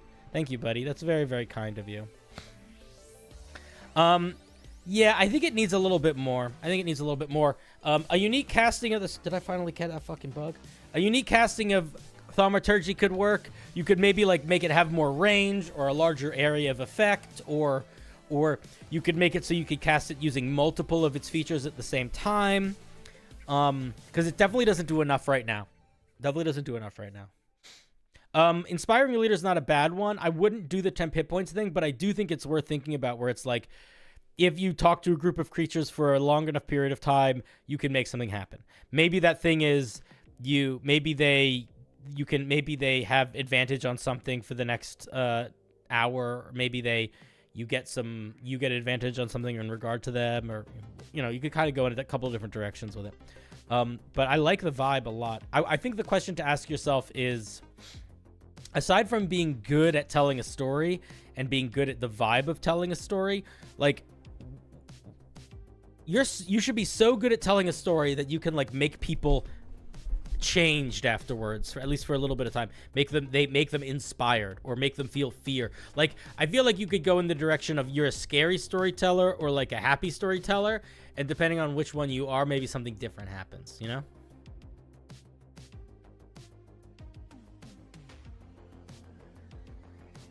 If you share Hearth with a group of creatures, you can roll performance with advantage to make them friendly towards you. Yeah, that could be something like that. Something like that could definitely work. I was thinking more like you could bolster creatures against the fear condition, or you could like maybe make creatures susceptible to the fear condition. Could be fun. All right, those are my thoughts. Obelisk, I don't think you're in the chat. You're not in the chat. Let's give Obelisk a round of applause.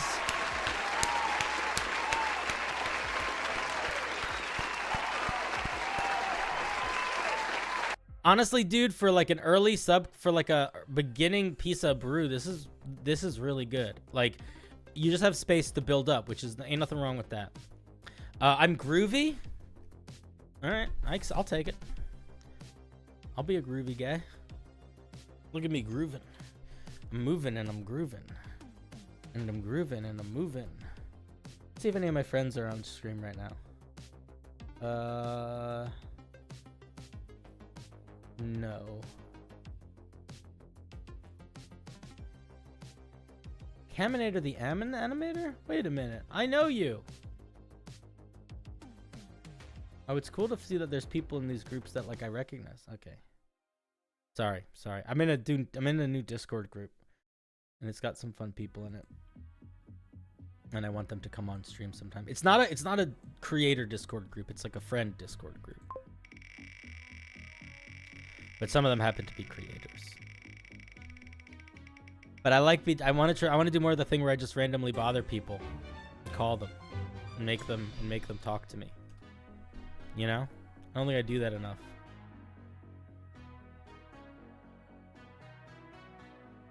Oh, wait a minute. Caustic's playing Baldur's Gate 3 right now. The Needles. Who named these? Caustic! I made a Dragonborn.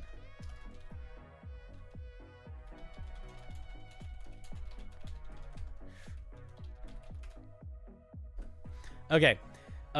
Let's look at Angel is next. And Hell. Let's see. Just a magic item. Psh, not just a magic item. Not just. I think Angel is one of my patrons. So now they're a patron and a member. They got double powers.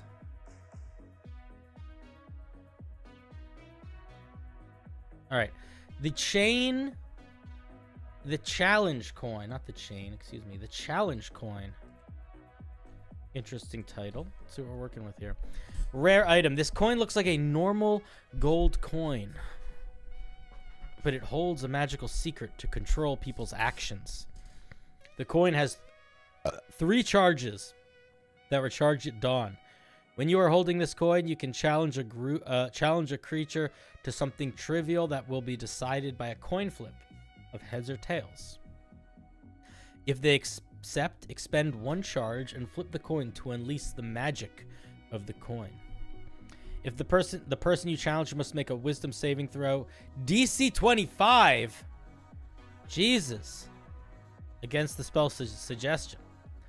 You can state your on a failed save, you can state your suggestion as described in the suggestion spell, and they forget all about what the initial challenge was. On a successful save, they just think they lost the coin flip, and it's up to you to convince them to follow the true deal.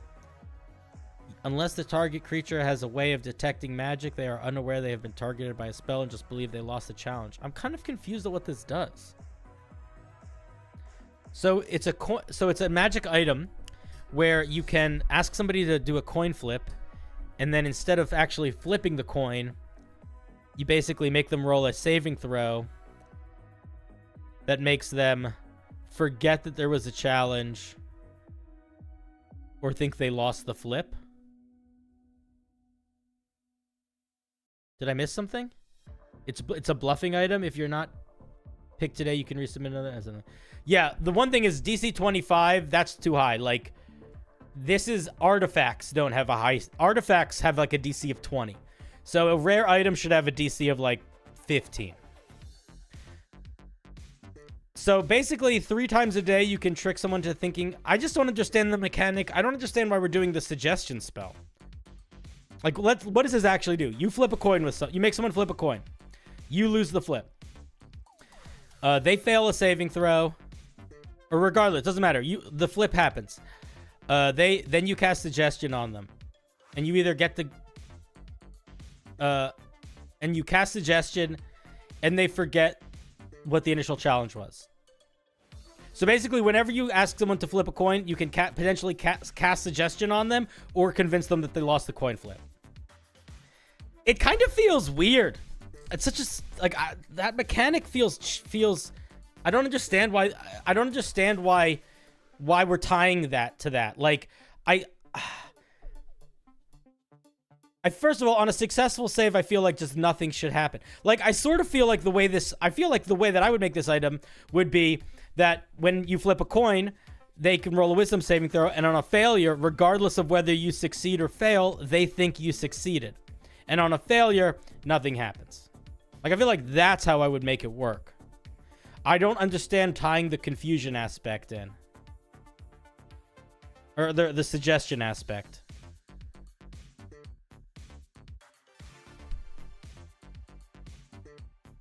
Or, I guess I don't understand why it's tied to the coin flip. Like, the mechanics feel dissonant to me in a way that I don't understand. Like, I feel like an item that casts suggestion is cool. An item that allows you to, like, bluff coin flips is cool. But the connection feels off. That's sort of where I'm at with it.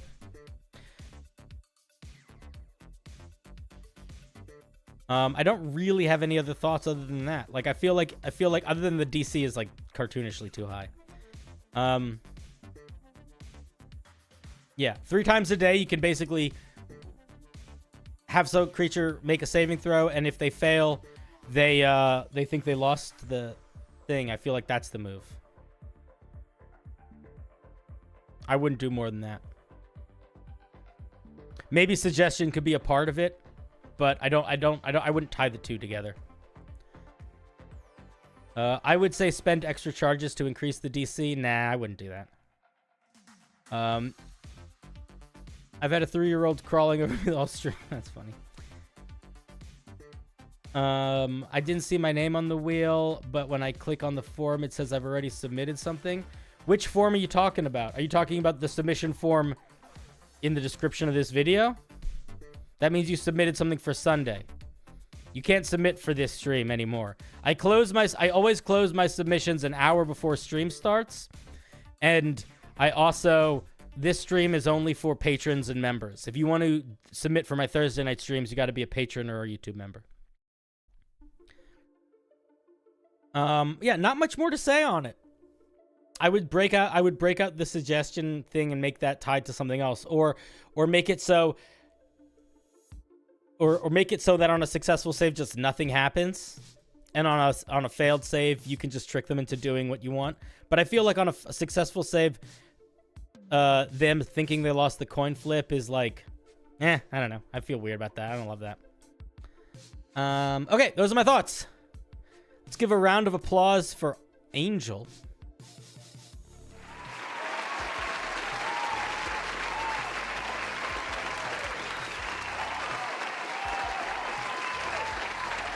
Thank you, Angel.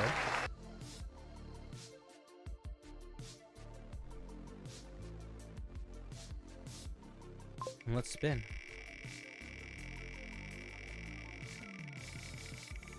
You got a Gunner CMD coin for your AO command. Oh man, I don't know what any of those words mean that you just said. A Bounty Hunter Ranger that specializes in tracking and taking down specific targets. Okay, let's take a look there, Matt. I think I saw you in the voice channel. I did. Let me grab you. Hey, Matt, how's it going? You're muted. That's okay. You can stay muted for now if you want to. I accept. Sorry. Had to mute the stream. How's it going, man? It's going fine. Going great. Good. All right. So we're looking at a Bounty Hunter, eh? All right, let's take a look. Bounty hunters seek out the most dangerous of prey, people.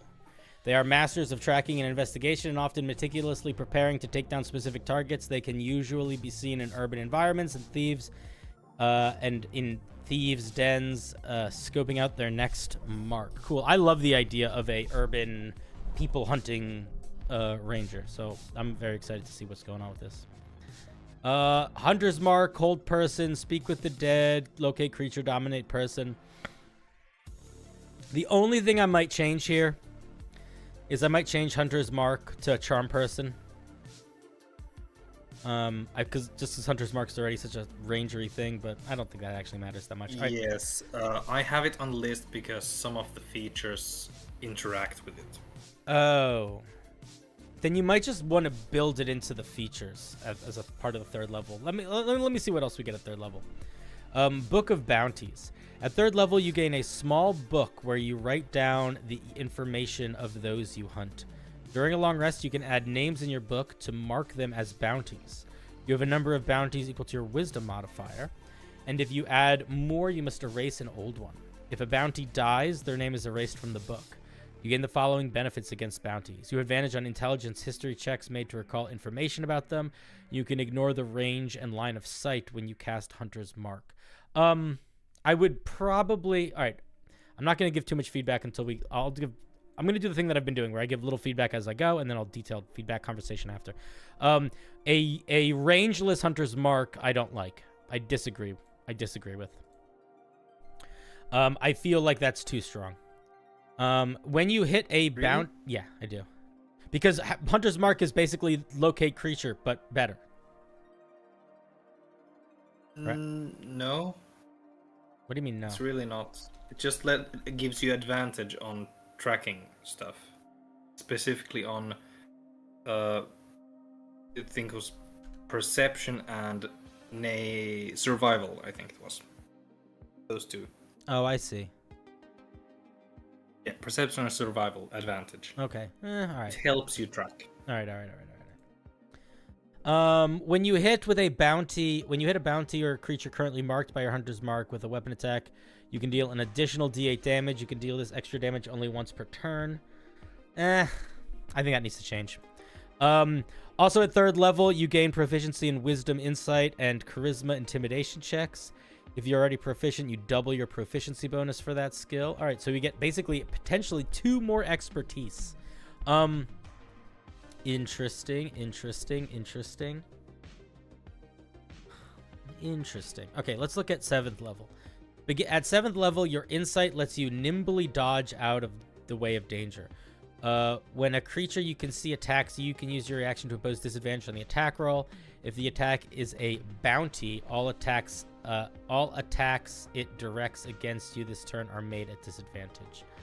Okay, so you basically can do a reaction to impose disadvantage on an attack, or all attacks for a turn if it's your bounty. At 11th level, is there another class that gets something like that? I feel like there is. Maybe I'm misremembering.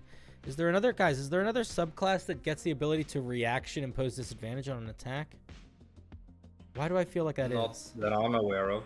Yeah, but you're never aware of things, and I don't mean you. I mean the royal you. You guys always do things you don't. You always add things that you don't. Naturally, of course.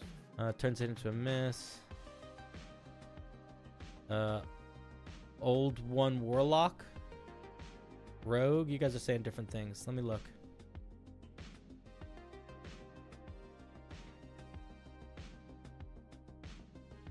Great old one is weird, if I remember correctly. Yeah, it basically is the same. Yeah, the great old one warlock works the same way as yours does. All right, it's okay. Having a warlock feature on a ranger, they are such different classes. It's not the worst thing. I thought it was a Gloomstalker feature initially.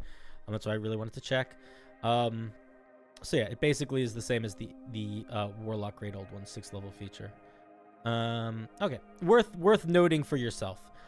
Marked for death at 11th level.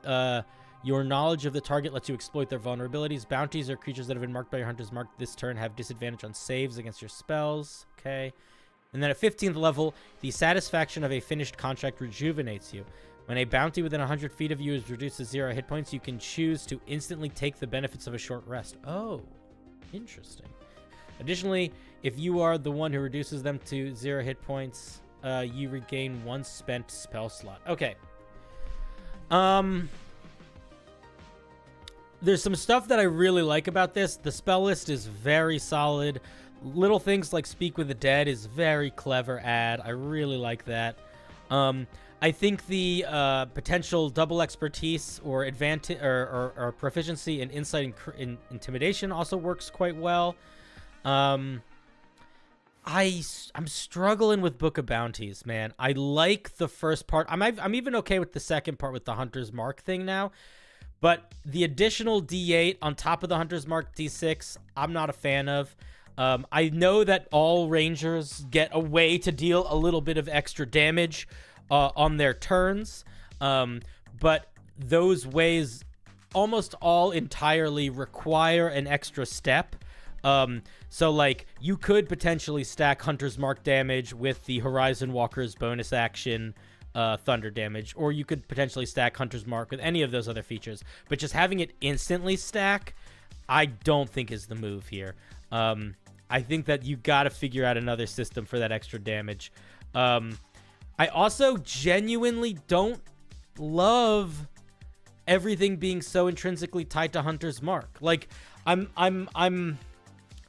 reminded of, like, I mean, it's fine. It's not the end of the world, but it makes me think of, like, the Monster Slayer, which basically has an alternative version of Hunter's Mark that it can just do. And that's what I feel like this should be.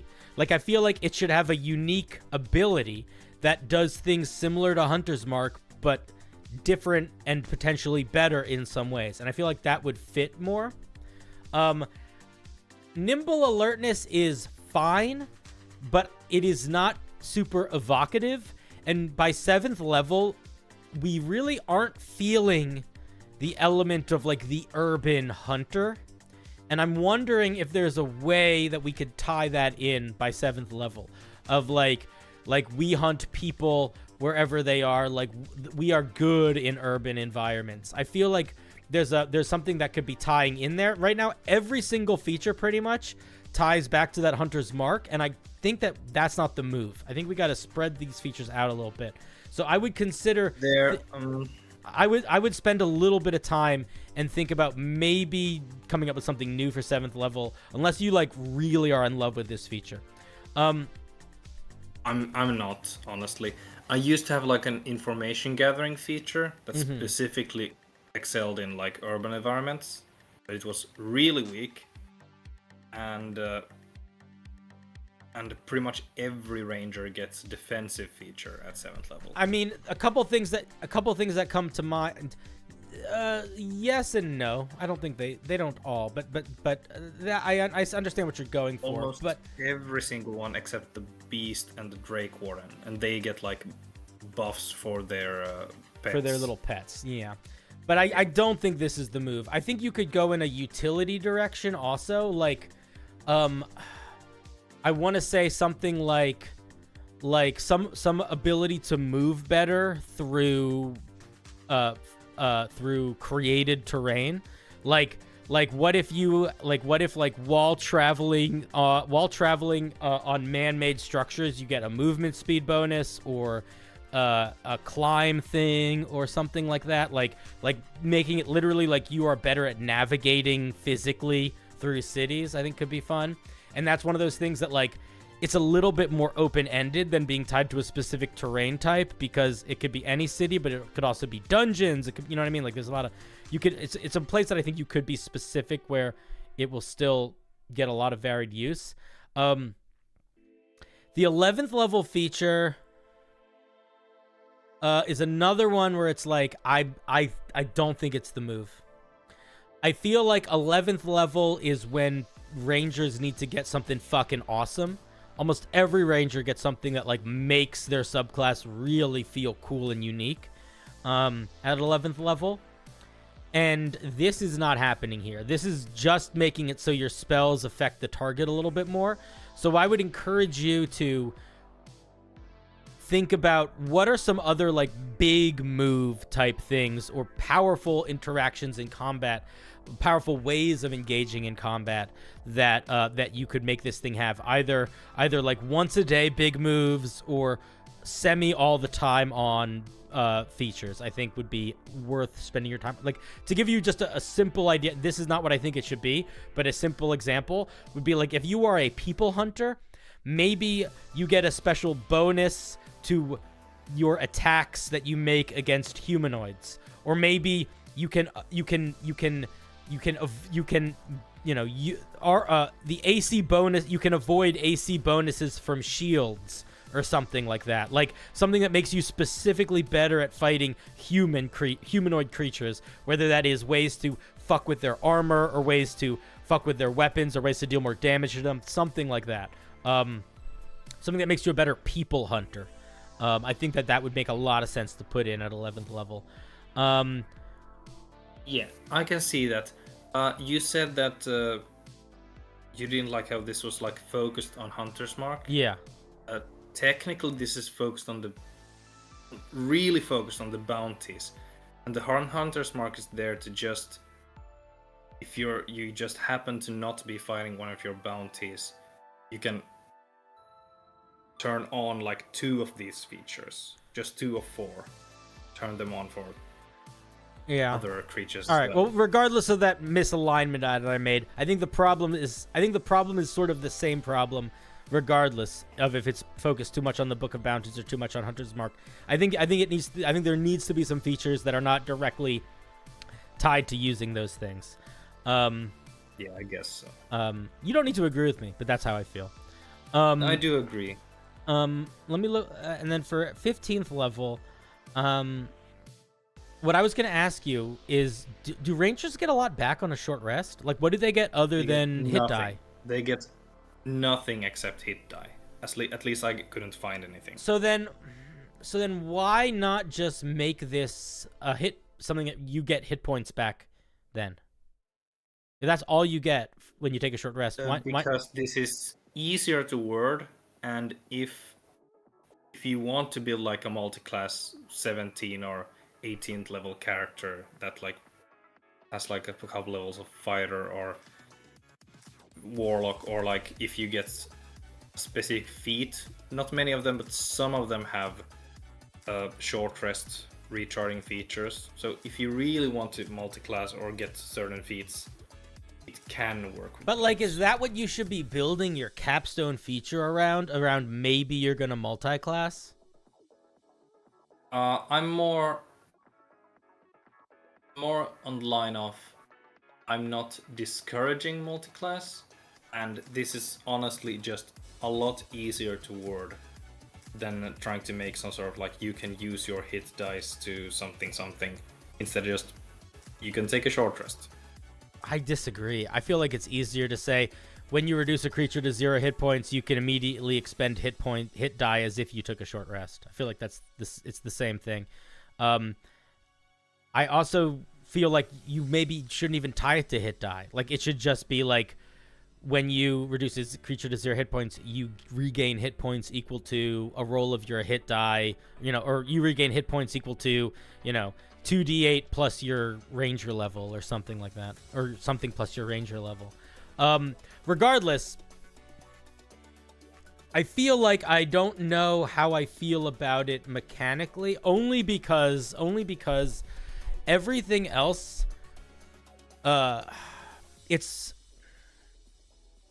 it's late in the game to be getting a healing thing that triggers off of creatures dying, unless I feel like it needs to be pretty strong. And it is limited in that like it only triggers off of a bounty. But I think that there's space for it to be stronger. I don't know. I think there's space for it to be stronger, and I think one of the ways to make it stronger is just to make it a hit point. Don't make it eat a resource to use. Okay, fair enough. And I also feel like, I don't know, I feel like we're getting a spell slot back, and that's cool if we are the one that does it. But I also feel like, is that the vibe of this? Like I guess what I struggle with the concluded contract is, aside from the very specific headspace of it feels good to be done a job, I don't know why this is the capstone of this. Like, if I boil out all the flavor and just look at the mechanics, what does the dropping a creature to 0 hit points and getting hit die back, how does that help you feel like a bounty hunter, like a master bounty hunter? Because that's what you're, like, the 15th level is like you're the master. You are the king of the castle. You're the top of the heap. And I'm wondering if that is the best mechanic to add on for like the final expression of that. I don't know. But that's my question. Like I'm wondering if it would make more sense to do something where you like you get some feature where it's like you can always, basically, like, what if you get like the ability to, you can always detect when creatures are lying, or like or like things like that, things where it's like like other ways to like sort of heighten the experience to sort of show you are the ultimate of what you do. Like, I don't necessarily think it needs to be stronger, because I think it's a fine strength. I mean, you're going to be able to get a lot of fucking hit points because 100 feet's a big radius and lots of people are going to be dropping stuff. But I'm just wondering if it is the capstone of the bounty hunter. I don't know. And if it is for you, that's fine. But I do think it's worth thinking about. I don't think it necessarily have to be a capstone. I do want some feature at some level to be like what happens when you actually do catch the target. Why? And this is not a judgmental why. I'm genuinely curious. Because I made because I created the subclass to be able to catch a target. Mm-hmm. It feels narratively like complete, in the sense that I have some features that set up finding the target, some that help you take them down, mm-hmm. and then the conclusion where you do take them down. Mm-hmm. Okay. I guess in my mind, I sort of see the very beginning and end of that journey, which is like the picking the target and then the end of the target, as almost more like story roleplay than necessarily needing to be mechanical. But I see where you're coming from that. Like, I feel like the thing you get from taking down your target is the target is taken down. Like, assume there's, I always assume there's like a reason, right? Like, you're not a bounty hunter for fun. You're a bounty hunter. I mean, it might be for fun, but you're getting paid, or you know what I mean? Like, there's almost always an element of like, there's that, like for example, like the Monster Slayer Ranger, which is essentially this, but for monsters.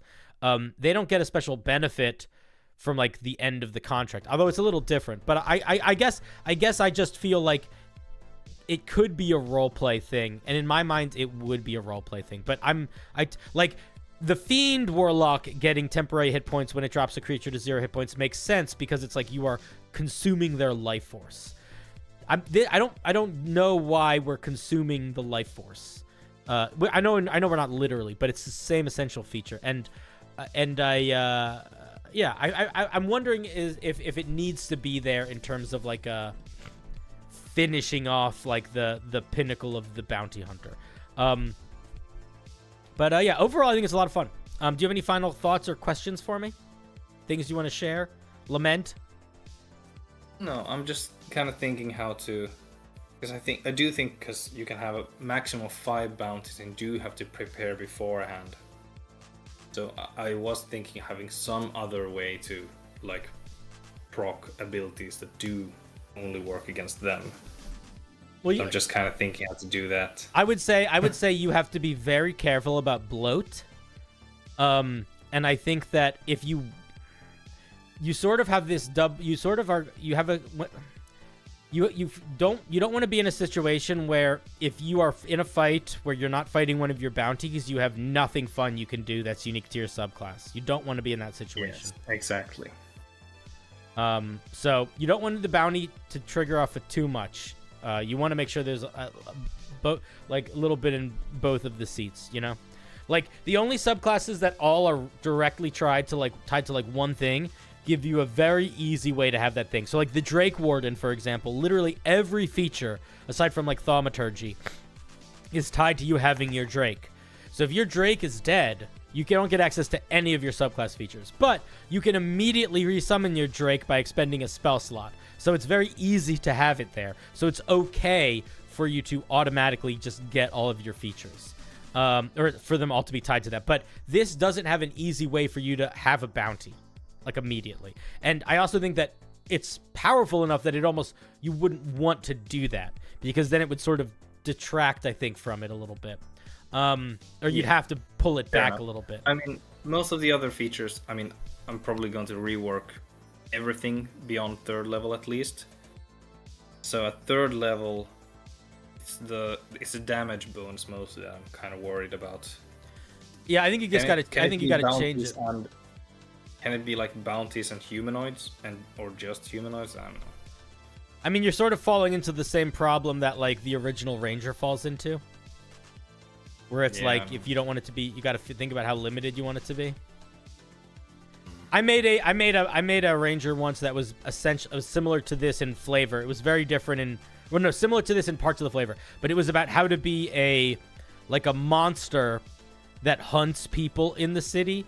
So the feature that I gave them was a way to have like an extra attack, but specifically only if you were fighting creatures that were fighting with weapons. And even that, I don't think it was good. It didn't turn out great.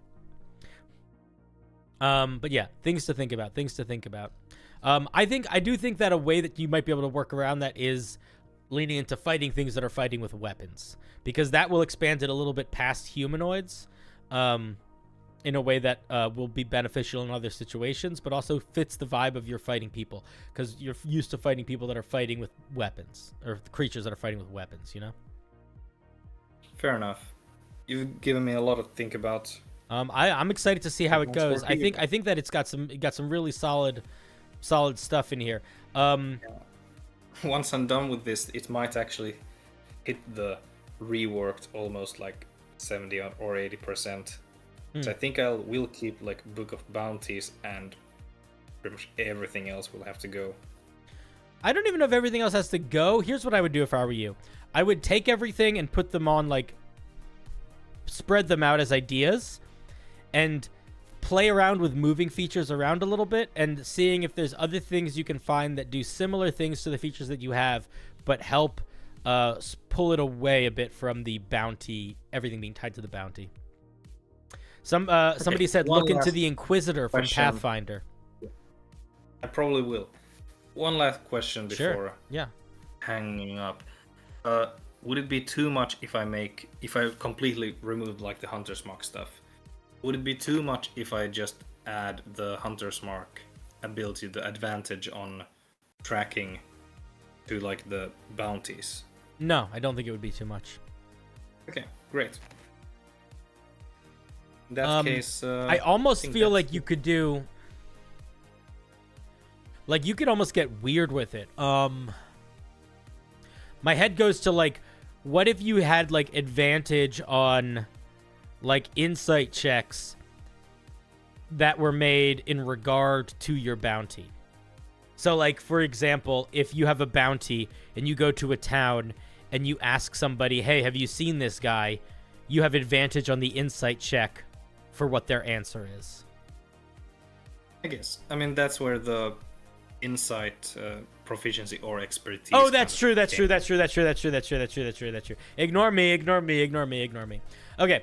Okay. Cool, man. Yeah, I think it's a lot of fun so far. I hope you keep working on it. I think the Book of Bounties. I gotta be honest. I didn't think I was gonna like it. I like it quite a bit. The more that I think about it. I like that it's like semi-magical, but not overtly magical. I think it works well. Okay, that's all I have to say. Any thoughts before I hang up on you? Not really. All right, buddy. Love you. All right, get out of here. Get out of here, you hooligan. Inquisitors are cool. They're like priest rangers. That sounds like fun. A priest ranger?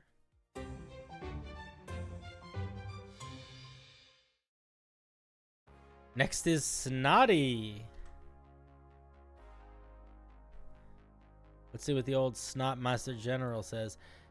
I tried an artificer that focuses on control and supporting combat rather than damage. Creating an artificer was hard, but I did learn from advice you gave to others previously by focusing on one thing the artificer creates. Oh, thank the Lord. And I think I achieved that, but there are still things. Okay, cool. Let's take a look. We're going to just dive in.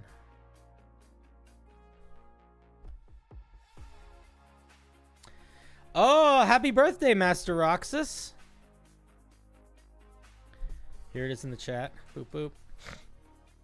Artificer Specialist Geomancer. Yeah, the Amatsu is always going to be here. You'll live with it forever. Okay, these artificers focus their magic on harnessing the strength of stone and earth. As Master Masons, they infuse their magic into stone to create a terrain manipulator. Cool. They utilize these unique magical constructions as tools to alter the field of battle. All right, let's take a look. I'm so new, I have not played a single game and only been reading manuals and watching vids. Oh, welcome, welcome. You gain proficiency with mason tools. Okay, cool. Let's see what else we get at 3rd level. We get some spells. Earth Tremor, Magnify Gravity, Maximilian's Earth and Grass, Earthbind, Erupting Earth, Melt a Stone, Stone Shape, Stone Skin, Conjure Elemental, limited to Earth things, and Pass Wall. Very earthy! Very earthy. All right, ain't nothing wrong with being super earthy. Solid spell list, I think. What does combat focus mean? I have no idea what that is in reference to. So, no idea. I don't know what it means either. I don't think it's a D&D term. Terrain manipulator. Your terrain manipulator is a small magical object that appears as a geometric shape. Hey, Speedwagon. Of your choice when you create it. It hovers 1 foot off the ground and follows you if not directed otherwise. You can direct it to attach itself to you, occupying the same space as you and moving with you. When you say not directed otherwise, does that mean that you can like leave it somewhere? The terrain manipulator is carved from a single block of magic infused mineral. It's inscribed with glyphs, unique things. Probably means focus on combat mechanics within D&D rather than saying support or roleplay. Oh, did I say something that was combat focused? Yeah, I probably meant fighting focused. I thought you were reading something. Yeah, if I say combat focused, it means fighting focused. If I say roleplay or RP focused, it means talking focused. On each of your turns, you can take a bonus action to cause the terrain manipulator to activate one of the abilities in the table below if you are within 80 feet of it. Okay, so it does have a range like that. Does that mean you can move it? As a part of the same bonus action, you can direct it to hover or climb up to 60 feet. My guess is these ranges are going to be... My guess is... Why can't I... Okay. My guess... It's so weird. Why is it not letting me highlight... Why is it trying to just highlight this and not letting me highlight the other parts? That's confusing. My guess is these ranges are going to need to lower. That's my initial first thought. The terrain manipulator has an AC of 18, hit points equal to your intelligence modifier plus 5 times your artificer level. If it's forced to make an ability check or saving throw, treat all ability scores as 10 plus your proficiency bonus. If mending spell is cast on it, it regains 2d6 hit points. Oh man, don't do any of this. Don't do any of this. Don't do any of this. Cut all of this. If you want to have a little buddy that does stuff, just treat it like the fucking... Treat it like the crab. Oh, you did treat it like the crab. Wait a second. Why did you make all of its ability scores 10 plus your proficiency bonus? This is all of its ability scores are just plus 10. No proficiency bonus. Don't do that. Why did you just copy it and make it stronger? Don't do that. If you're going to copy it, copy it. Don't just copy it and make it stronger. Why even add the intelligence mod? Will that really matter compared to 20 times 5 hit points? It's Robo-Dog. Well, we'll see what it does. But yeah, don't... If you're going to do the hit... If you're going to copy the fucking language of the artillerist, which it looks like you did, don't just copy it but make it stronger. 5 times your artificer level, ability score is 10. Just do that. Drop the fucking plus to your intelligence modifier, plus your proficiency bonus. At the end of a long rest, you can create a terrain manipulator if you have Mason's tools. If you already have a terrain manipulator from this feature, the first one immediately disappears. Okay, let's see what this thing does. Keep in mind this thing can be really fucking far away from you. How far away can the crab be? 60 feet. And it can only move 15 feet. All right, man, you got to get these fucking numbers in line. You got to be much closer to what those numbers are. The terrain manipulator shifts itself into a barrier of solid stone. Starting at its current location, the barrier must be in a straight line, up to 30 feet wide, 15 feet high, and 1 foot thick. The barrier cannot be extended through a creature. The barrier is active. Terrain manipulator cannot be moved. The terrain manipulator's hit points fall to 0 because blah, blah, blah. So it can make a 15-foot by 30-foot wide. Jesus Christ. 15 feet high. That is really big. That is too big a wall. That's way too big a wall. You got to majorly lower that. The terrain manipulator attempts to push a creature within 5 feet of a swell of dirt, forcing it to make a strength saving throw. On a failed save, the creature is pushed in a straight line up to 30 feet. Can they just do all of these things, or are these like different types you can make? I think you can just do all of these things, right? On a failed save, the creature is pushed in a straight line, 30 feet. And then upheaval creates a tremor and a 10-foot radius around itself. The air becomes difficult terrain until the start of your next turn. Okay, so I think this is... okay, so basically it can make difficult terrain, it can knock a creature around, or it can make a wall. All of those are really cool. They are just... It's just too strong right now. Gotta cut all those distances and shit have to go back to reasonable. A 30-foot wide, 15-foot tall wall is too strong to just be able to pop that off at 3rd level. You gotta make it smaller. At 5th level, people are saying you could make the size of the wall scale. Truthfully, that's not usually how pets work in D&D. They don't usually scale in all ways. They usually do a little bit, but like their big main features usually have a big boost at like level 10 or 11, and then that's when they get that boost. They don't have boosts forever. At 5th level, your focus on studying the magic of the Earth Stone allows you to quickly form defensive structures. In action, you can form a compact solid stone structure around an ally up to 30 feet as a bonus action for... I'm going to tell you right now, this is too strong. I don't even need to read it. I will read it, but it's too strong. The structure lasts for a minute, disappears if you die or fall unconscious. The structure takes up the same space as the target creature. If the structure has hit points equal to 10 times your proficiency bonus, you can choose one of the following structures listed below. It provides a creature with half cover, or the structure fully encloses the creature, and they have full cover. And you can use the proficiency bonus times. Just to give you a little reminder what artificers usually get at 5th level. Behold, the ability to add 1d8 damage to a thing. Or behold, the ability to attack twice. Or behold, the ability to do a little bit more damage. Or healing. Or behold, the ability to attack twice. So, you don't need to make this the ability to attack twice, but it should not be that much stronger than adding a D8 to a D8 to a ranged attack. Shouldn't be that much stronger than that. So, I think this is a fun idea. This shouldn't be the 5th level feature. Why do I feel like there was a political joke in there with the wall? I don't know. Did I miss it? 9th level Shockwave. You infuse unstable magic into your terrain manipulator, producing explosive waves of pressure. The stone barrier displays and upheaval abilities of your terrain now deal damage. When the stone barrier is formed, any creatures within 5 feet of it take 1d8 thunder damage. There should be a saving throw here. Creature is pushed back to this place, takes 2d8 thunder damage. Any creature within the affected area when upheaval is used takes 1d8 thunder damage. All of these are too strong. All of these are too strong.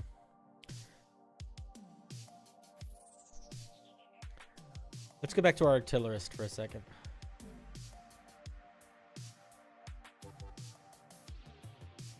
All of the damage rolls of the cannons increase by 1d8. Okay? And then you can explode the cannon. Now, keep in mind, what does that mean? That means you are dealing an extra 1d8 to creatures within a 15-foot cone, or an extra 1d8 damage to one target. Also keep in mind, you cannot have your Eldritch Cannons can only be one of these things. They can't do all 3 of these things. Your thing can do all 3 of these things. So it's already stronger. This does an extra 2d8 damage. This does 1d8 damage to a bunch of creatures, and this does 1d8 damage to a bunch of creatures. So it's just a little too strong. Just a little too strong. You gotta tone it a little back, I think. If I were you, I would probably drop the damage thing in general, and this is where I would have it expand. I would have the wall start as like 10 feet long and 5 feet wide, and then this is where the wall would become 15 feet long. You know, maybe the movement push here would be 15 feet, and the movement push here would be 30 feet.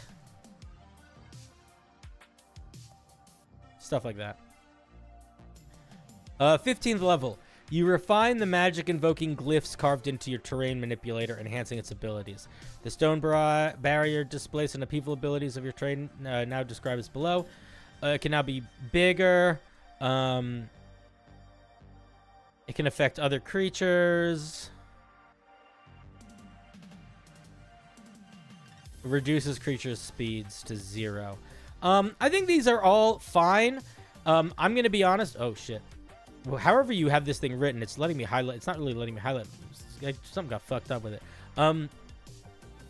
I feel like all of these 3 features should all be toned down a little bit and then just made the 9th level features. And the 15th level feature should be like a big once a day type thing. That's what I think.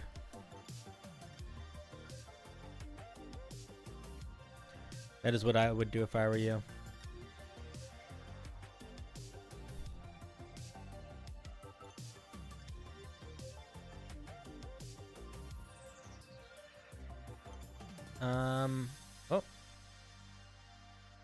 Oh, okay. I thought I closed something by accident.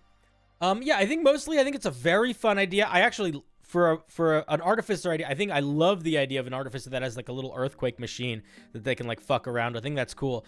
I think you need to pull away from the template of the artillerist, in terms of just making it being able to climb around like a crab and all that shit, and I would significantly lower a lot of its stuff so it's at least on par with it for power, not overpowered to it.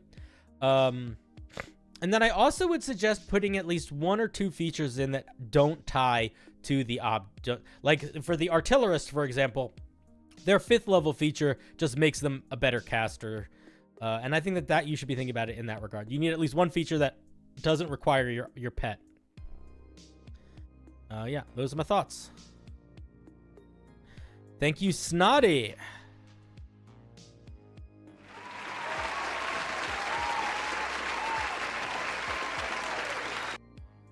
All right.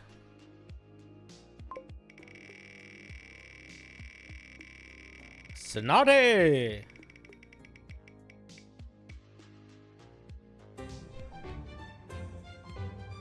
Next we have Idiot Sandwich. Boy, it's been a hot minute since I homebrewed anything. Anyway, you know how you play a wisdom-based character and you dump intelligence and then you're like a religious druid, nature religion. I made a feat to fix all that. Oh, interesting. The second thing in the dock is my Circle of Moon druid into wild shape thing. She's literally made out of mud. So you made a mud puddle stat? Alright, that's cute.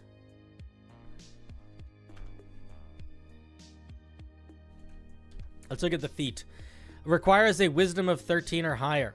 You have gone through many experiences which have given you impressive knowledge. Increase your wisdom score by 1 to a maximum of 20. Choose between nature, religion, or arcana. When you make a check with those skills, you can add half your wisdom modifier random down to the result. Okay. Once per long rest, you can add a d4 to an ability check you are proficient in. I don't think this is enough. Why not just make it where you can just add your religion score, wisdom score? Why do we need to do what? Yeah, okay, yeah, that's a good point. Not your wisdom score, your wisdom modifier. You don't want to add your wisdom score. That would be a little hectic. But I feel like it might be okay. Like it's nature, religion, and arcana. Like having a super high. I don't think that's. I would just make it so you can just add your wisdom modifier to one of these, not half of one. You know how the Fey Wanderer can add their wisdom modifier to like charisma checks? I would just treat it like that, except it's just to one skill. I add 20 to my nature checks. Now what's your problem, DM? Religion score, is that even a thing? It's a skill. It's a skill. It means it's your knowledge of religion. The only one. All of these are skills. They're different skills. Arcana, you roll if you want to know about magic. Religion, if you want to know about religion. Nature, if you want to know about nature. Yeah, okay. And then you got a little cutie. But they got damage vulnerabilities. That's dangerous. They can look like a mud puddle. They could be quicksand. I would not give them damage vulnerabilities. I would drop that. That's too much. That's scary. Would adding half your wisdom score be too powerful? No. Yes, it would. Yes, it would. Religion sounds like the DM's secret note about how much your god likes you. The thing about religion in D&D is it's not about like your ability to do something religious. It's literally your knowledge of religious stuff. So a good way to think about how you would roll a religion check, or at least the way that I run rolling a religion check in D&D, is like you go to a weird old temple and you see a statue and they're like, oh, do I know anything about that statue? And if I know it's a religious statue, I would say roll a religion check. And then if they roll high enough, I'll tell them about that statue. And if they roll low enough, I'd be like, nah, you don't know anything about that statue. It's cool. I misread. What did I misread? All right, whatever. The bonus of traveling to the other side of the globe is that I'm finally in a time zone where I don't sleep during these. Ha! Hey, there you go. I use religion checks as a mythology check since everything is practically connected to religion. It could make sense. Sometimes I'll also let my players decide. Like, I'll be like, you could roll an insight or a religion check. Because they're, like, talking to somebody that's super religious. And if they roll good on the religion check, I'll basically be like, yeah, you know that a lot of the information they're sharing is wrong, so they're probably lying. So sometimes I'll throw religion in, like, ways like that. Cool. Thank you, Idiot Sandwich. I was going to say, once per long rest, you can add a d4 to an ability or score you're proficient in. This feels meh. Like, what if we got, like, what if proficiency bonus times per day you could cast the guidance cantrip? I feel like that would be better. Okay. Thank you, Idiot Sandwich.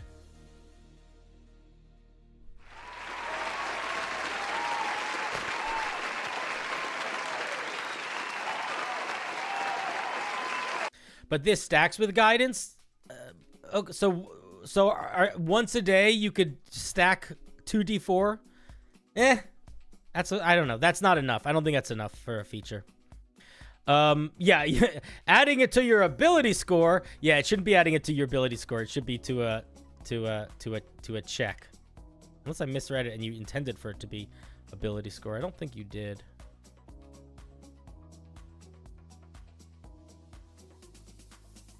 Ability check. You can say, I'd say, yeah, they said it right. They said it right. Bless would be better for that, but only for self. A religion check is how you tell if a Mormon from a Scientologist. That's funny. All right, thank you, Idiot Sandwich. Yeah, I think the feat needs a little bit more oomph to it. I think the I feel like the D4 doing a thing it isn't answering, isn't filling enough vibe out. I would yeah, pump a little bit more in there.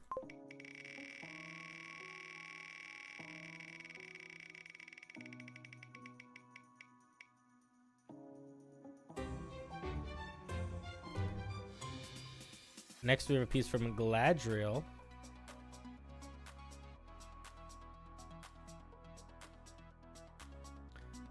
All right, let's see.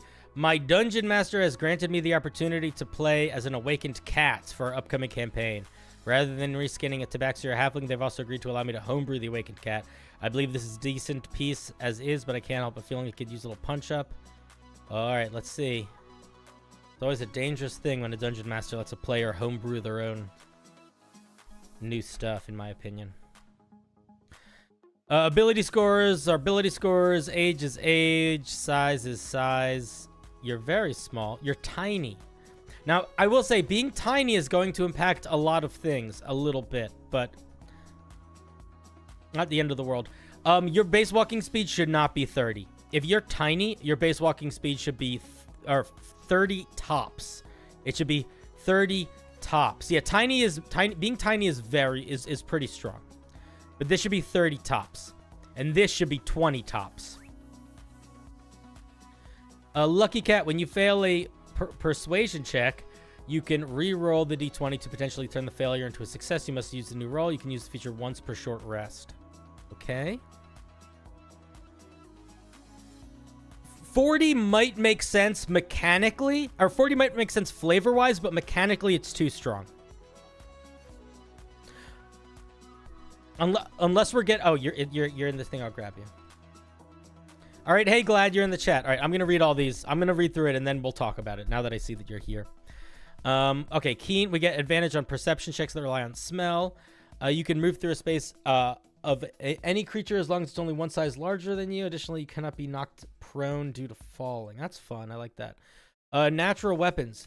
You have claws that deal 1d4 slashing damage plus your strength modifier. All right, Galadriel, are you here? Can you hear me? I am here. Can you hear me? I can. All right, couple things. First of all, I think this is a fun idea. I think that overall, you've managed to not make something shockingly overpowered, which is a thing that players tend to do whenever they get to homebrew for themselves. So, little pat on the back for you there. Yay. I think that I love that you don't take fall damage due to you can't be knocked prone due to falling. I think that's really, really fun. I also feel like you could maybe even add on to that, like you take half damage from falling. I feel like that would also make sense. Yeah, I was trying to figure out if that was too much. I don't think it's too much if you change a couple things. First of all, I'm going to be honest. Your natural weapons as a cat should not deal 1d4 slashing damage. Because you're tiny. How much? Okay. Part of the, because you were saying that with the walking speed too, I took the walking speed and the claw damage straight from the cat stat block. Cat deals 1d4 damage? I think so. No way. Or it deals 1 damage. 100%. Ah. Yeah, 1 damage. No question. Boom. It's tiny. Tiny creatures deal 1 damage, almost always. Unless they have a crazy attack. So I think you could probably just drop that whole aspect. Oops, where is it? Where's your cat? Oh, did I leave? I left you. Here, let me go back to your piece. I'm stupid. Wait, where did I move your piece? Where did I go? Oh, there. Nope. There it is. Oop, there we go. I lost it. Sorry. I lost it and then I found it again. All right, I'm dumb.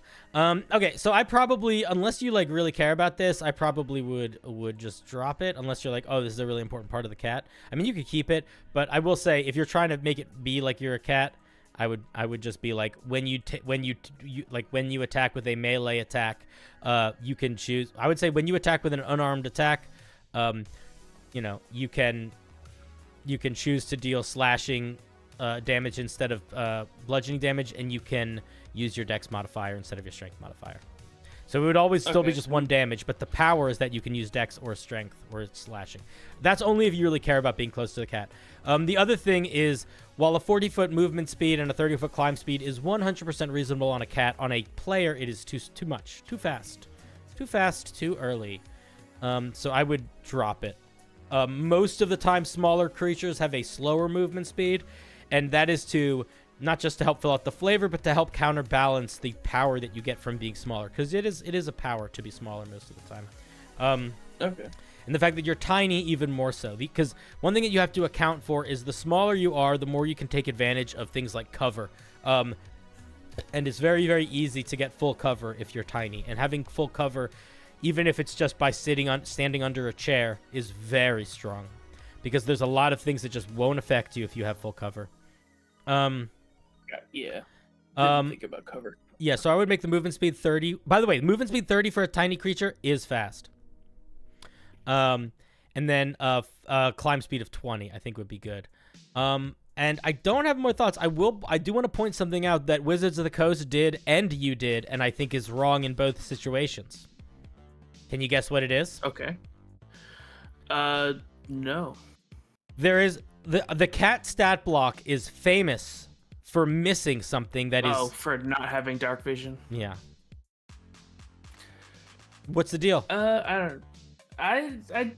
Well, partially I thought adding one more thing on top of like the natural weapons and stuff would be too much, but now that I don't think it would be. I don't think to be fair, natural weapons is not a strong power in D&D. It barely counts as a feature, in my opinion. I don't think if you keep the natural weapons exactly the same, I think you could still add dark vision and it would be fine. Okay. I think the biggest thing to change, and it's not a big thing, is just the movement speed. Everything else I like. I would even go as far as to say, I feel like with feline dexterity, you could even add something where you like, this is what I would do with feline dexterity. I would do something like this. I would say, you cannot be knocked prone due to falling, and additionally, regardless of how far you fall, the maximum damage you take from fall damage is, less. Like you could say 6d6, because fall damage caps at like 20d6. You could make that cap smaller, I think, for your cat.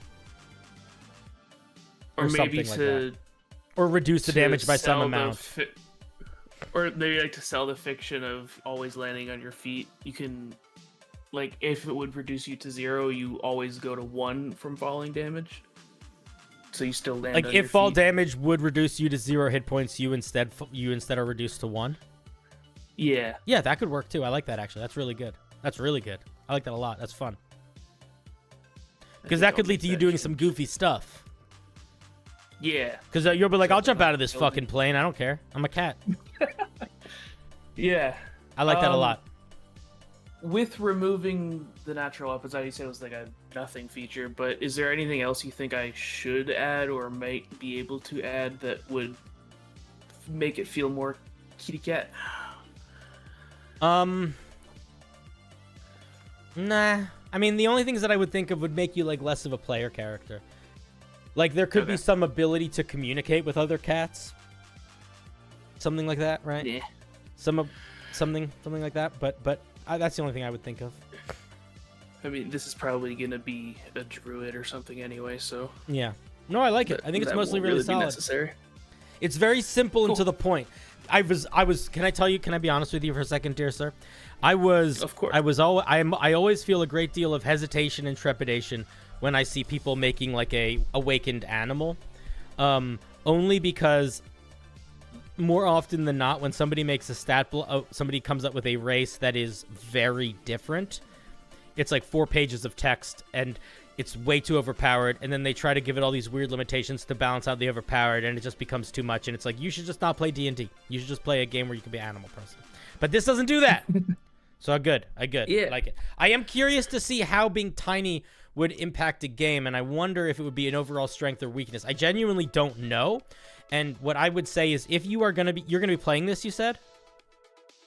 Yeah, usually I'm the dungeon master, but one of my players started a game, and I talked her into letting me be a cat. Oh, that's fantastic. So if that's going to be the case, then what I would suggest to you is pay attention, keep a little bit of your dungeon master brain on, and pay attention to if overall being tiny is a strength or a weakness. Because I do think that if you decide you want to tweak this later, that is going to be one of the fulcrum points. Because if being tiny is more of a strength, then maybe you need to pull back. If being tiny ends up being more of a weakness, then maybe there's space to add stuff. You know what I mean?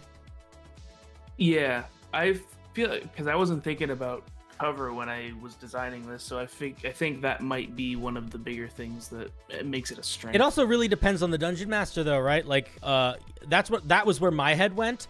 But I also feel like it could go in other directions. The one and only really wants you to be a barbarian. I'm not. It's either gonna be a druid or a sorcerer. All right, that makes sense. Yeah, but this game is taking place in Ravnica, so there's going to be a lot of urban environments and probably a lot of places to hide and take cover from things. Cool. So. Cool. No, that'll be great. Yeah. That'll be great. All right, man. Cool. Thank you very much. Yeah. All right, buddy. Click. All right, guys. I really need to pee again. I'll be right back. I'm going to pee. Give me 2 seconds. Oh, wrong screen. There we go. 1 second.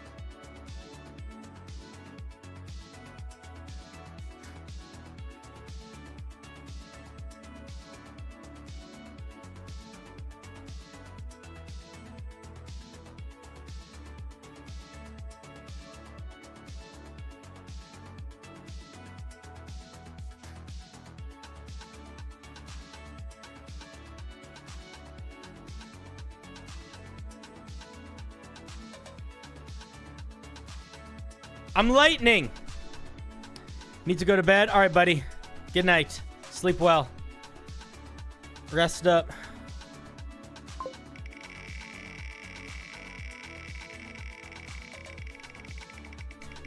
He's gonna get picked right now. Oh, Master Roxas. Oh, the birthday. The birthday celebrator. Music's too loud. That's what Master Roxas has for us today. Barbarian subclass based on Titan from Final Fantasy. All right, no idea what that... I don't know anything about Final Fantasy. Brutal, honest feedback for anything that may be overtuned while trying to keep flavor would be great. I have some good ideas, too. It's my birthday. If I'm not already in the voice, start waiting. Could someone please at me? Oh, well, we'll see. We'll see if you're there.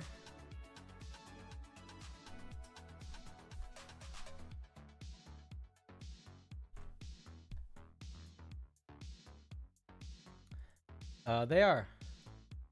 Hey, buddy. I can't hear you if you're talking. No, I'm here. Oh, hey, what's up, man? Happy birthday. Thank you.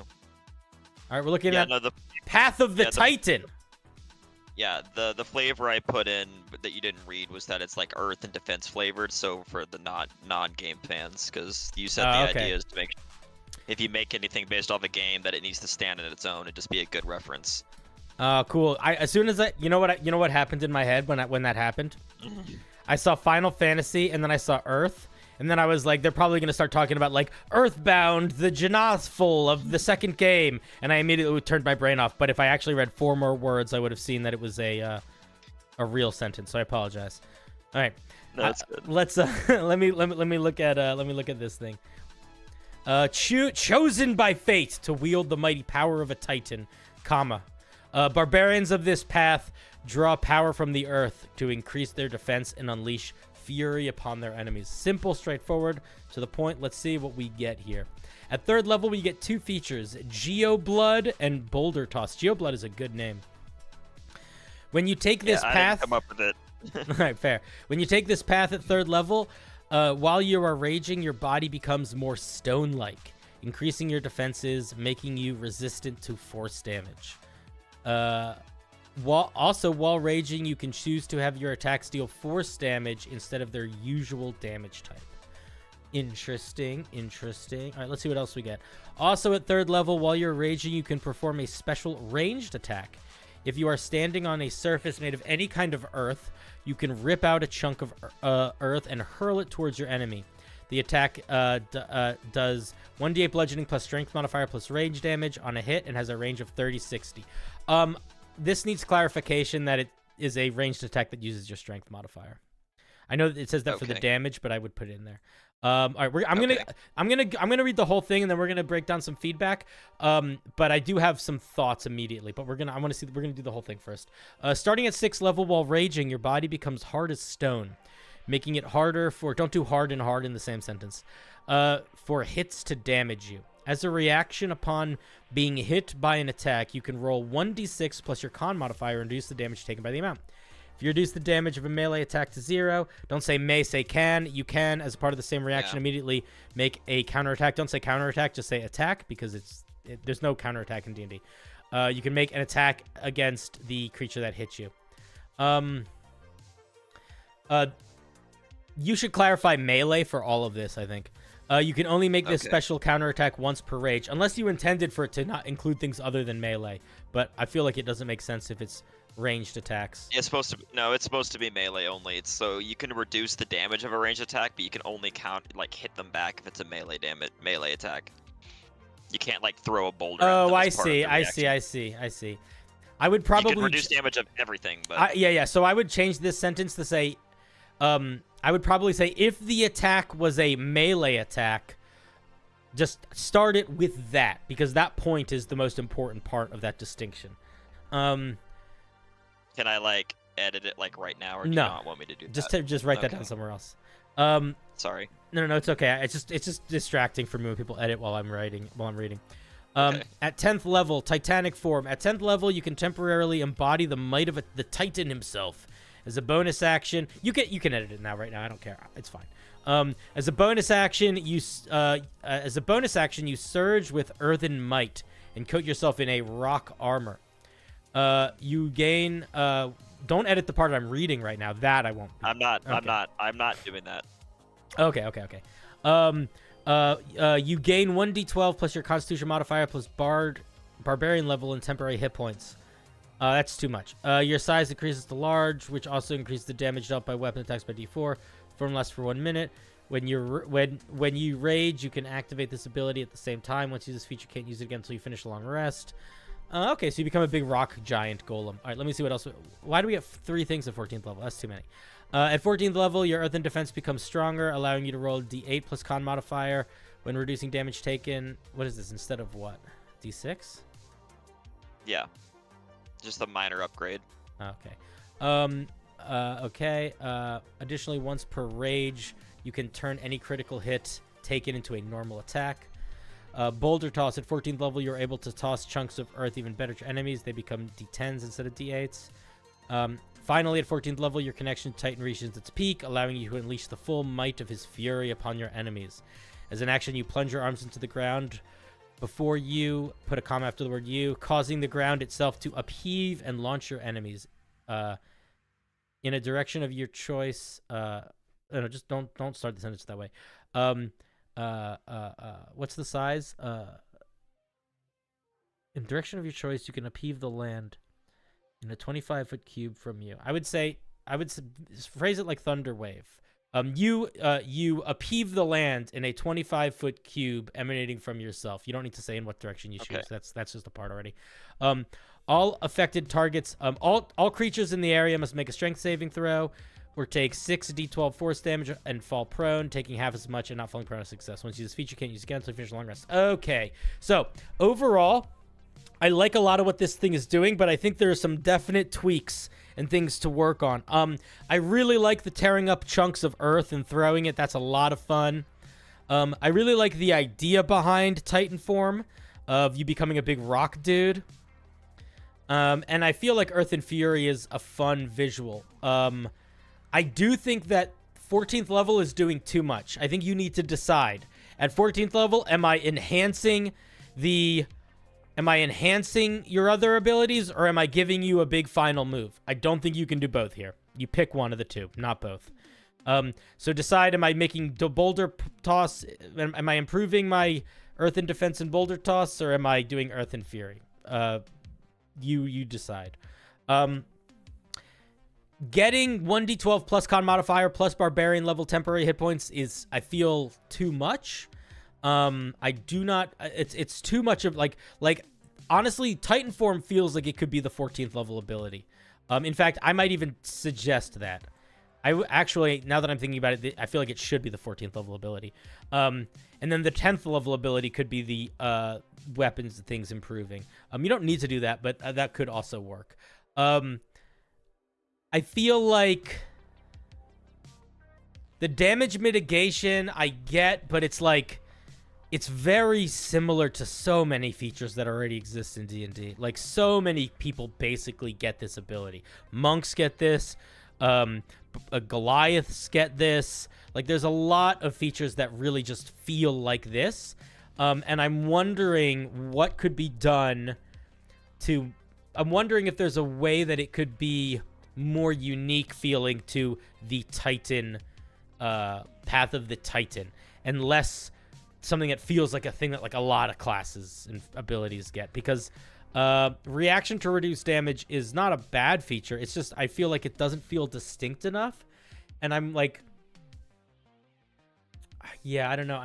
I feel like there's space for something different. I feel like there's space for something to uplift the idea more, especially because, to be honest, the third level features are not that strong.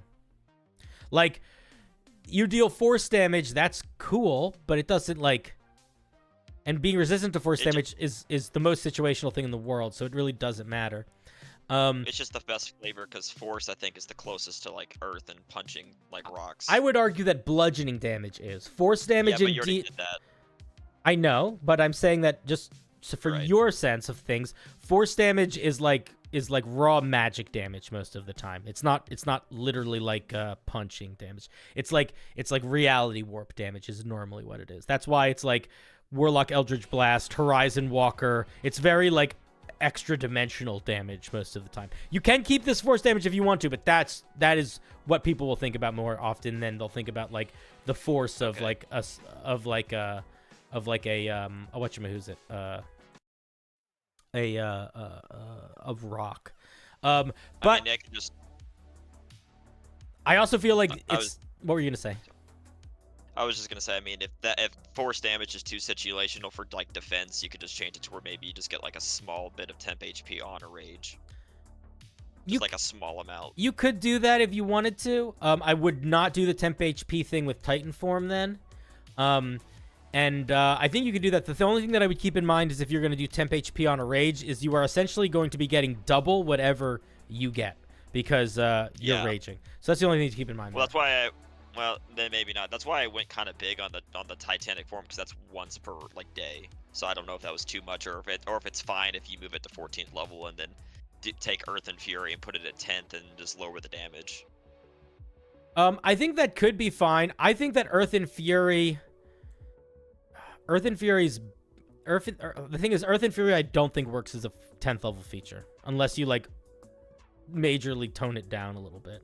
Okay, then maybe toning down the Titanic form works, and just like what would be a lower amount of temp HP then if that's too much?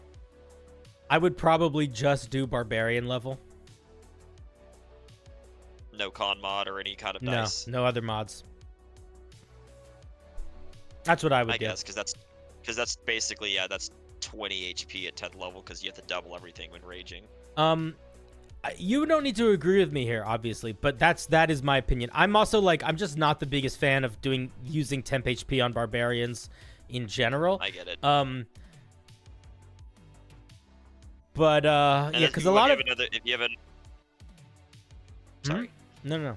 I was gonna say it's just like the idea for defense. Like that's why I went with damage reduction as the idea, because like I didn't want to give a barbarian higher AC because you're often recklessing, and then so AC kind of goes out the window when you're getting attacked at advantage all the time. So I was trying to figure out. I mean, it doesn't, right? Like I actually feel like higher AC would work in the situation of like you are getting rock armor. Like you literally call it armor. I mean, is it like giving yourself a once a day like 3/4 cover? Is that way too much? I think 3/4 cover might be too much, but I feel like you get a rock form where you for a minute you get a bonus to your AC and you're bigger. I don't think that's too much. I think that's reasonable. Like what maybe AC? Well, what maybe AC equal to your con mod or something, or is that too much? Because that would be +7 at 20th level, so that might be too much. Yeah, I don't know. There's not a right or wrong. I mean, it depends on what other changes you're going to be making and things. But I feel like even if it's just like a +2, I think that would still be pretty strong. But I think that you could do half your proficiency bonus. You could have it equal to your rage damage modifier if you wanted to have something that's sort of scaled. Like that'll be 3 and then 4. Yeah, because 4 at 20th level is probably fine. Yeah, and if it's only once a day, that's still like not that hectic. Yeah, those are all things to think about. And if you make the third level feature not force damage, and you just make it better, or not better, excuse me, that's not the right word for it. You just make it do something different. You could play around with like the idea of like this giant behemoth that just knocks people around. So you could do a thing where it's like maybe when you rage, once per turn when you hit a creature, you can force a saving throw or knock them back or knock them prone or something. Like you could tie it into like knocking, that thing where it's like you're feeling big on the battlefield because you're like swinging other guys around. Yeah, I thought about that, but then the Giant Barbarian just came out that also does that. So that's why I didn't want to just Giant Barbarian also does Boulder Toss. So you got to be if you're trying not to be the Giant Barbarian, you got to move away from a lot of stuff. Because this also does you become giant. Like this does I wasn't gonna mention the Giant Barbarian, but this I wrote this before they like officially confirmed it too. Yeah. Well, if you are concerned with this being too similar to the Giant Barbarian, I think that there are much larger changes to make than just the third level features, because it is very similar to the Giant Barbarian. Yeah, I wrote a lot of this like right before they announced it officially, because I knew about the UA, but like since UAs aren't official, I was like, well, I don't know if that's ever going to be in the game, right? Yeah, I mean, listen, dude, there's nothing wrong with doing that. I've made a handful of subclasses that just were like, oh, now the Wizards of the Coast made a better version of this, and now it's like not usable. It's totally fine. I don't think there's anything wrong with that. But I do think that you should decide if you care if it's similar to the Giant Barbarian or not, and if you don't care, then continue to try to just build it to be the coolest version of this that it can be. But if you do care, then I think you need to give a long, hard look at like, how do I express the idea of being a Titan that is different than being a giant? Because I do think the idea of a Titan and the idea of a giant are like they sit in very similar spaces, you know? Well, I think it might be fine if I just find a way to keep like two things kind of similar, but then change the rest. But then like could a defense thing and be, instead of like damage reduction, could that be like something that makes it like advantage on saving throws or something like that, to like make kind of cover up the one weakness barbarians have is like spell saves sometimes? Yeah, I mean that's what the Zealot Barbarian gets. So like if you look at the Zealot Barbarian 6th level feature, basically when they're raging, if you fail a saving throw, you can roll again. You can do that once per rage. So you could definitely do something like that. I just would make it different than what they get. But that's definitely doable. It also kind of depends on like what you want the Titan to feel like. Like sure, they're big and they knock stuff around, but is there another element to them? Like let's look at the Giant Barbarian for an example. The Giant Barbarian gets all the big giant stuff, but it also gets elemental stuff. So like, is there another type of thing that this thing should have that could tie into it to help sort of fill it out? I'm not sure, but that's another place to maybe think about how you could give some unique features, because that's a great 6th level is a great spot to give 6 and 10th, I think, are the two best levels to give like unique new things that maybe feel a little bit different. Yeah, I get that, because I like the idea of having the AoE Earth and Fury thing, but that's also like a game reference, but it's a cool ability, so I kind of like would. I think you should keep that. If you like that feature, you should keep that feature. The big slam the ground and make an earthquake is cool. Yeah, like that's directly from like the game, so I wanted to keep that. Yeah, then definitely but, like, keep I that. could change. But then the main thing is just like looking for ways to be like Earth and stuff. I mean, here's an idea then for Geo Blood instead of that stuff. Would it be too strong that when raging you gain Tremor Sense? No. That's directly Earth related. I don't think that's too strong, and I also would say that I don't know if that's strong enough.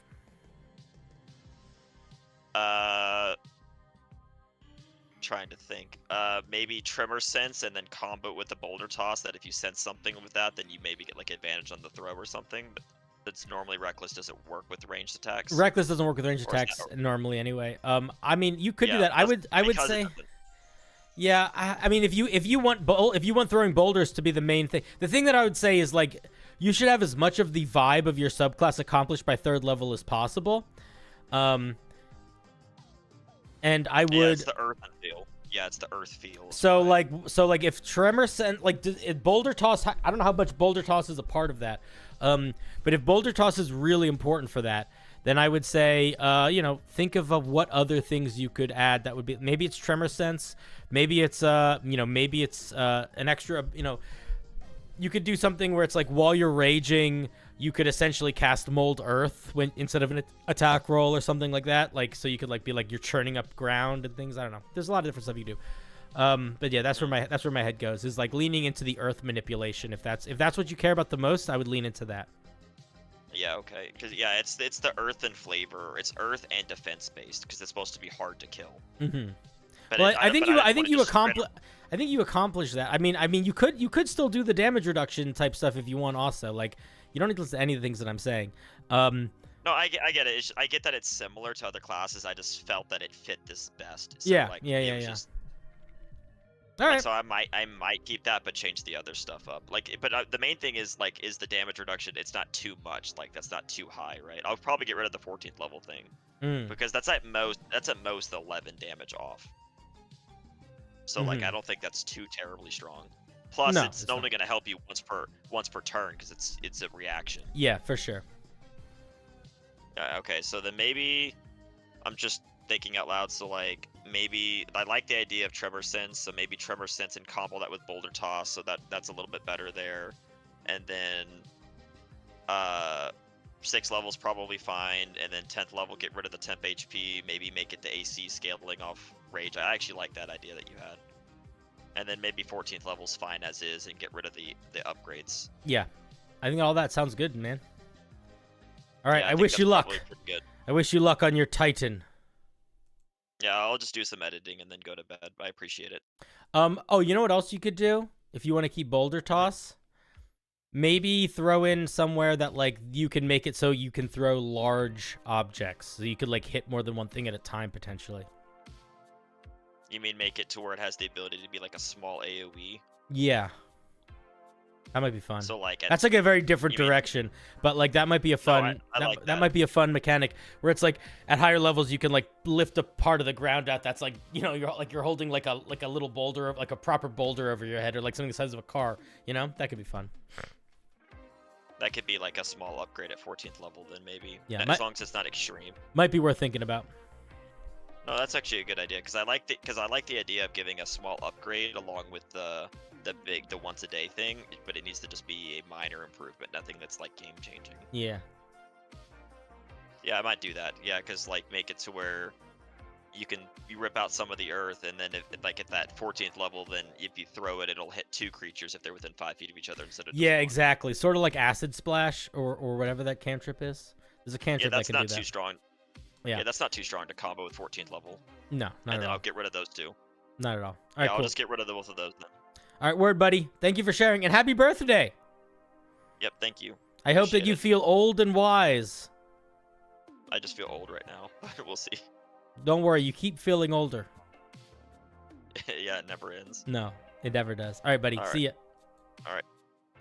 All right, that was Master Roxas, the birthday boy. The boy of birth.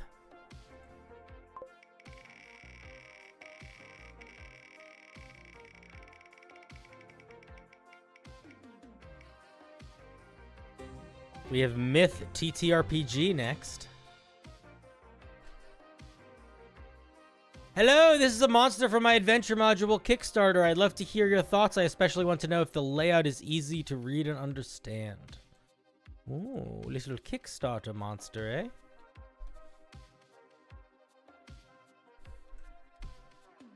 Let's see.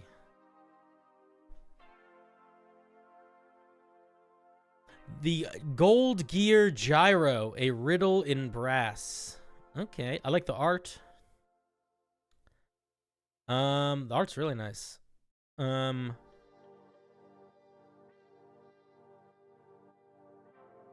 gonna point something out here, actually. I'm gonna point something out here. I want to check something. This is the person you bought the art from.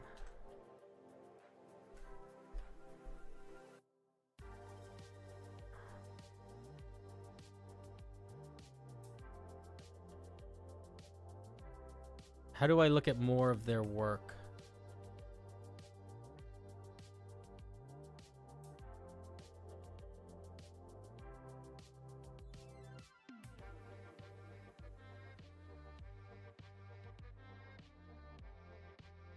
I'm gonna tell you something right now. I'm gonna tell you something right now. Chat, what do you think I'm gonna say?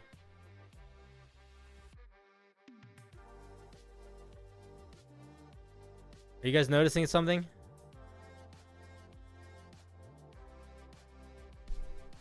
I don't want to make any assumption here. No, I don't think it's stolen art. I think that they bought it from this person on Fiverr.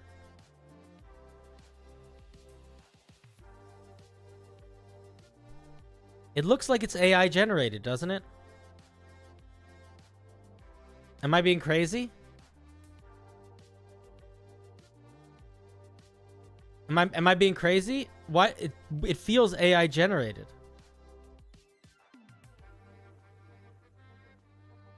50-50? Def AI generated? I can't put my finger on why it feels AI generated, but I feel like it does. There's just something a little bit wonky to it, right? Zoom in. I gotta zoom into the right place, probably.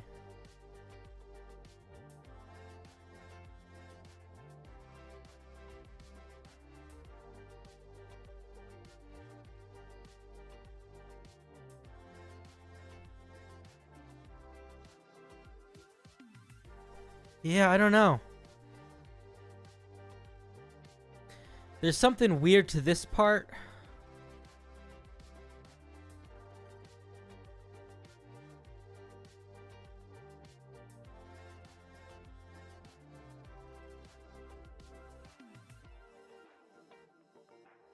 Right?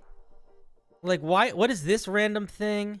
There's just enough randomness and like bendy parts that makes me feel like, and like AI art does this thing where it'll make something kind of look like something, but if you zoom in, it's just a whole lot of nothing. And like all these weird little widgets and stuff. This is what this whole thing here, this feels very AI-y. Like when a computer makes an image kind of look like a thing. She sent you sketches throughout the process? All right. Well, I will say, it looks AI. I don't know why, but it does. There's just a weirdness to it. There's a little bit of a wonk to it.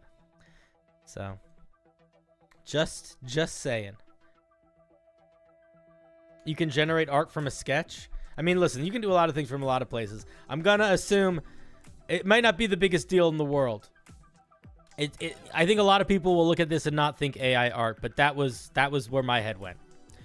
And I know this is the only truth. I'm going to be honest. Hado, the only reason why I'm pointing this out is because this is for your Kickstarter. And I think that it's going to be... You don't want... Even if you didn't make AI art for your Kickstarter, you don't want people to think that it's AI art either. Like, there is a lot. I can't tell you the amount of Kickstarters I've looked at where I can tell the AI, or maybe I can't tell, but it looks like the art is AI generated, and my thought process is immediately like, no. So it even if somebody misinterprets it as being AI art, that's not a good look. So I would just think about that. Okay, let's actually look at what this thing does. It's CR2. It's a little guy, 30-foot fly speed. It's immune to some stuff. It's got blind sight, very limited blind sight for a flying creature. 20-foot blind sight. But it's not blind beyond that, so that's fine. It's got immutable form, unsteady flight. Let's see. If it takes 10 or more damage at once from any source while flying, it will slowly fall to the ground at the end of its turn. It does not take damage from this fall, but must use half its movement to lift off at the top of the next turn. I like that a lot. Can I point something out? It should have immunity to the prone condition. Also, give it immunity to the prone condition. This doesn't look like a thing that should be able to be knocked prone, you know? Maybe, I don't know. Things to think about. Okay, explosive pellets. It carries a finite number of explosive pellets. When out of pellets, the Gold Gear Gyro lands and right in the singular. The Gold Gear Gyro lands and waits to be reloaded by a brass smith tinkerer. I'm assuming it's another little monster. And then it has a signal relay. Try to put a little bit more space between these. Like, if you're formatting this, you want a little bit of a gap between these features.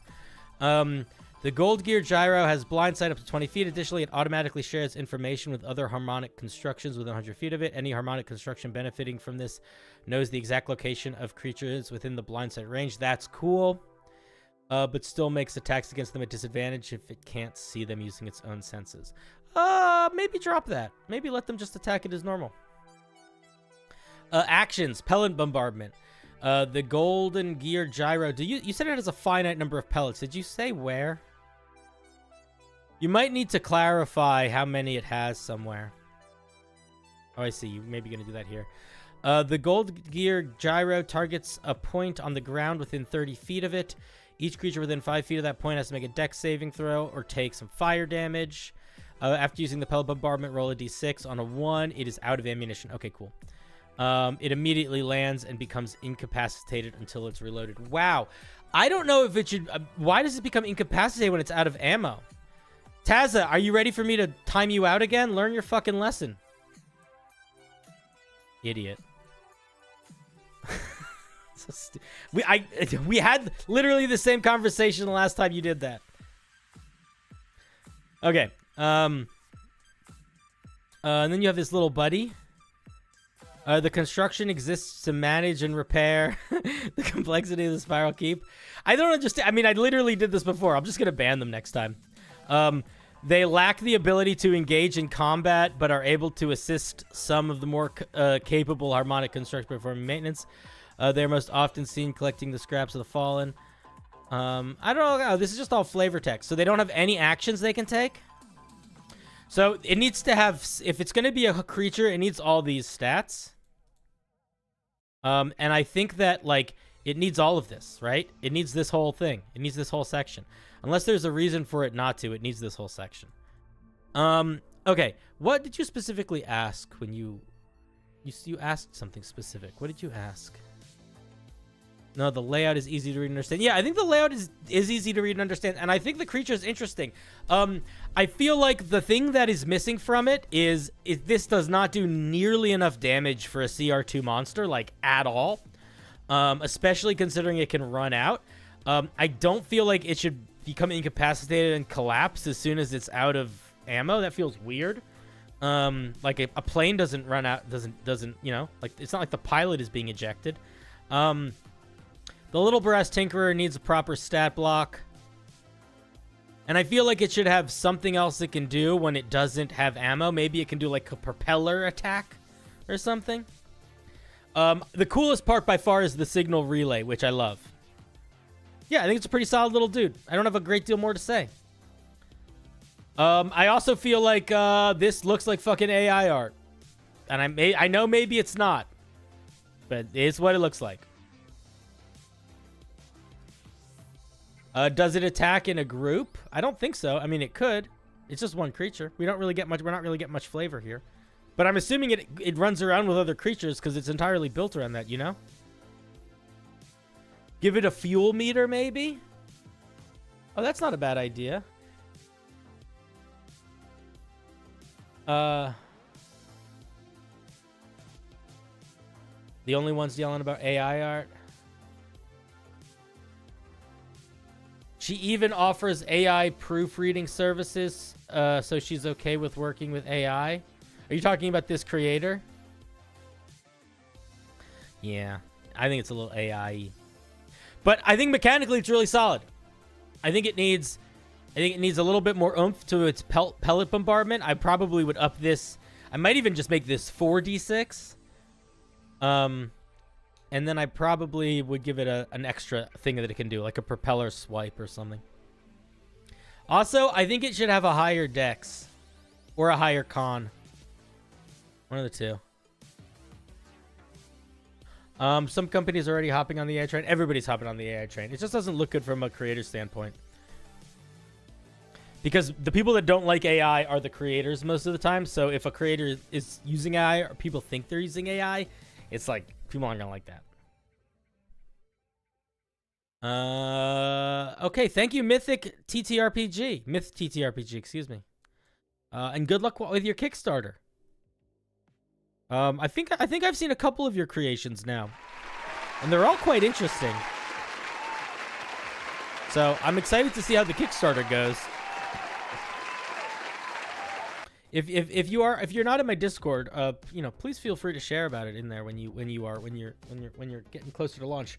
And depending on what you're doing, if you're looking to do any sponsored content, let me know. You can DM me about that. I cost money, but if you are looking to do sponsored shit, you can. Usually when I make sponsored videos for people or sponsored shorts, they usually get like between 10 and 20,000 views. So, not nothing. All right, let us move on.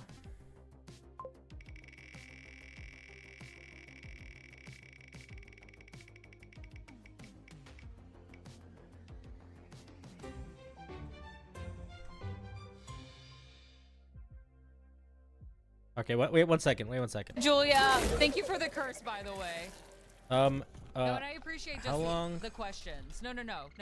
Are you streaming tonight? It's more of my own determination. I want this for me. Caustic, I need to know how long you're streaming tonight. This is good. All right, we'll go and. I know. We're technically almost done, CinderBlocksally. I just really want to finish this fight. My hubris is too I want to high. play with you so much. I want to take on Commander Zalk, even though he's way too powerful for us. Soon. I know he is. I know he is. It's ridiculous. I know. Okay. I missed!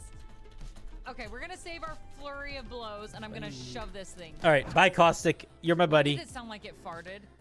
Dude, she's so cool. All right. Gizmos!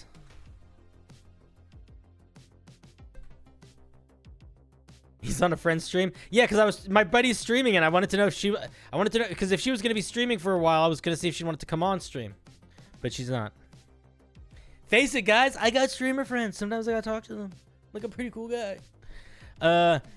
This is my first time sharing something. I've always loved D&D and White Wolf games. With White Wolf slowly dying, I wanted to transfer the races to D&D. I've not fully fleshed out the race lore.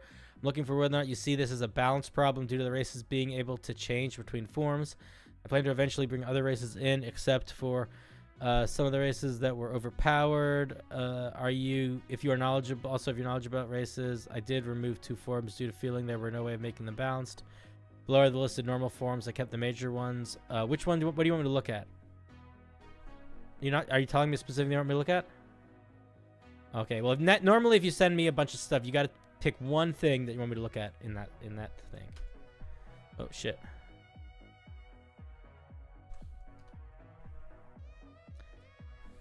Do you do any edits to your live streams and re-upload to YouTube? I don't edit my live streams at all, but I do upload them to YouTube, and they usually get time-stamped, so people can usually find the timestamps.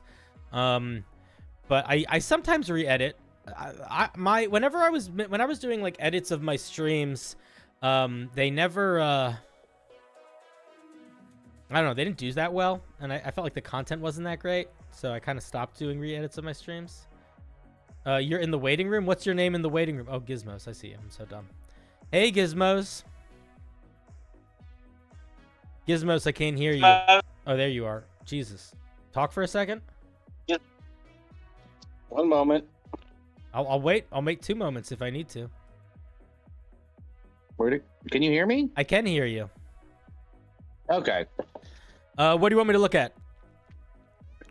Oh, it is just one race. Oh, I see. Right. So it's one race with like a shit ton of forms? Basically what happens is, like, Bastet's were the cat species within the race, and you had the panther tribe, the jag tribe, the cheetah tribe, they're just and the tiger sub-races. tribe. They're just sub-races.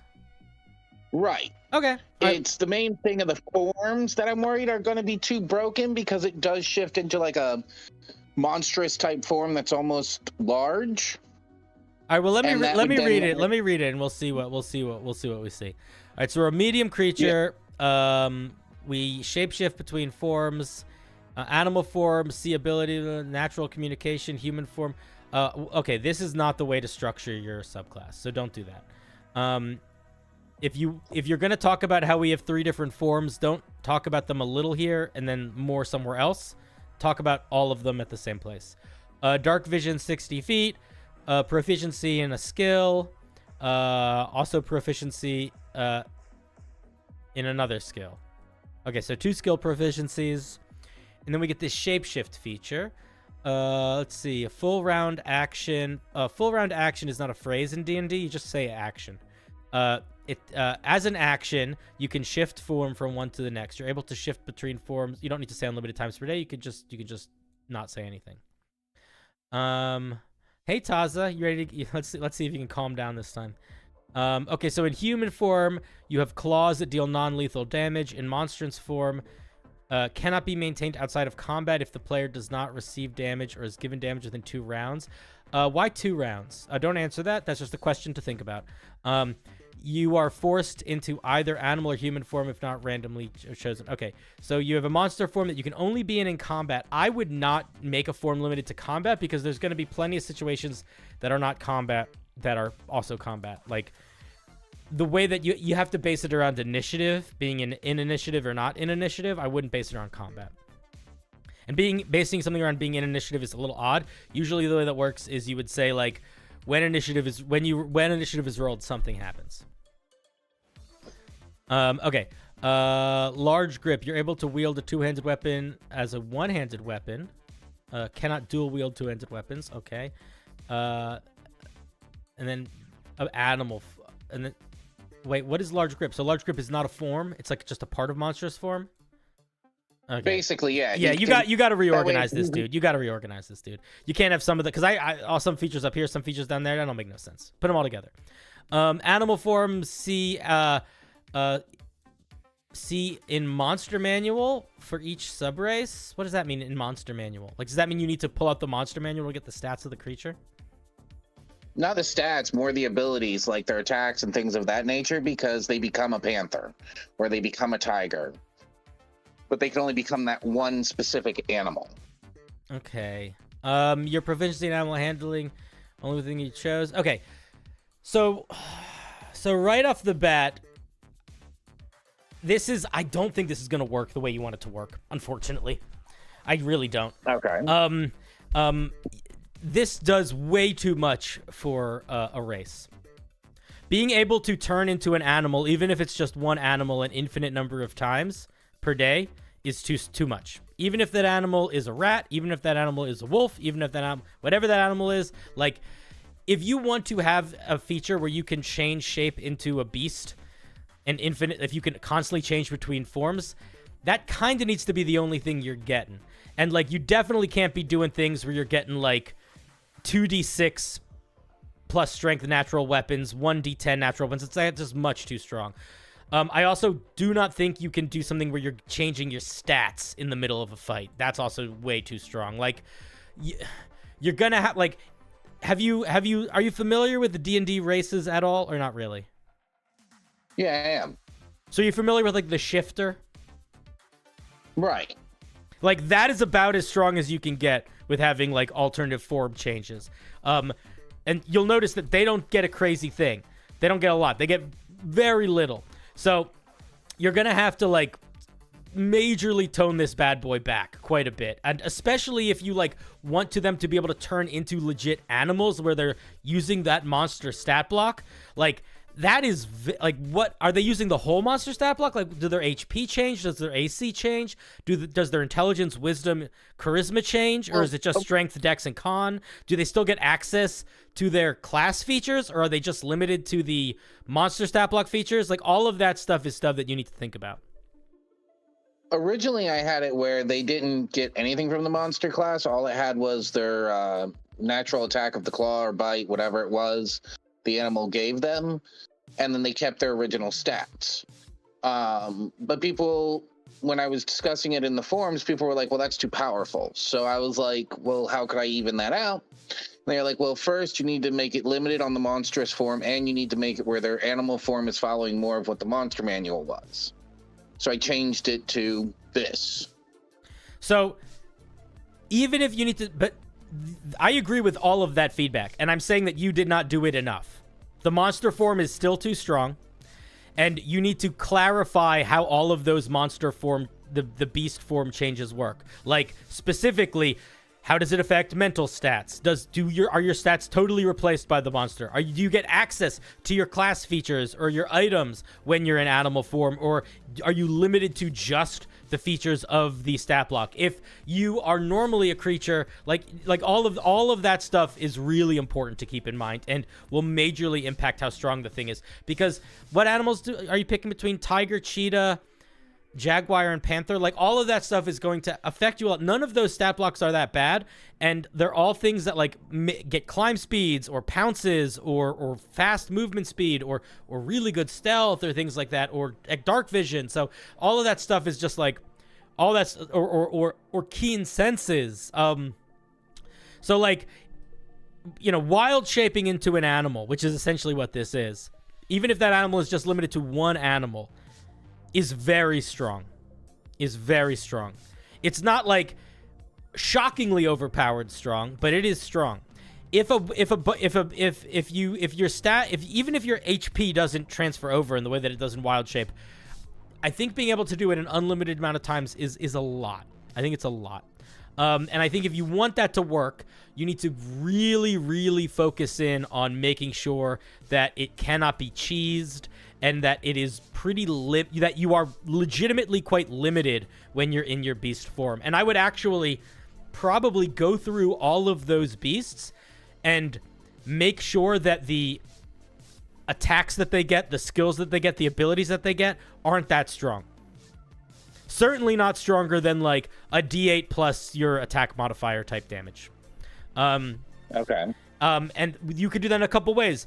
What I would probably do if I were you, honestly, is I probably would just make a different stat block for the beast form that is unique to this, and I wouldn't worry about pulling from the monster manual, so that you didn't have to account for all of those things. You could just make the stat block be what it needs to be to accomplish the goal. But those are my main thoughts. I feel like I don't even necessarily want to get into the sub races, because, to be fair, if you didn't have sub races and you just made it so you could pick an animal and that was the sub race, it didn't give you any extra features, it's too strong. So, like, I feel like we can talk about the sub races a little bit, but I almost don't want to unless you are, like, 100% sure you are going to be cutting the transforming features in half and basically just getting rid of the monster form. I think if you want to keep the monster form, then you can't have, then you basically got to get rid of everything else, or you have to dramatically shift the monster form so that it is like, okay, let me ask you this: what is the goal of the monster form? If you read the lore above, you would have realized that they were. I'm not going to read a page and a half of lore. You know that. No, I wasn't going to. You'd find out they're like lycanthropy. You'd Okay, find so out they're that they're like lycanthropy, but they don't have. They're not cursed. It's part of their genetics. It's born lycanthropy in the end. But Got it. they can't bite someone and turn someone. Got it. So that's the whole point of the monstrous So what form, is okay? but So what is the mechanical point of the monstrous form? Generally, it's their combat form, I would call it. So what do you need? What's the least amount of stuff you could give it to feel like it accomplishes the goal of feeling like it has a combat form? That's the question you need to ask yourself. I could take away the stats easy. I could probably take away the large grip. The bite and claws I would keep because that's its natural weapons as a general principle, as a general aspect. Or do you feel those are what's too powerful? I think every single part of it is too powerful. I think the stat bonus is too powerful. I think large grip is probably the least of the too powerful.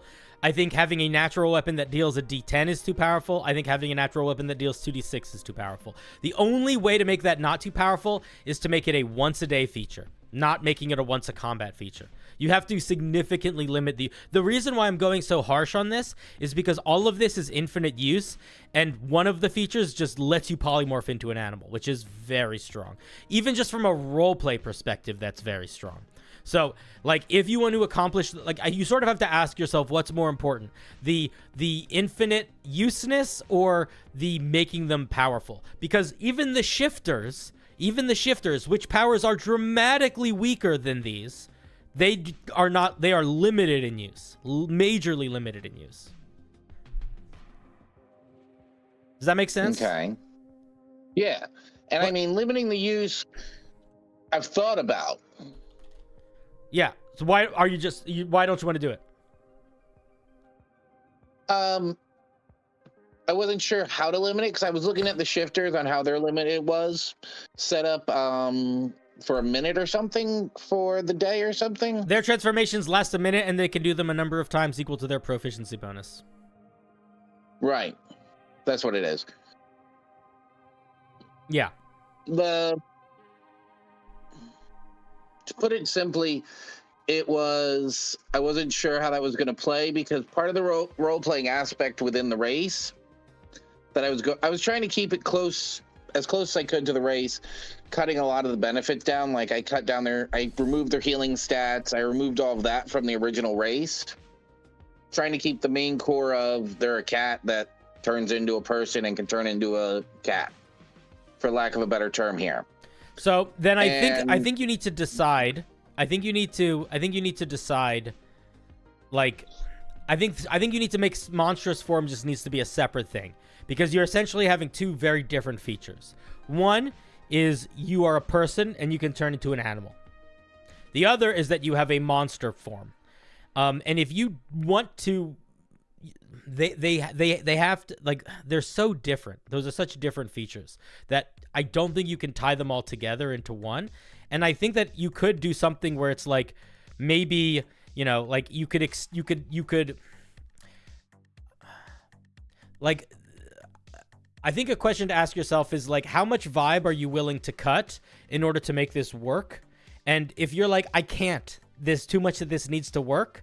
My thought would be like, then this shouldn't be a race. If it needs to be able to polymorph an infinite number of times, that's just not a D&D race. Or if it is going to be a D&D race, you got to really cut stuff out. Like, it's sort of like how like there's certain features that like just don't work that well in D&D unless you're really willing to make them fit within the context of D&D boundaries, you know? It doesn't need to be able to polymorph a certain amount of times. To be honest, it just needs to be able to shift between the three forms in general, because how it works is it shifts from human to monstrous, monstrous to animal, animal to monstrous, monstrous to human. That's monstrous form is confusing. the in-between form. So if you're an animal, you can't switch into a person unless you have combat in the middle? Well, technically, I was doing it as a combat feature because I was trying to lessen the effect of the form. But the way that you just described it is it's like you can't turn from a person into a cat. You have to turn from a person into a monster into a cat, and you can only become a monster during combat. Yes? That is how I have described it, yes, and that was how I was working it. I would not out. do that. I would not do that. That would mean, like, without a combat encounter, you're just stuck as a cat all day. Or without a combat encounter, you're just stuck as a person all day. I think you need to separate these features up a little bit, and I think you need to decide, am I making a werewolf person or am I making an animal person? And if you want to be doing something in the middle, you have to sort of figure out how to streamline those features into something that isn't going to have, I don't know, that's going to lead to some messiness. I would probably, honestly, if I were you, I would probably do something like proficiency bonus times per day. You can either shift into a animal form or a monster form. If you shift into a monster form, it lasts a minute. If you shift into an animal form, it lasts an hour. And I would probably leave it at that. I wouldn't make it more complicated than that. And then I would probably, you know, that is how I would do it. That is how I would do it. I feel like that's the easiest way to accomplish that goal without it being hyper convoluted.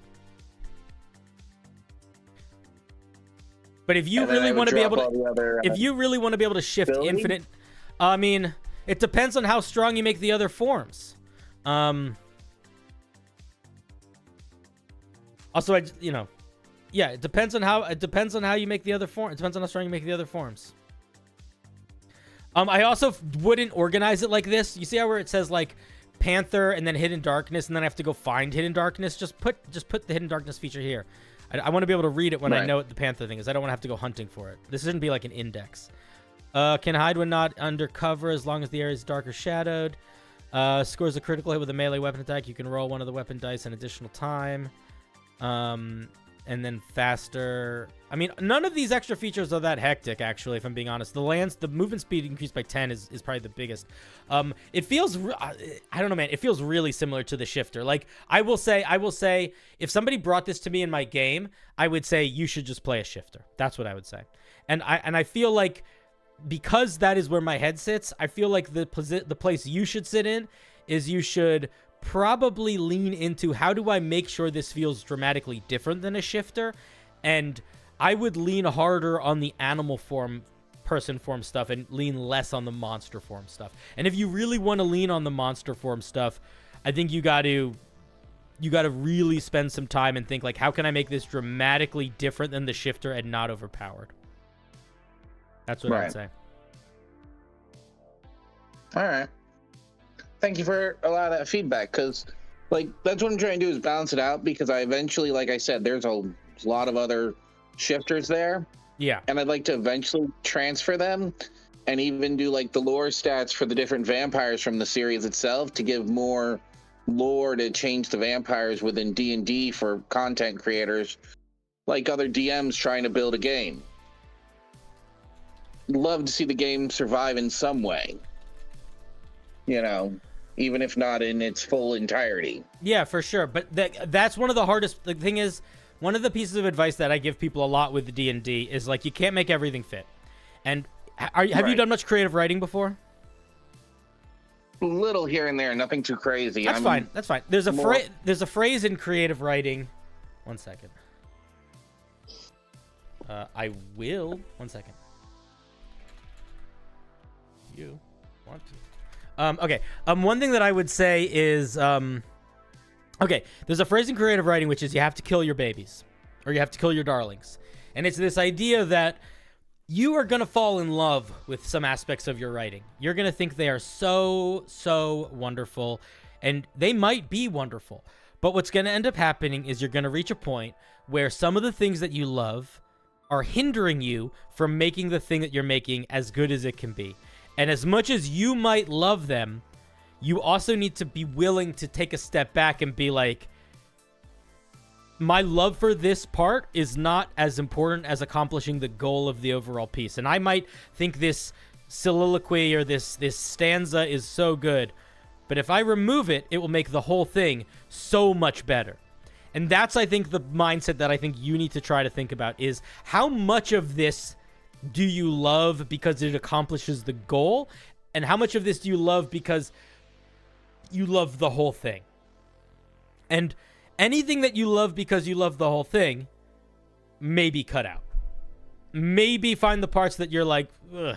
Like what just accomplishes the goal and start up from there. And then the other feedback that I'm going to give you, which I think is as important, if not more so, is that if you are doing a feature that legitimately lets you shift forms truly, where you are becoming a cat, like changing shapes dramatically, you need to pay attention to how you need to be very specific and very clear with how that affects everything else about your character. And if you need help doing that, you should look at spells like Polymorph, or you should look at abilities like Wild Shape, because both of those things have at least a paragraph about all of those different interactions. And if you do not include that paragraph, your piece will be confusing and it will not work well.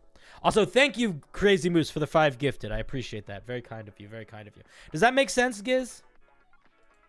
Yeah, it totally makes sense. Now, what if argument's sake here, what if I remove animal form except as like a storyteller piece or used within role-playing purposes? How would that work? I'd have to figure that out, but because the monstrous form was one of the... There are certain things that you can accomplish with flavor text. I think turning into an animal would probably be a little hard. Okay. Like, I don't know how I would say, like, you can turn into an animal. Nothing changes about your form or stats in any way. Your size doesn't change. Nothing changes. I don't know. I feel like it would be hard to accomplish like that, you know? Right. Because I'd like to keep the monstrous form as a type of, you know, in combat you could transform type deal, yada, yada, yada. So if that's the most important thing, and you want to keep that and beast form, you just need to keep that in mind and make them not that strong and significantly limit their ability of use. Okay. And then you said the stat block for the beast form themselves. If you want to, you should do that. You should at the very least make sure that you are going through all of the monster stat blocks that are available, and then you know, what's the word I'm looking for? Make sure you do all the stat blocks that are available, and then you know, make sure they all are balanced, and make sure that you're not giving too many accidentally weird overpowered moments. Right.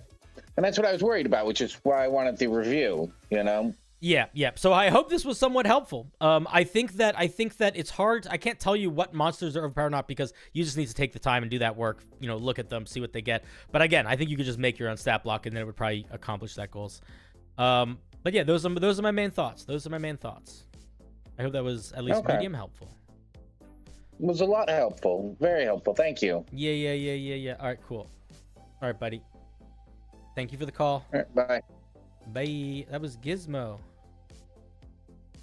The lovely Gizmo. 1 p.m.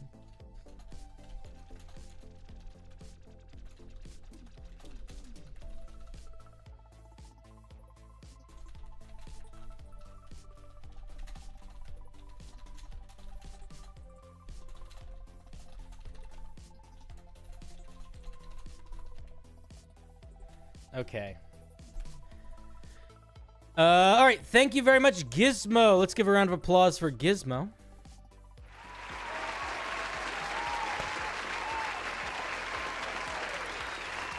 Very fun idea. It is Gizmo's giving himself a challenge, but there's nothing wrong with a challenge. To make a monster, to make a race that can legitimately change into an animal form, I think is a noble pursuit, but my God, is it hard.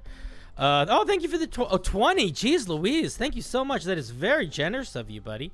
But truthfully, just so you know, before I move on to the next one, the reason why I was like, you have to kill your darlings, you got to be fucking ruthless, is because it is going to be so hard to make that work, to have a race that can change into an animal form and back. Because it's a lofty goal, and I don't necessarily mean that means it should not be gone after, but it's a lofty goal. How do I set it up for after? You don't need to set it up. Basically, you just have access to the membership tab now. So when I post for this stream for next week, which I'll probably do this at some point, I will you'll get that notification, and that'll be that. You'll see it in the YouTube member tab. The Great Bread is next. First homebrew subclass loosely based off Demon Slayer. Oh boy. And the fact of cutting someone in half is cool. All right.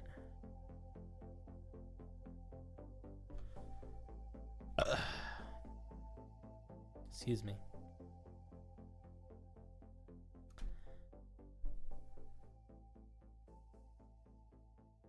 I feel like a gambling addict looking at this wheel. Hell yeah, you do.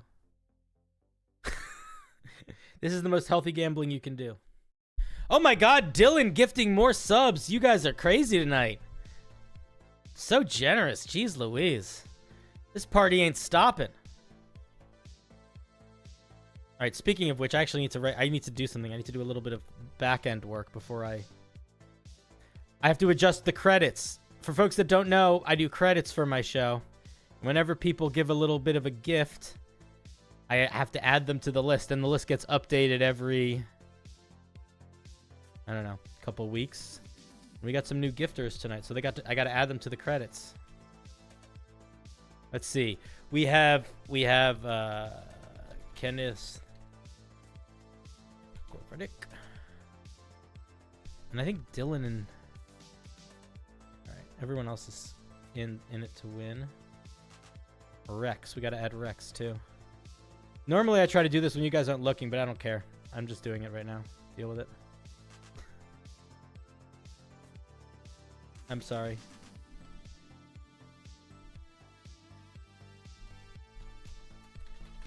Okay.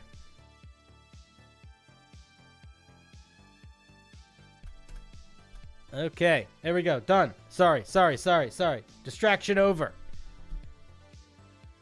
Thunderclap Swordsman.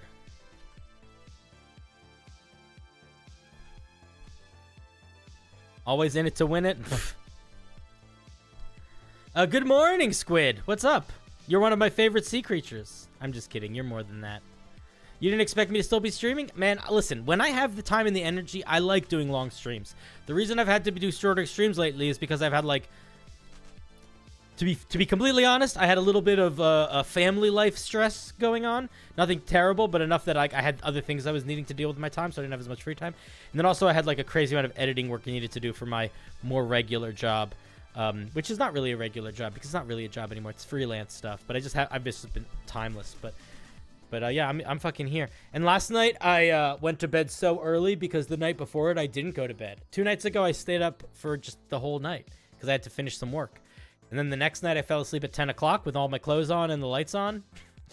And then I woke up at 10 in the morning. And then now we're here. Okay, this is the Great Beard's piece. This is a fighter subclass called Thunderclap Swordsman. Oh, it's very concise. Look how concise it is. My freelance job is I edit a podcast. And I also occasionally will do private reviews or critiques of people's homebrew. And I also do sponsored content if people want me to. On all of that, takes up time. If anyone ever wants me to do a private edit, you're more than welcome to DM me. But I will warn you that I charge proper fees for those, so they're a little bit more expensive. Thunderclap Swordsman. Those who fight with the way of the Thunderclap use incredible speed and power to defeat their enemies. Okay, incredible speed and power. Those who train in this style practice quick thinking and quicker slashes. This second sentence is redundant. You don't need it. This is all you need. This doesn't feel like it's adding anything new. I would either make a new sentence that gives new information or says dramatically different things. Okay, at 3rd level, when you beat a creature's armor class by 5 or more, you can add 1 to the damage. Huh. That is interesting. So when you, like, really hit a creature hard... Good night, Saucer Bomb, you're a champion. When you really hit a creature hard, you deal a little bit of extra damage. I like that a lot. I think that I would change it from a +1 to maybe like a D6. Like, I would make it a die. That's the first thing. The second thing is this is not enough for 3rd level. We need something else at 3rd level. Give us one other feature at 3rd level. Something that's more flavorful and ties into the thunder speed bullshit that you're coming up with here. Because this doesn't really make us feel like thunder or speed at all, you know? I'm assuming this is the 7th level feature because there's nothing listed here. Rending Strike. At the start of your turn, you can choose to make a Rending Strike as an action as many times as your proficiency bonus per short or long rest. Put this at the end. You can pick any... don't say you. Just say pick any creature. Pick a creature that you can see within 15 feet of you. And you instantly move towards that target without provoking opportunity attacks. You immediately move to that target without provoking opportunity attacks. Does it consume movement? I don't know. You guys should answer that. Make an attack. Make an attack against the creature and add 2d6 thunder damage. Starting at 15th level, when you rend strike, add 3d6 thunder damage. So wait, what does this actually do?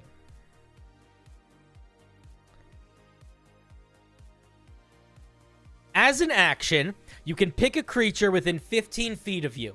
You immediately move up to that creature without provoking opportunity attacks and can make an attack against that creature. If the attack hits, it deals an extra 2d6 thunder damage. That's not that strong, and that's very convoluted for like what you're trying to do. What's the goal here? Is the goal here you're charging forward and doing more damage? It doesn't feel like super speed punches.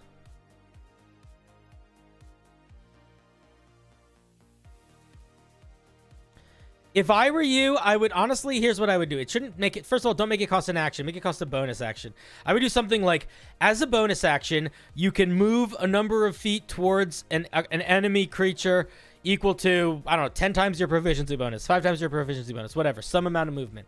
At the end of that movement, if you are within melee range of the creature, you can make a special attack against them.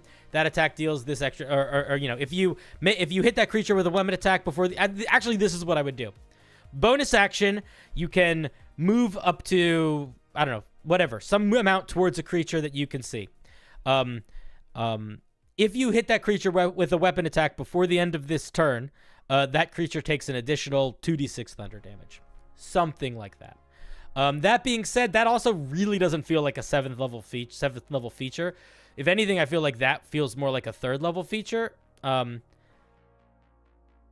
7th level features for fighters are usually a little bit more flavor, more roleplay, more utility. They're not usually just like immediately more attack stuff. They can include attack stuff, but there's usually a little bit more to them than that. At 10th level, your movement speed increases by 5 feet.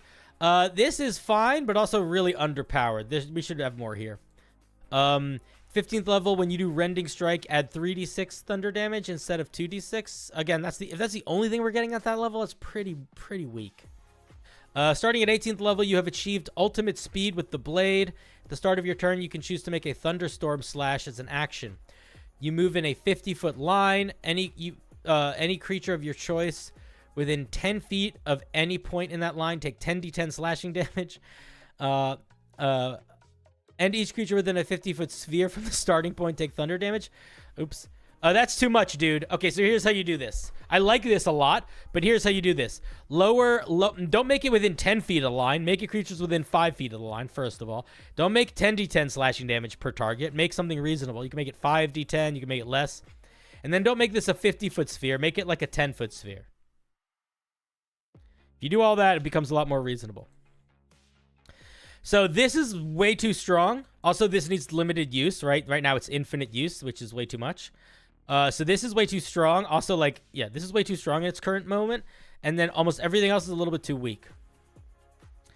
I think we need to get the feeling of the Thunderclap Swordsman way earlier, because truthfully, the only Thunderclap feature we get is Thunderstorm. This does not feel like it's thundering. It's just doing more thunder damage, but I'm not feeling like why, you know? Very flavorful. It has a lot of underpowered warning thunder with a serious lightning bolt as a capstone. Yeah, I feel like it's just it's not getting enough energy in right now. I feel like it needs a little bit more 3rd level. 7th level feels off. 10th level feels like it's not enough. 15th level feels like it's not enough. And then 18th level feels like it's too much. So I think there's a couple places for you to like potentially add some stuff or change some things around. It's an interesting idea, though. I'm wondering, like, what other things you could do with thunder, right? Like, could you do, like, cone blast attacks or exchange your weapon attacks for creating, like, waves or things? I don't know. There's a lot of different stuff you could do. Maybe giant leaps that do, like, booms of thunder as you leap, things like that. But some stuff that makes it feel more holistically like a Thunder Knight and not just super specifically tied to the rending strike feature. Those are my thoughts. All right, let's give a round of applause for the great bread. Good night, the only one.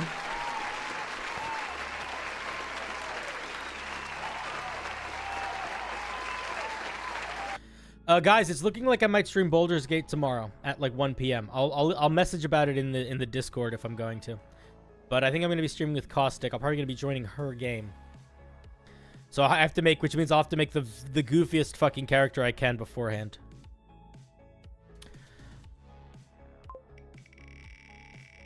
Which I think that means I need to make a warlock that blasts things and knocks them back, probably, right?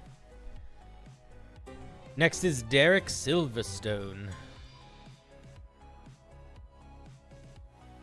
I'd like you to look at the Bow of Woe and the Divinity's Key. P.S. I made sure the bow doesn't have any run-on sentences just for you. Oh, thank you.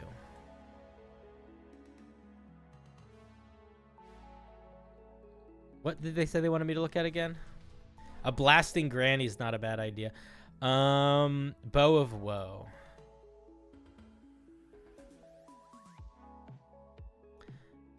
All right. The Bow of Woe. The grip of this ebony bow is carved into a classical tragedy mask, and the long limbs have small enamel. Tears worked into them. Did you try to make... Did you just put random periods? That's just annoying. Is that your version of a joke? Sounds like it. All right. I'm just going to ignore all grammar then. When you hit a creature with an attack with this bow, they must make a charisma saving throw or take 2d6 psychic damage. Damage that...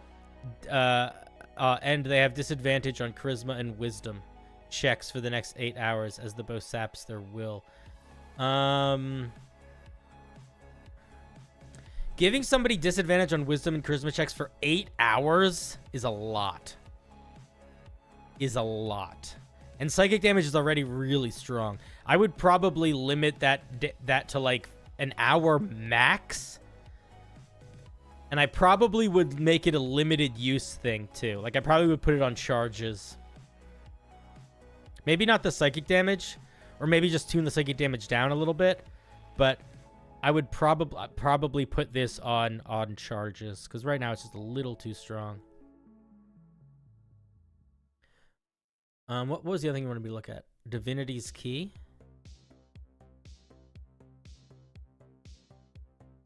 The woe are the periods, truly. Okay. This great axe resembles a massive key covered in designs of different afterlives. Cool. You have a +1 bonus to attack and damage rolls made with this magic weapon. Whenever a creature is killed by this weapon, they are considered to be permanently under the effects of Gentle Repose spell. In addition, they are unable to be resurrected. This effect is permanent unless it is reversed by a wish spell. Oh, this is a weird one. What does Gentle Repose do again, exactly?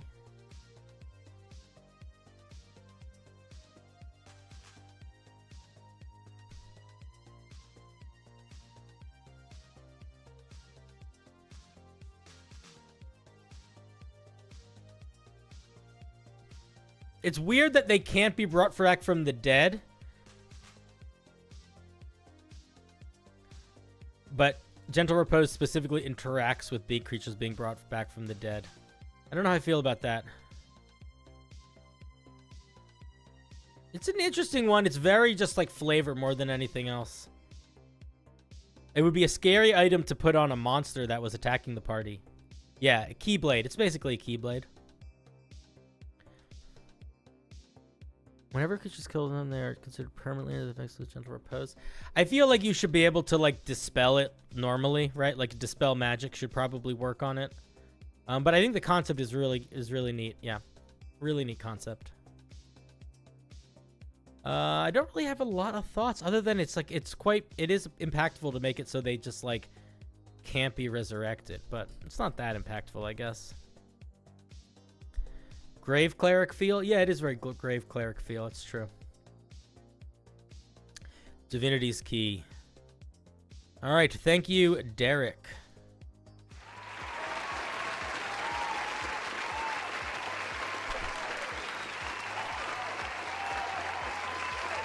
Good. Two little fun pieces. I like them both. I think they're both quite interesting. Raven. That's so Raven. Homebrew Sorcerer sub I've been working on for a little while, themed around manipulating magic around the player, including allies and enemies. This is the first piece of Homebrew I've submitted to the server, and I've already been changed a little due to feedback, but I'm pretty sure your viewpoint will be whatever you said. We'll see if it will be.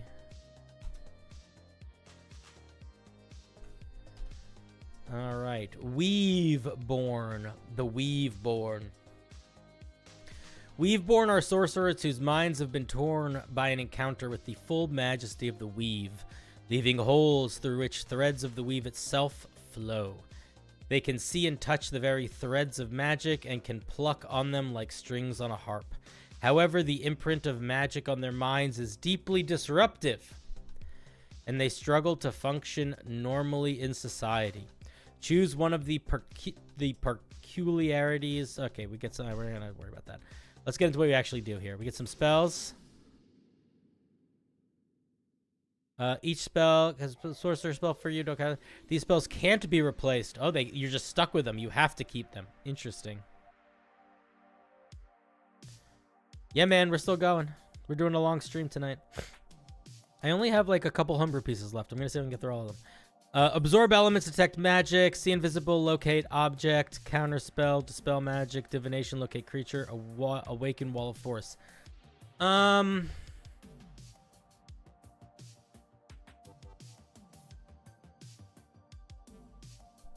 right, I kind of get it. I kind of get the vibe here. Let's see what other features we get. Oh, because you were super tired, man. Yeah, I'm super tired sometimes. Not in the I don't have a lot to say about the spell list. I feel like the spell list is mostly solid. I do feel like I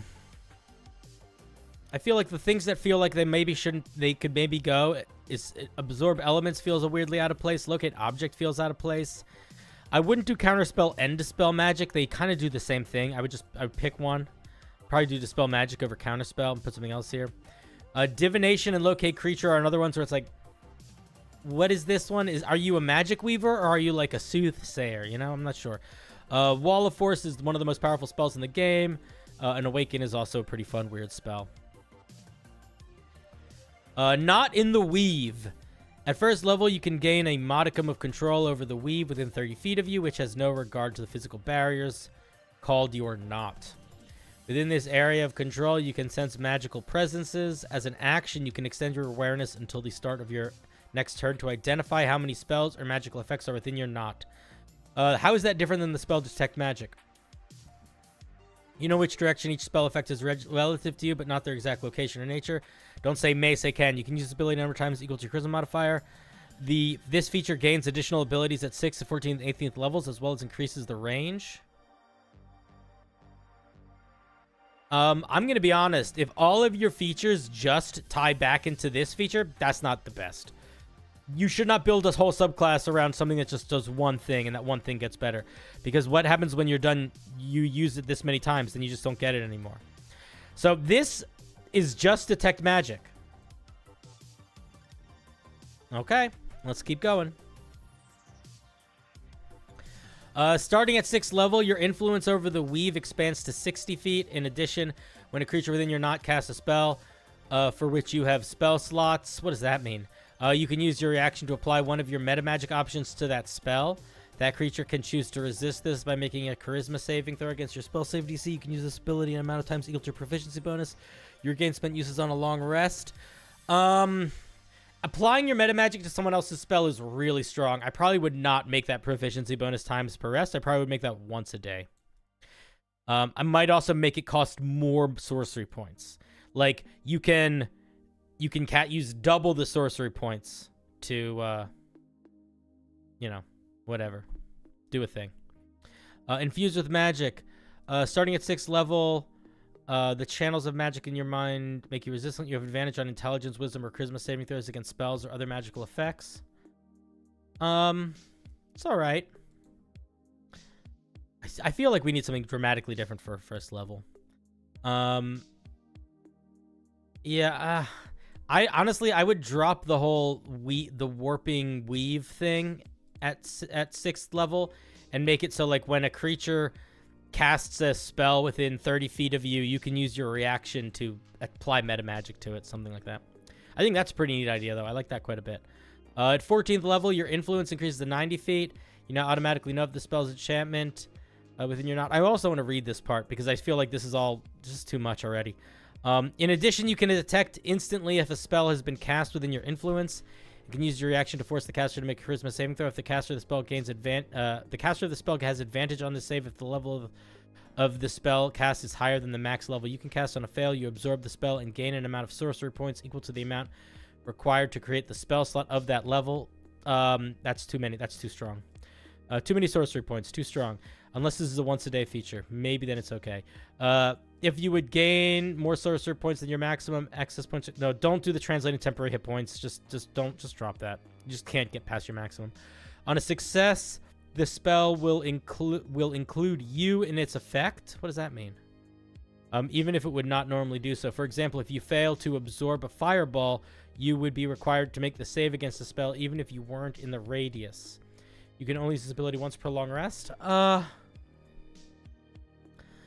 Okay, so when a spell is cast within a certain area, you can use your reaction to have the target make a saving throw. If they fail, you gain sorcery points equal to roughly the spell level. You gain an amount of sorcery points equal to 7 plus 2 per level of the spell greater than 5th. What the fuck does that mean? You should not gain sorcery points equal to this math.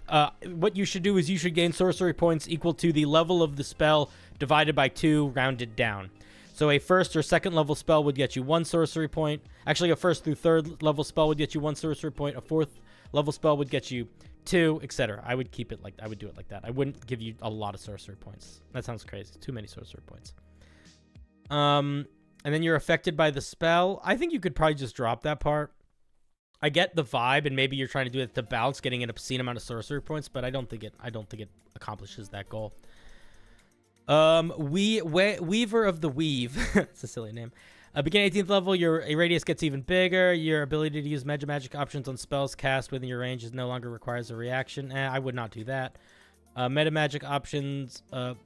So here's the main thing that I'm going to say about this, and it is something that I've come across time and time again, which is this problem that I think people have a lot of the time when they make a subclass, which is they make a subclass that is sorcerer. Like this subclass, you could also just call this subclass sorcerer, but better.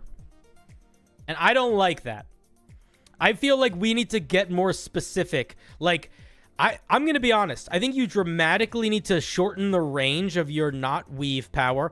You need to make your not weave power do things that are quite distinct from spells that you already get. And you need to not... I don't know, man. I'm going to be honest. I think you got to drop the fucking sorcery point meta magic stuff. Like, being able to use meta magic a little bit on other creatures is cool, but, like, we need some other dramatically unique features that don't just feel like they are sorcerer, but better. Oh, are you the person that made this? Oh, you are. Sorry, Raven. I didn't see you in the Discord. I'll pull you in.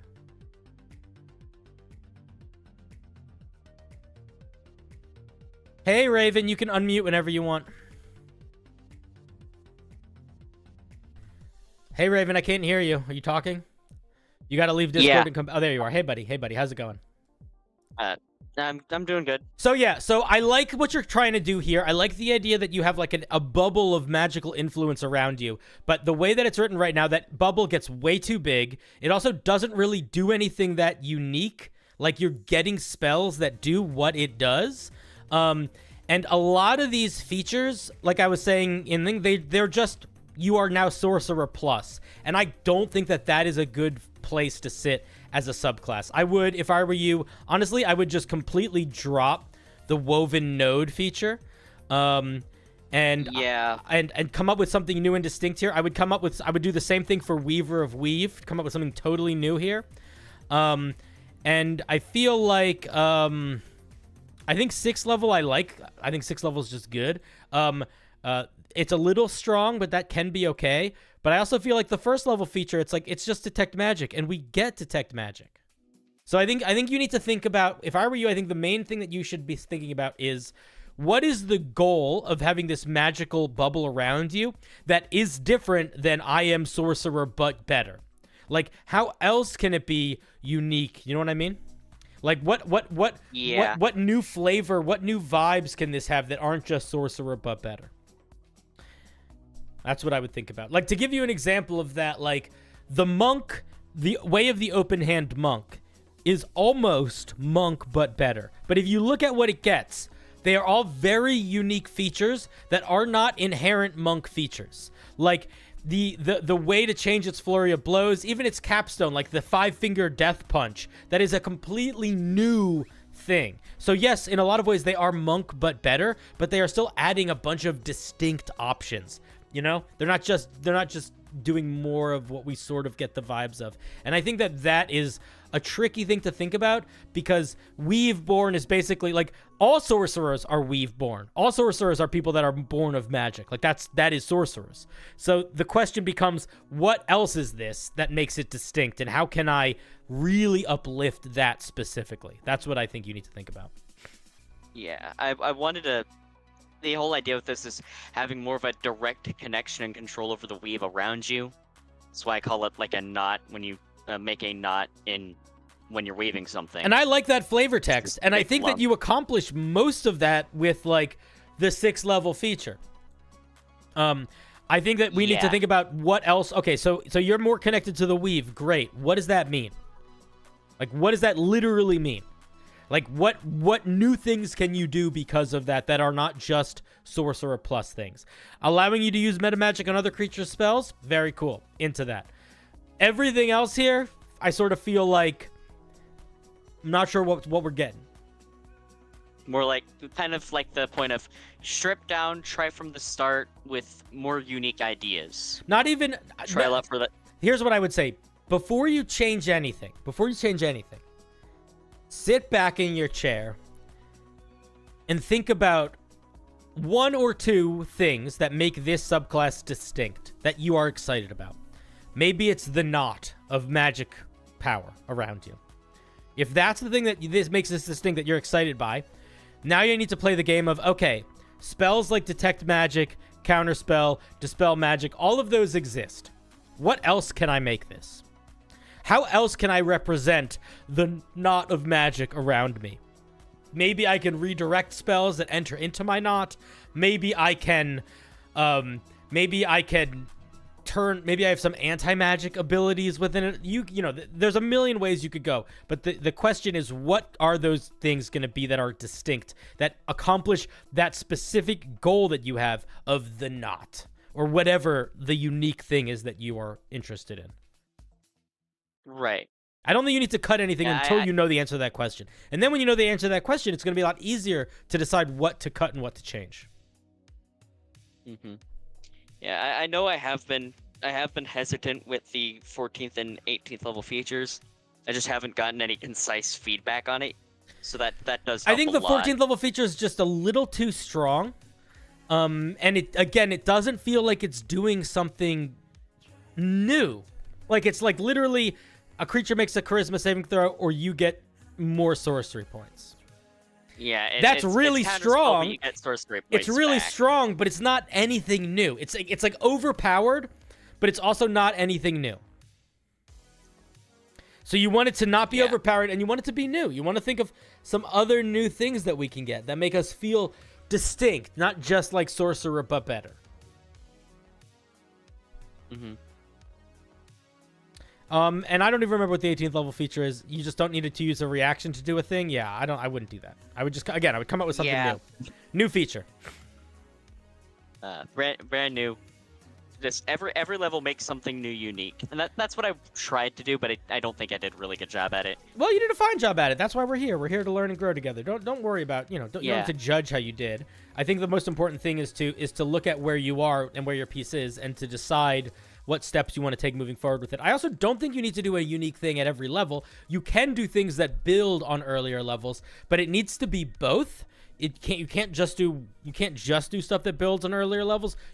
Because what you need to end up with is a holistic character where you're getting features that feel like they connect at least a little to all sides of play, and they have a diverse amount of how you have and use resources, and that everything that you're giving uplifts the specific fiction and evocativeness that you want this thing to be. Which is why, specifically for the 14th and 18th level, I'm like, come up with something new. I'm not saying that because you shouldn't. No, I whistled there. Did you hear me? I'm not saying that because you shouldn't have a feature that ties to the earlier ones. I'm saying that because these features don't add anything new, and don't tie to the earlier ones in a ways that they feel like they're adding something new. They just feel like they're making you a little bit better at being a sorcerer, which I don't think is the right move here. You're already going to be better at being a sorcerer by just being a sorcerer, you know? Yeah. Also, do you have any feedback for me on, because the first level feature is supposed to say, basically you have this knot in the weave. The knot itself is what's gaining more ability and more strength and more diversity as you're leveling up, not the feature you get accompanying the knot at first What is the level, difference which is between the those two of detect those? magic. What is the difference between the two of those things you just said? So the knot itself gains the ability to allow you to have detect magic, and the 14th level, which I'll be probably replacing with something But else. what is the difference counter between spell. the not giving you the ability to have detect magic and you? Like, are you saying that you're not casting detect magic? I know you're not casting detect magic. Is that what you're asking? No, it's like trying to say, because you obviously sounded like you thought it was increasing the ability of this detect magic feature. It is, because it's 30 feet What- long, and then it's 60 feet, and then it's 90 feet, then 120 feet. Is that not what it is? Well, yeah, but it. So can it's, you? Oh, it's wait, hard to explain. So if I'm level 6, are you saying that the powers that you get at first level do not extend to 60 feet? They do, but there's no. It's from what you said. It sounded like you were thinking that it only improved the detect magic, and that's how it would continue. And I want to avoid giving that idea, even though I'll probably be changing Wait, that I'm not sure why you got that impression. I'm assuming that everything gets better as it gets better. I'm not assuming just one thing does. Like, it's like it becomes 60 feet, and then everything in here is within that 60-foot range. It becomes whatever, and then everything so far, everything ties into the range of that. But I also think that the range of it is too big, and all of those things need to change. So I don't think you need to harpen on that or even worry about that much. But no, the impression that I get is you have essentially a radius effect, that you have a radius power that gets bigger, and all of the things tie into that radius power. At least that's the way that I interpreted it. Yeah. Okay. So that is the general idea. Yeah. It's So just that's trying to make it so that these radius powers affect all different areas of you and being unique and flavorful. That's difficult to do. I think that you just need to play around with, like, the problem is if you want radiuses to be this big, you just can't make these things this powerful. You just can't make these things this powerful. Yeah. Which is one thing I'm definitely going to focus on, because I do want them to be powerful. So if I need to cut down on the radius to do that, that's something I'm willing to sacrifice. You need to cut down on the radius, and again, you need to come up with some unique features. Those are the main things. And I don't think all of the features should be tied to this radius effect either, unless you really are comfortable with none of them being that good. Because any feature that can affect a large radius all the time is too much. especially if it's like really strong. So like I feel like that's sort of what I was saying about like diversity of effects. Like you don't want every single thing to be tied to one thing. Does that make sense? So I can tie back to this not idea, but I also want to put things that are new and flavorful outside of this radius that are powerful in addition or just to everything unrelated else. to it. Like it doesn't need to be a core part of every feature. Because the problem is if you have like a radius effect thing, then anything you put in that sort of it is applied to all the strengths of that radius. So like it's just like I'm not sure if I'm not explaining myself well or not, but like if you have a 30-foot area and that area grows and grows, every feature you make tied to that 30-foot area that grows and grows also grows and grows as that area grows and grows. And if every single thing is growing exponentially in a couple different directions, it's just too strong. Just too strong. Yeah. Like, I would argue that a 120-foot detect magic always on thing, not a fan of that. I think that's too much. Yeah. You don't need to agree. You don't need to agree with me on that. But that's just like I'm just like that feels like a lot.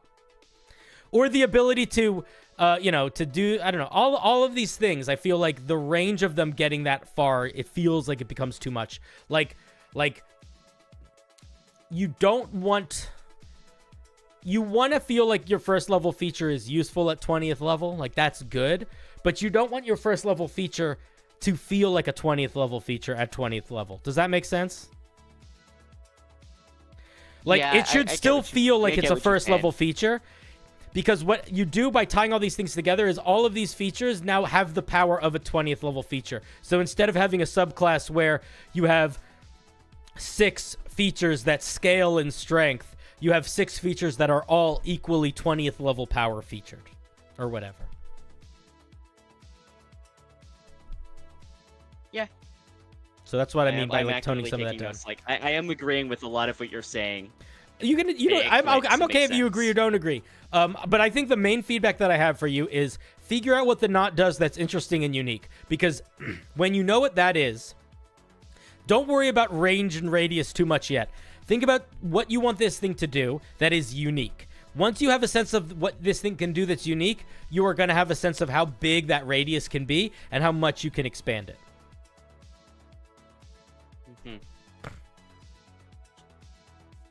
Okay? Yeah.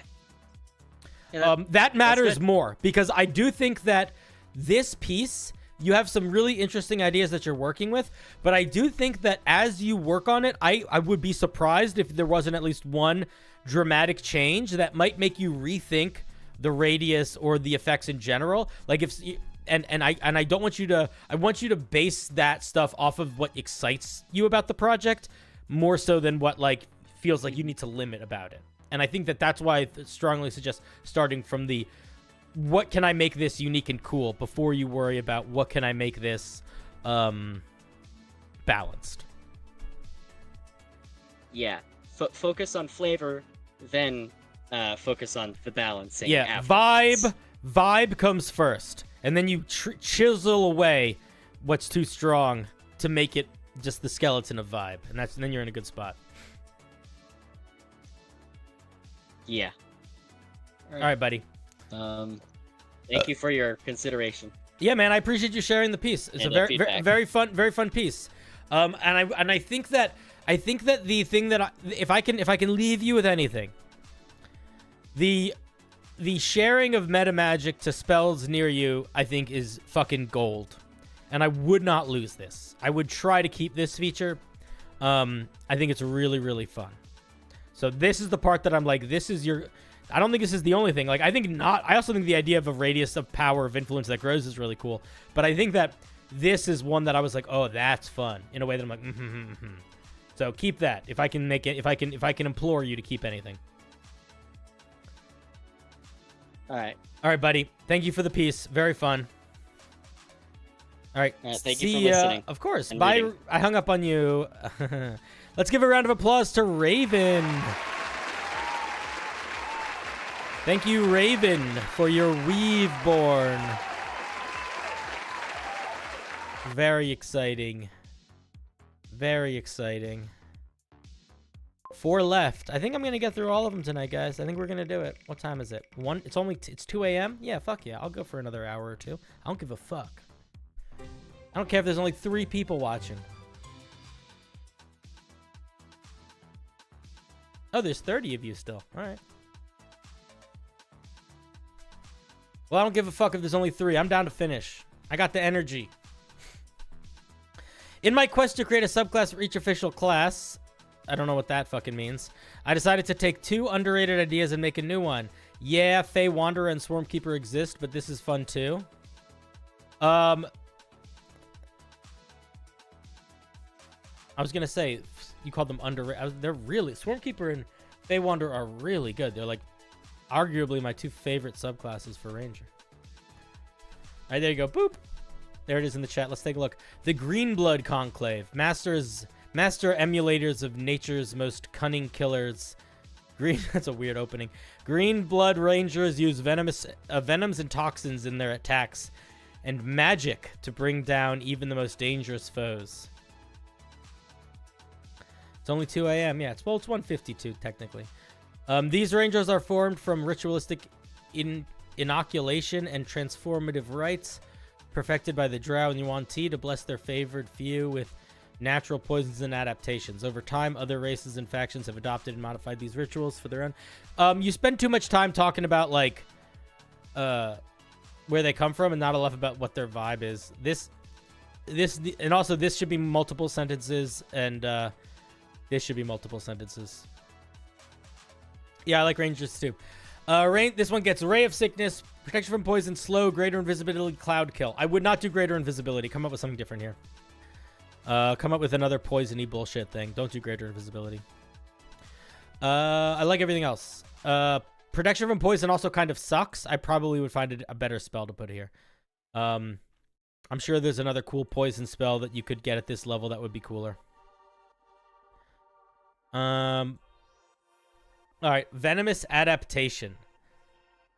At 3rd level, your body manifests... I think you spelled manifests wrong. Your body manifests the characteristics of the venomous creatures you personify. Choose one of the following creatures: scorpions, snakes, or spiders. Once chosen, it cannot be changed. Oh, interesting. So it's a little bit like the Totem Barbarian. Interesting. Okay. Interesting. I'm gonna say something. Well, let's see what else we get. Let's see what else we get first. Scorpion, you gain a hardened carapace on your limbs and torso, gaining +1 to your AC. Snakes, you can sense changes in temperature and odor. You gain blind sight to a range of 10 feet. Spiders, your limbs, palms, and soles are covered in fine hooked hairs. You gain a climb speed of 10 feet and can scale vertical surfaces and ceilings without use of your hands. Huh. Not as strong as I would have guessed. Additionally, as part of an attack, you can imbue your weapon with natural toxins, dealing an extra 1d6 poison damage. You can use the ability once per round. At level 11, it becomes 2d6. Okay, so so here's what I'll say here. Tarza, you gotta not spam so much, my dude. Okay.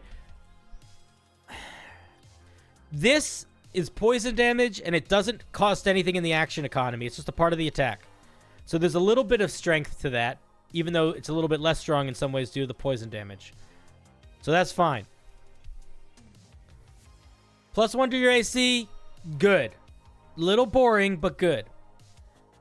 Blind sight, interesting. Climb speed, good. This should be longer range. I think the blind sight should be 15 feet, not 10. And I think your climb speed should be 20 feet, not 10. And honestly, dude, I might try to find something different for the armor thing. Because it's like, this is like a cool... These all are like cool utility shit. I wonder if there's another cool utility thing you could do for that would fit instead of the AC, because AC just feels a little different, right? Let it be strong is just poison. No, I think I agree. I don't actually want to change this part at all. I think these need to be stronger, And I'm wondering if there's another... Like, maybe the scorpion one makes it so when you do your poison attack, it could, like, poison creatures? Or maybe this one... I don't know. I'm not sure. Let me keep reading. But that's my first thought, is just make these a little bit stronger. And maybe come up with something that feels more similar to vision movement stuff. It could be... Scorpion wouldn't be the right creature for it, but it could be something to do with, like... perception. I don't know. It's kind of lame. Paralyze would be a little too strong, I think. The next ability is your favorite. Let's see. Necrotoxin. At 7th level, as a reaction, when one of your spells or abilities deals poison damage to a creature or creatures, you can force one of the affected creatures to make a Constitution saving throw against your spell save DC. On a failed save, the creature is poisoned. The poisoned creature can make a new save at the beginning of each of its turns to negate the poison condition. Why the beginning? I might make it the end.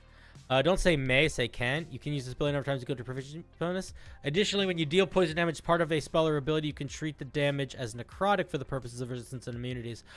Oh, dang. I like that. I like that a lot. This should... they should get to make the save at the end of their turn, not the beginning of their turn. And the poisoned effect should not last forever. It should probably last a minute. It should probably last a minute if it keeps not working. Scorpions are good grapplers. Oh, that's true. You could do something with grappling for that. That's not a bad idea. All right, I like the 7th level feature a lot. I'm going to be honest here. We should need either at 3rd level or 7th level. You decide. We need to get... we, as the character, need to start getting resistance to poison damage. Poisoned condition. One of the two. We should have resistance to poison damage by the end of 7th level. Figure out where to put it. Put it wherever you want. But it got to be somewhere. You know what you could probably do, honestly? Venomous Adaptation could be one feature. And then you could take this extra poison damage stuff and make it another feature. And then what you could do is tie into the second feature also the poison resistance. Devin Baxter with the 10. Oh my god, thank you, buddy. Love your D&D shorts, and I just found Rally on YouTube. Wanted to say, hey, love you all, buddy. Love you too. And I genuinely appreciate the 10. That is incredibly kind. That is super fucking generous. And guess what that means? That means I'm going to take 2 seconds right now, and I'm going to put you on the credits of my show. Because anyone that donates money or gifts memberships gets to be in the credits of every episode of my show for a month or two. So there you go, boom. You'll live on in infamy. Thank you. Oh, fuck. I didn't mean to actually change screens.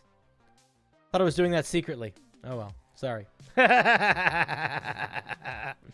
Okay. Well, anyway, thank you. That's really kind. I'm glad you like Rally. Rally's a lot of fun. I love being guard.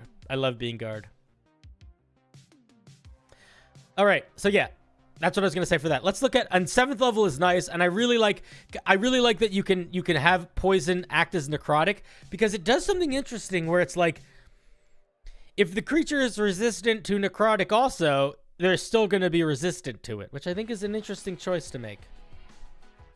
Let's look at predatory adaptation. So then we're getting more. I'm assuming that these are similar. Oh, it's just an expansion. So when we pick Scorpion, we get a new thing here. Okay. I'm going to suggest that you let them pick again. Treat it like the Totem Barbarian. Don't force them down a path here. Let them pick again. That's what I would suggest. But let's see what we get. Now, I'm going to say something. Your 11th level feature as a ranger should be bananas. It should be bananas. Delicious bananas. Doesn't need to be crazy overpowered, but it should be very unique, very flavorful. And by 11th level, you should feel like I am a champion. Scorpion, you treat all melee weapons as having the reach don't say quality, say property. And the way that I would say this, so that you want this to stack. You want this to stack. So the way that you make this stack is you say you extend, like, the reach of whenever you make a melee weapon attack, you can extend the reach of that attack by 5 feet. That way, this works with whips. This works with pole arms. So you want it to stack. So change it so it stacks. Snakes, whenever you deal damage, poison damage as part of an attack, you can deal additional equal to your wisdom modifier. Interesting. Spiders, you gain proficiency in stealth or double it if you already have it, and you can hide as a bonus action. You also have advantage on attacks made against creatures with the poisoned condition. Do you not? I guess you don't normally have advantage on attacks against creatures that are poisoned, do you? I don't think you do. Chat, tell me, do you? You guys don't know. You guys sometimes are wrong, so I actually have to look. Sometimes you guys say stuff with such confidence.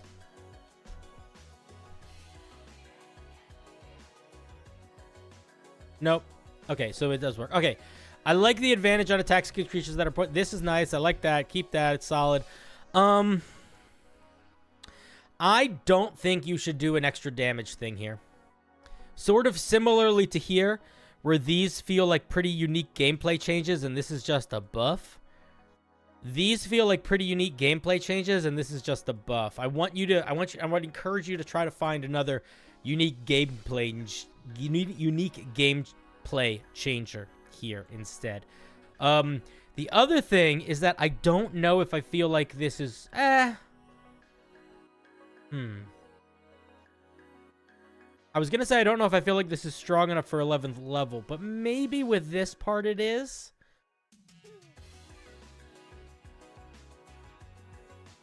Maybe it is.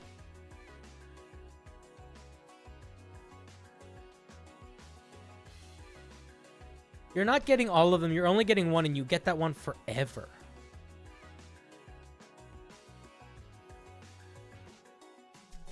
Fiddle around with it. Make a new one for snakes. Fiddle around with it. Change this so it can stack with ranged with other weapons.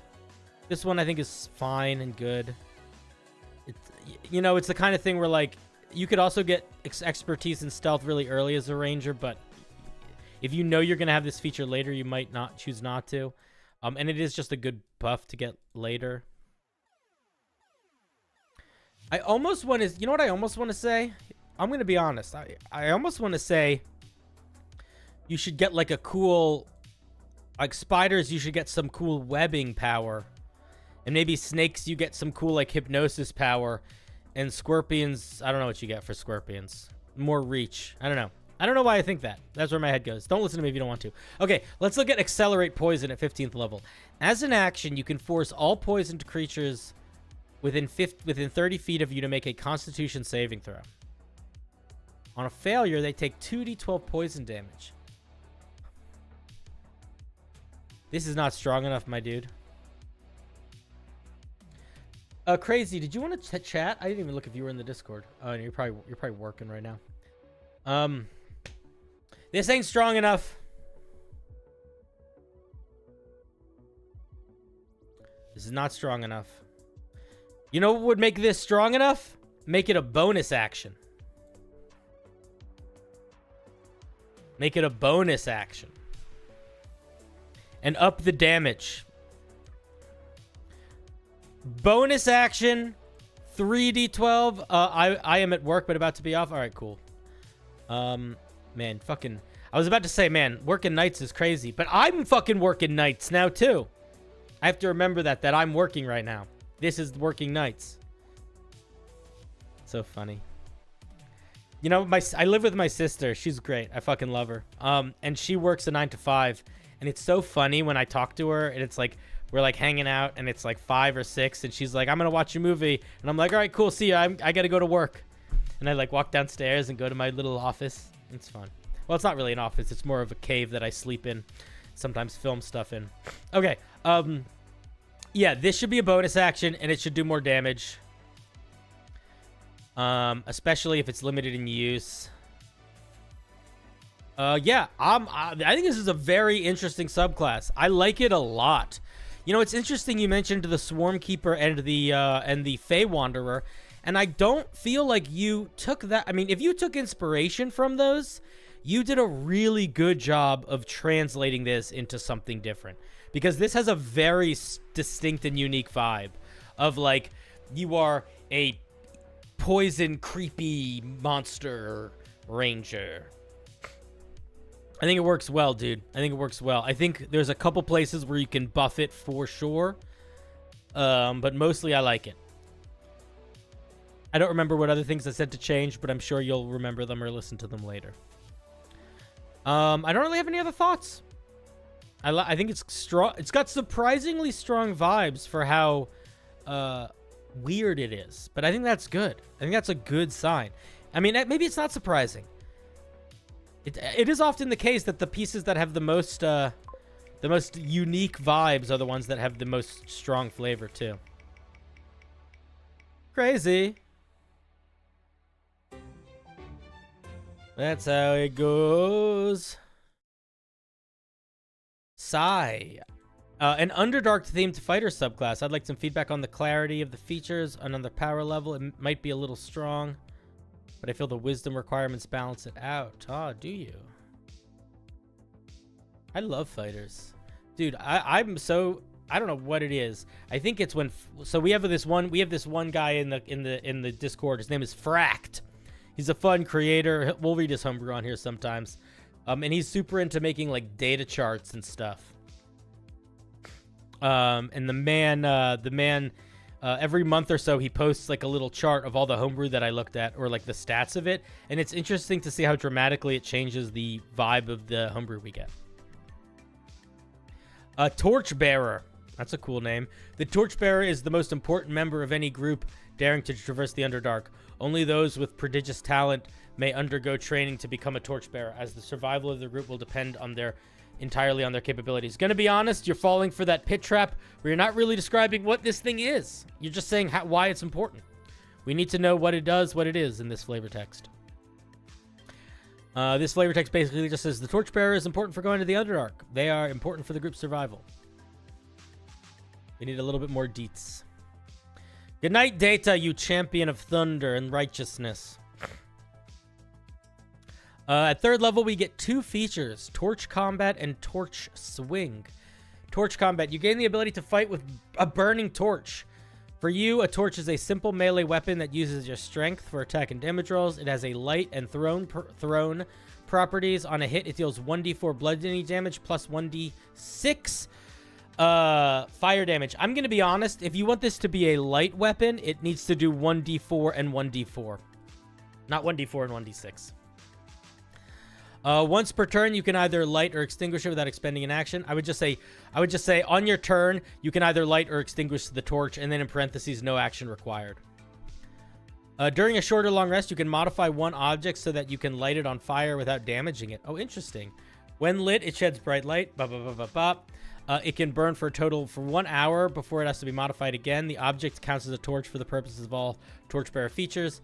A melee or thrown weapon modified this way deals an additional 1d4 fire damage on a hit. You cannot modify a torch in this way. Okay, so I think that if you want to do this, I think you need to limit the size of the object. And I feel like you shouldn't be able to do this on like big weapons, like two-handed weapons. I don't think you should be able to. Maybe heavy weapons you shouldn't be able to do with. And I think that this extra fire damage needs to be once per round, not every hit.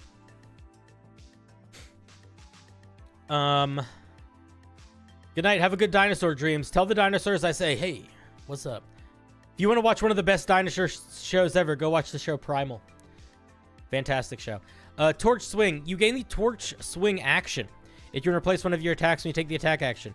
You swing your torch in a wide arc. All creatures of your choice within 5 feet of you must make a dex save or take 1d6 fire damage. It's based on your strength modifier. The damage increases 2d6 at 15th level.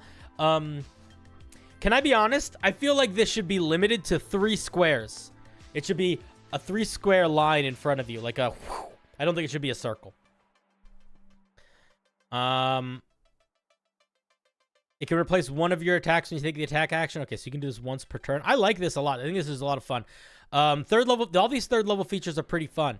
I'm wondering if it would be better or more interesting if the Torch Swing didn't do damage, but did some sort of like flash blinding pushback mechanic.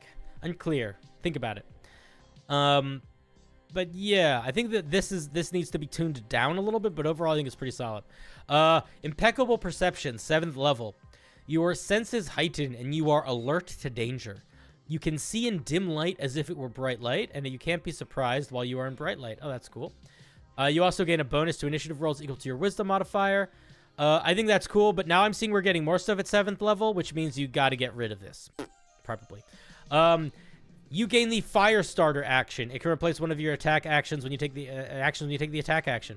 You can attempt to set a target on fire. Make an attack with your torch. On a hit, the target is set ablaze. It takes 1d6 fire damage at the start of each of its turns until it or another creature within 5 feet of it uses action to extinguish the flames. Oh, I like that. That's pretty fun. Yeah, I think that's cool. That's fun. I like it. Get rid of the wisdom modifier to initiatives. 10th level. At 10th level, you wield Fire Savant. You wield flames to their fullest effect. You can add your wisdom modifier to any fire damage you deal, and you ignore resistances to fire damage. Nah, just come up with a new feature here. Don't do that.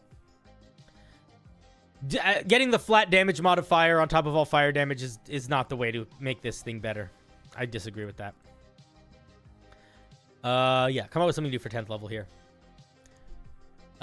Information. You know how to keep...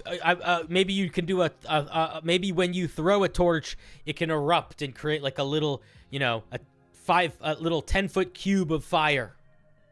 Or something like that.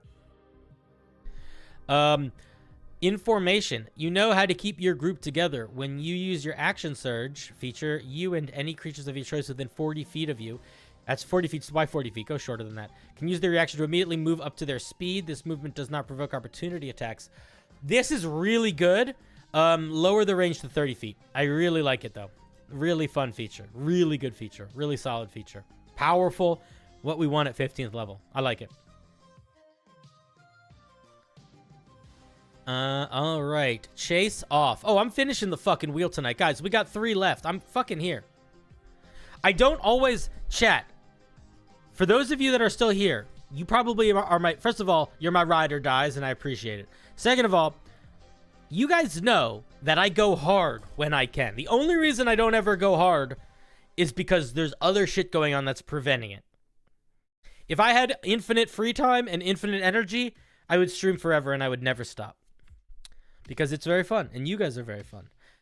Also, speaking of which, should I do a subathon? I've never done one before. I think it would be a fun idea. I'm not sure if it would do well or not, but I think it's a fun idea. In the Discord, we can start discussing it. If folks want to share thoughts on it, I'm more than happy to hear them. I would need to plan it a little bit. Okay, let's look at Chase Off. 18th level. You are prepared for any attack, as bearing the torch makes you not only vital for your group's survival, but also the prime target for enemies. I'd get rid of that whole fucking sentence. When a creature you can see within 5 feet of you makes a melee attack, you can use your reaction to make a torch swing attack. This imposes disadvantage on the attack that triggered this reaction. This does not feel like an 18th level feature. This feels like a 15th level feature. You need to do something fucking crazy for 18th level. We've just been a guy with a torch the whole time. Give us something hectic that we can do. Give us something oomphy at 18th level. A reaction torch swing? Not the move. Maybe this is the one where it's like, can you summon a brazier? You can extend the torch into a giant ball of fire. I don't know, something big. We need a go big or go home. That's something that's actually missing from this, is we don't have a go big or go home moment. And we need one. Primal is on my HBO watch list. Now I definitely check it out. It's so good. The ending is a little rushed because... You'll see, the last 2 or 3 episodes should have been a whole season, and it's frustrating that it was so rushed. But it is still one of the most beautiful, amazing shows I've ever seen. I'll say, if you can't get through some people watch the first episode and they're like, I don't want to watch this show. So that's totally reasonable. If you watch the first episode and you're like, oh, I like this, you're going to like the whole thing. Oh yeah, those are my thoughts on Torchbearer. I really like the idea. I think it needs a little bit more of a big explodey cool move somewhere in the middle. And I think you need to do all the other stuff that I said. That I don't remember. 2 left. Let's see who's it going to be. Moron or Sarva? Oh, it's Sarva. Sarva, you're not last. You're second to last tonight. First time hopefully getting picked. Yeah, you're here, buddy. So you have a choice between 2 Warlock subclasses. Wait a minute. You're here, right? Yeah, let me pull you into chat. Hey, Sarva, what's up, buddy? I'm here. Hello, hello. How are you doing? I'm doing great considering I haven't slept. Well, you can always go to sleep if you need to. I'm going to be honest. I don't want to pick. You pick. What subclass am I looking at? Right, so I think the first one is more polished. It's like the second is like me just memeing you saying that you want a decent anime class. Oh, I'm definitely looking at the first one then. The first one is more polished. Can I tell you something? I'm going to be honest. This is not a message to you so much as a message to the universe. When people send me meme stuff, if it isn't really good quality... Yeah, it's not like meme. It's like meant to be like quality, but I'm like memeing on you saying that... No, but what I understand that, but whenever people send me meme-esque content, I hate it. Usually. Even if it's made playfully as a joke. Because it's usually not good quality and annoying to read. Because the thing about a meme is funny when you look at it for 3 seconds. But when I have to spend 20 minutes deep diving the mechanics of a meme, I'm like losing my mind and frustrated. Oh the class is like made fully serious. But well, what would you rather me look at then? Oh, no, this one is good. I'm just gonna submit it next week, right? So. All right, cool. Yeah, there's always this one has dodged like multiple selections, so. All right. I'm eager to have it read. All right, I'm excited. All right, so I'm gonna ask you not to talk for a little while until I ask a question, and then you can talk as much as you want when I'm done. When I'm done reading through it. Does that sound good? All right, he's already silenced himself, so I think that's fine. Okay, yeah, he's muted himself. Oh my god, fucking champion. Okay, let's take a look. Although one of the great old ones, the Observer is known for not seeking destruction. I would immediately rephrase that to be like, I would just say blah blah blah. The Observer is not known for seeking destruction, or or something like that. I wouldn't do the ba ba ba ba ba. Although one ba ba ba. Just cut all that early stuff. For to destroy something is to be unable to study and to comprehend it thereafter. Its warlocks are known for their insatiable thirst for knowledge and the fundamental truth of all things, from magic and science to the very nature of the soul. Okay, very solid flavor text, other than a little bit of extra language here that you can just cut out. Let's see what spells. Sleep, Alarm, Zone of Truth, Knock, Clairvoyance, Speak with Dead, Arcane Eye, Divination, Commune, Legend, Lore. Oh my god. I don't think I have any feedback for the spell list. I think it's just good. I like everything on it. I could see an argument for Sleep not being on it, but I also could see an argument for it being on it. I think if you're like, I'm not sure what to do with this spell list, and I want to change it a little bit, Sleep is the thing to change. But if you're like, I like this spell list, I think don't change it. Yeah, I didn't find a better spell than Sleep to put on first level. That's fair. I mean, it's close, right? It does have a little bit of that Eldritch kind of vibe to it. It's a little bit different. Sleep's not strong. It's not. I mean, Sleep is, to be fair, Sleep is a really strong spell at early levels, but that's true on any caster. It's fine. The issue with giving a Warlock Eldritch spells is he already gets almost all of them. Yeah. I guess the question is like, what? I wonder if there are any divination type spells that are first level spells that the Warlock doesn't get. That's the direction that I would go in. I would go in like divination or like, you know, like buffing divination-y type stuff. Yeah, I did a spell as the while back. Do Warlocks get Identify? I already give identified one of the features. Okay, cool. Then okay, cool. Snotty Man, thank you for the 70 czar. What is that? Is that Swiss or Swedish money? This is a PSA to let dice rolls decide your dialogue options when playing Baldur's Gate. Been having loads of fun. Also, thank you for always giving great feedback and helping us make better homebrew. Dude, I appreciate any advice on Baldur's Gate. I fucking love Baldur's Gate. I want to play it all the time. I want to play it right now. I want to play it forever. I never want to sleep, never go to sleep. But I also thank you for the 70s R. I appreciate that. I'm going to spend each one... Completely agreed on Baldur's Gate. It's so... Have you been playing it? Oh yeah, I'm like 30 hours in. Is it okay? Can I ask? Okay, we're gonna do this, but can I ask you a question? Do you feel like it's making you think of ideas for D&D? Like there are so many things it does that I'm like, this is doing this better than D&D. Like so many. Oh my god. I mean, it's difficult. I'm more of a writer than a DM. I haven't played like actually that much D&D with friends, so it's difficult for me to say. And I'm like, I'm a wellspring of inspiration, not like Bragg, but I more struggle like putting things to paper than actually thinking them up. I have like 3 books in my head that I'm constantly theory crafting that I just don't have the time or like mental fortitude to actually write. Czar is South African. Okay. South African. All right, I accept that. I'll take your South African money. Well, anyway, thank you. Yeah, man. One of the things that I noticed immediately about Baldur's Gate that I loved was that how far you can shove a creature is dependent on your strength. And I was like, oh my god, that's so good. I love that. I love that stronger creatures can shove creatures farther. Okay, let me let's dive into the meat of this though. As mage types have Thunder Wave for that. Let's see. First level, Glimpse of Truth. Starting at first level, your eyes are truly opened, if only for a fleeting moment. You may find them difficult to close again. Ooh, very creepy. You can use this feature at will. I don't think you need to say that. You need to say where it sits in the action economy. Free action dab. What does that mean? Free action dab. I mean, you are complaining that we shouldn't say free action, right? No, but what is it? But what is the goal of this? Like, you can just decide the to goal have is true it to vision be on? like usable at will. Okay, it should require something of the action economy. I think it shouldn't just be free. It's difficult. It should. Okay, let me read the whole thing. But if it's turning on and off True Sight, it should definitely require something in the action economy. For a number of turns equal to your Warlock level divided by 2 rounded up.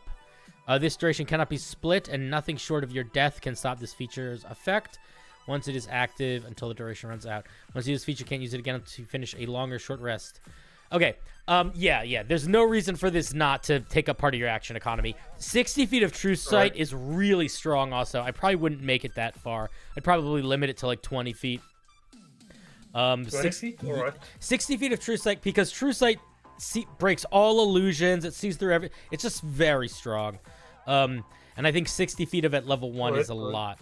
And it's at will. So it's wait a minute. Is it at will? Is it at will, or is it once per short rest? Oh, I assume that at will meant like it doesn't require an action. Oh no, no, that's okay. That's a translation thing. So at will means you can use it an infinite number of times. It's resourceless. Oh, all right. Yeah, so the way that you would say... That's my bit. Yeah, no. Yeah, so here's how I would word it. I would say, as a bonus action, you can gain True Sight to a range of something. And you know what you could also do? You could also... You know how you have the amount of time change affected by your Warlock level? You could also maybe have the range. I don't know if that makes sense to do both. But the other thing that I would do is maybe have it be like 20 feet at level 1, and then say that the range extends at 14th level or at 10th level to higher. Sort of in the same way that like ranger damage abilities scale up. We can get back to this later because some other features interact with this in a way. Okay. Cool. Let's keep reading. Additionally, you gain proficiency in either perception or insight. If you already have proficiency in both, choose another proficiency. The observer greatly dislikes illusions and will punish you for using them. Interesting. When using a spell from the illusion spell school, you will take psychic damage equal to your current spell slot level, or 1 for cantrips. I don't think I would keep this mechanical feature. It's just it's a big downside for not a super strong upside. Yeah, I don't know. If it's really integral for you, maybe keep it. But like, I would. I mean, it's more the illusion thing is more flavor. I'm like fine with removing that. Yeah, I'd probably get rid of it. At 6th level, you have supplication sites. Starting at 6th level, you have gained what could be vaguely described as the Observer's Favor. The Great Old One enhances your ability. I would not use the term Great Old One in this subclass at all. Enhances your ability to see the world for what it is so that you may present it with more sights. You gain expertise in either perception or insight. Don't actually... So this is so fucking annoying, but you don't actually say expertise. You need to write it out what it does. Choose perception or insight. Whenever you make an insight check, you add double your proficiency bonus. You gotta write it out. It's annoying. Fair enough. This requires you to already be proficient in them. When you roll a perception or insight check, you can never roll with disadvantage. Oh, that's very interesting. Quite strong too. When attempting to counteract illusions, you can never roll with disadvantage. Counteract is I would say whenever you are making a contested check against an illusion. Yeah, that's definitely better wording. I wasn't sure what wording to use. Yeah, whenever you make a contested, I would say whenever you make a check, whenever you make a check or saving throw against an illusion, a skill check or saving throw. Due to your increasing attunement to the observer, you also find lies more distasteful. Whenever you roll deception, you can never roll with advantage. Oh. That's another one where I feel like you could probably get rid of it if you wanted to. I don't think it's terrible. I don't think it's too negative if you care about it, but I don't think you need it. Additionally, you learn the spell Identify. It can use it at will with the casting time of 1 action without expending a spell slot. Yeah, so again, at will already means no spell slot, so you're fine. I don't need to specify spell slot. This does not count towards your total number of known spells. Interesting. So the one thing that I'm going to say here at level 6 is you're getting a lot at level 6. You're getting Identify at will. You're getting you're getting an expertise in a spell. And you're getting something to be quite a lot better at dealing with illusions. I don't think it's necessarily too much. It feels like it's getting close to too much with Identify at will. I might drop the Identify at will and put it somewhere else. Just because, like, you're getting a lot here already, and usually at 6th level you get like one thing. Usually at 6th level. Yeah, I could shift the ground roll with disadvantage, and because later I gave you always roll advantage for insight and perception, so probably I should just shift that you cannot roll with disadvantage to that. Yeah, that makes sense. I would also say if you're already getting expertise in them, I wouldn't do the advantage on top of the expertise. That's overkill. Yeah, that's fair enough. You want to spread power out a little bit. You don't want to be too one note. Let me look at 10th level. Starting at 10th level, you've been touched by the observer's desire to behold, understand, or replicate. You can use your reaction to comprehend a spell that is cast within your line of sight. For 1 hour, you add this spell to your spell list. You can use this feature repeatedly. However, you can only retain 1 comprehended spell at a time. Once per long rest, you can cast a comprehended spell without expending a spell slot.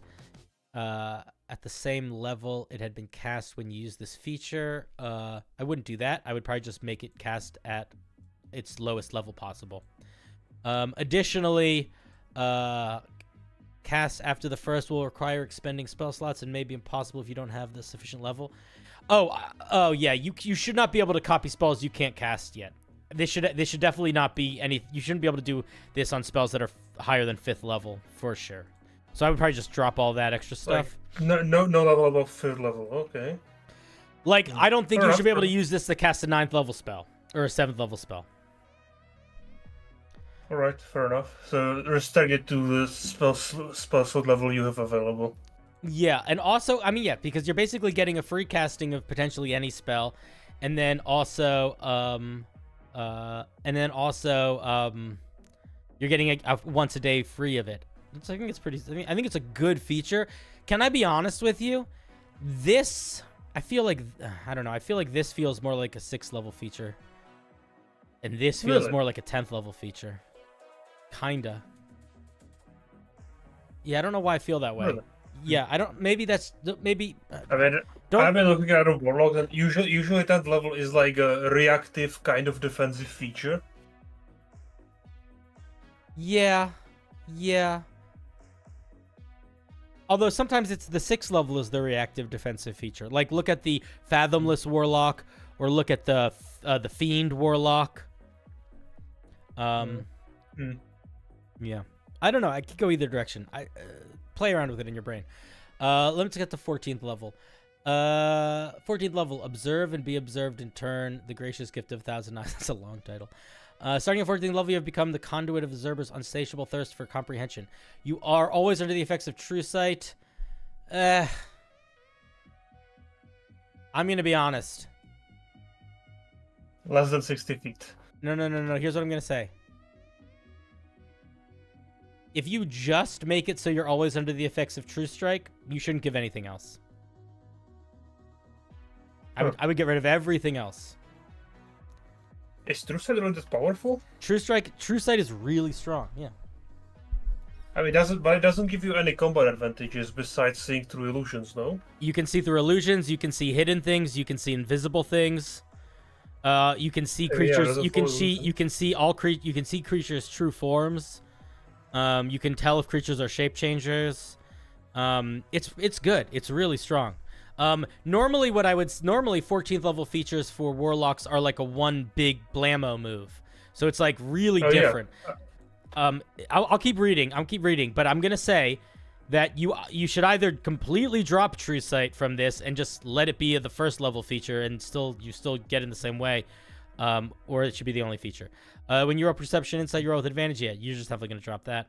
Whenever you're attempting to counteract an illusion, you always roll with advantage. Yeah, just drop both of those. Additionally, your glimpse of truth features changes.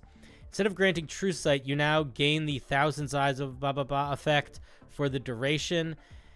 Every turn the effect is active, it focuses a small fragment of its incomprehension mind to direct an observant creature. This is getting long. What do you want this to do? Explain to me what this feature is supposed to do. So basically you activate it, you choose a creature, and it will take up psychic damage every turn based on your warlock level. Okay. There's the paragraph, and the paragraph below is basically its flavor. Yeah. Okay. So,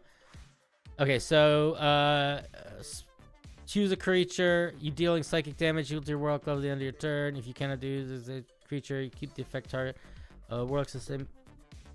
Man, I think you got to rewrite this. I don't think this works. Mm-hmm. Okay, so here's what I would do. Don't tie this to Glimpse of Truth at all. I mean, yeah, the idea was that you would get permanent True Sight, and then you would... No, but this second part, don't do that. Just keep Glimpse of Truth the way it is. Keep the True Sight smaller than 60 feet. 14th level, drop the permanent True Sight. Yeah. Make a brand new thing.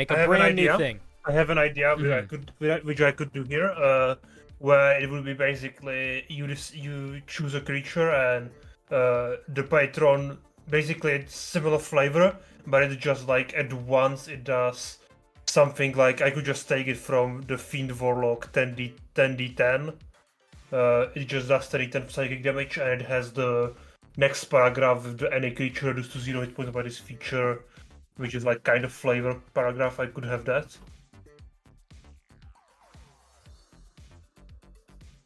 Something along those lines.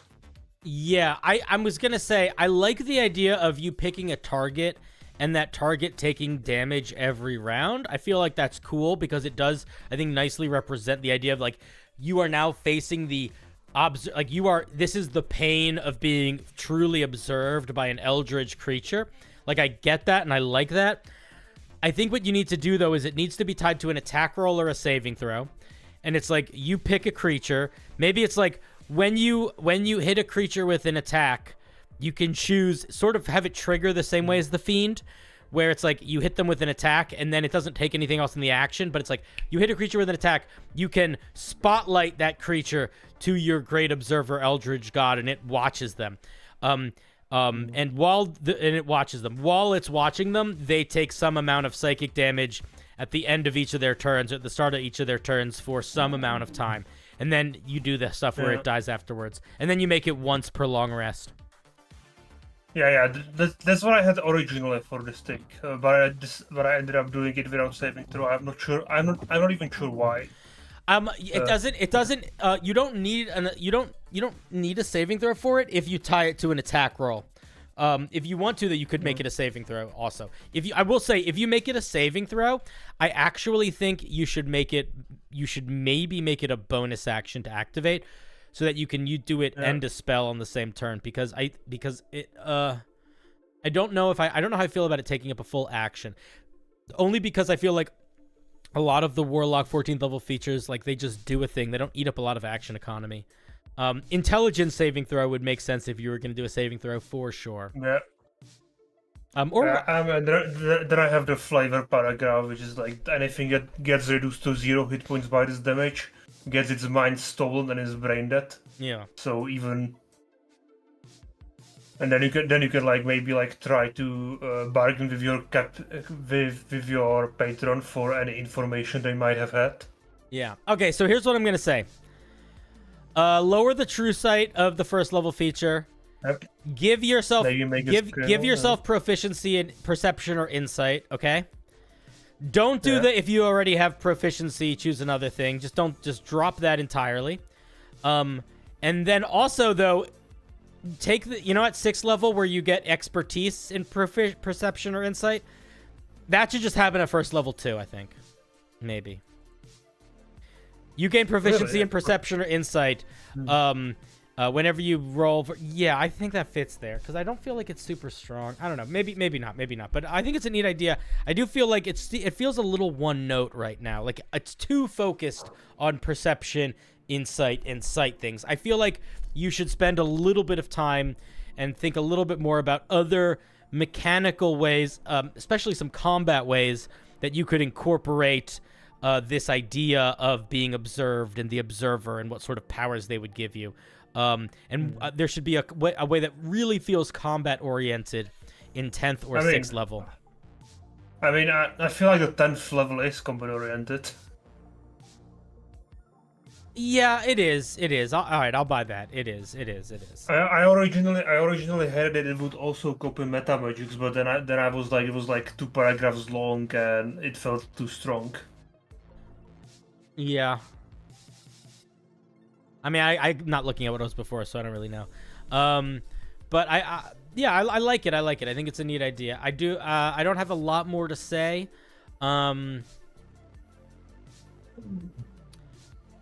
I still feel like there's a little bit of combat space that needs to be filled earlier. I don't know where. Maybe 1st level. I'm thinking about something to fit in there. Maybe put. I mean, I would leave the 6th level. I mean, the 1st level is just like lower the true sight, get rid of the illusion thing, and maybe like put 6th level expertise and some small combat feature.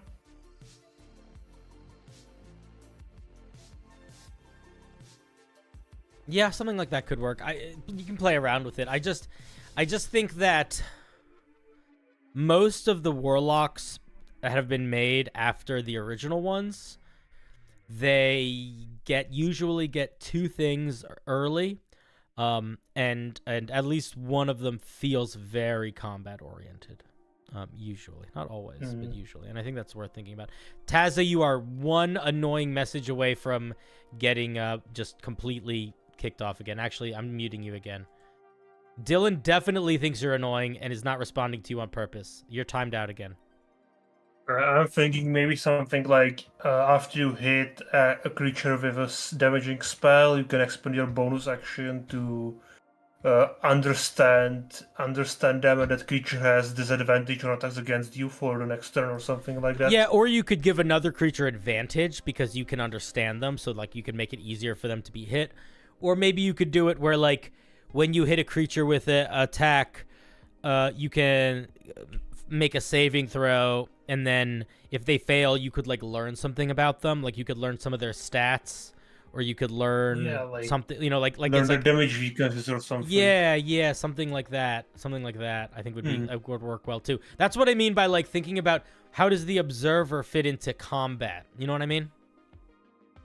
Yeah. But I like the idea Yeah, quite a fair bit. enough. I think it's solid, and I think you should keep working on it. Well, Oh, yeah, if you want thank to. All right, cool. Thank you very much. Do you have any final thoughts before I say goodbye? I have one last final Oh, thought. taking vision is not a bad idea either. You could like take away their ability to observe. That's kind of fun. Oh yeah, like some kind of blinding effect. Yeah, that's not a bad idea either. I like that. Fair enough. Yeah, the one last idea I have is I'm leaving before you can. You son of a gun! All right, let's spin it. Our dear mod, I'm a moron, is last. Taza, if you get the ability to talk before stream ends again, and you spam, I'm gonna ban you. You'll still be able to watch stream, you're just not gonna ever be able to talk in it again. Just so you know. I hope this puzzle counts. What are you sending me? Oh my god. Wait a second. I gotta zoom out so I can see it better. Okay, what the fuck are we looking at, chat? Okay, here's a puzzle, guys. So I'm a moron has been doing some shenanigans behind the scene, and he keeps sending me these fucking puzzles, and I don't know what's going on. Okay, here's what I do know what's going on. There's something to do with sea creatures, right? I see a lot of sea creature stuff. And then I see there's like barnacle, there's like these are like coral creatures. And it's like all the coral creatures.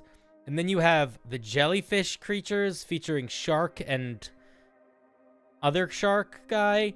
And then you have the avatar over here. You have the avatar. So you have the water, the power of water and ninjas, an avatar. You have the power of brutality and jellyfish. And then you have the power of creepy barnacle things.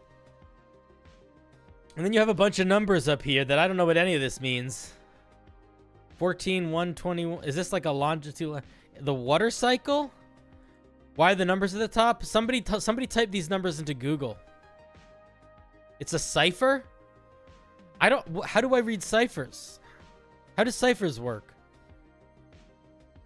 It's almost 3 in the morning. I don't know how to cipher. I don't know how to do anything.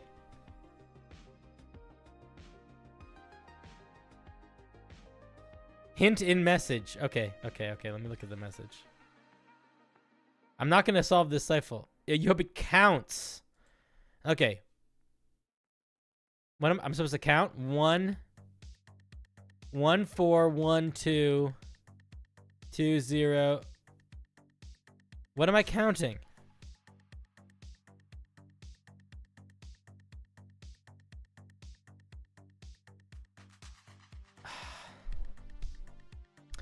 One. 5, 1.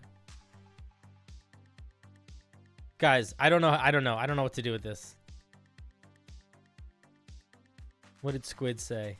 The numbers are letters in the alphabet? No, they're not. Alright, fine. Let's do it. Let's fucking look up some fucking alphabet bullshit.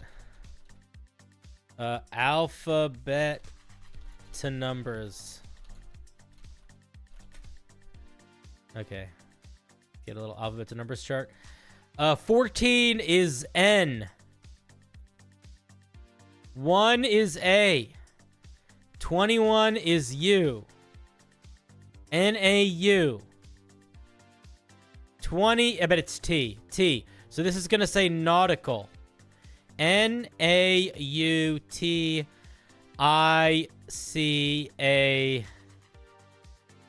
Okay, nautical.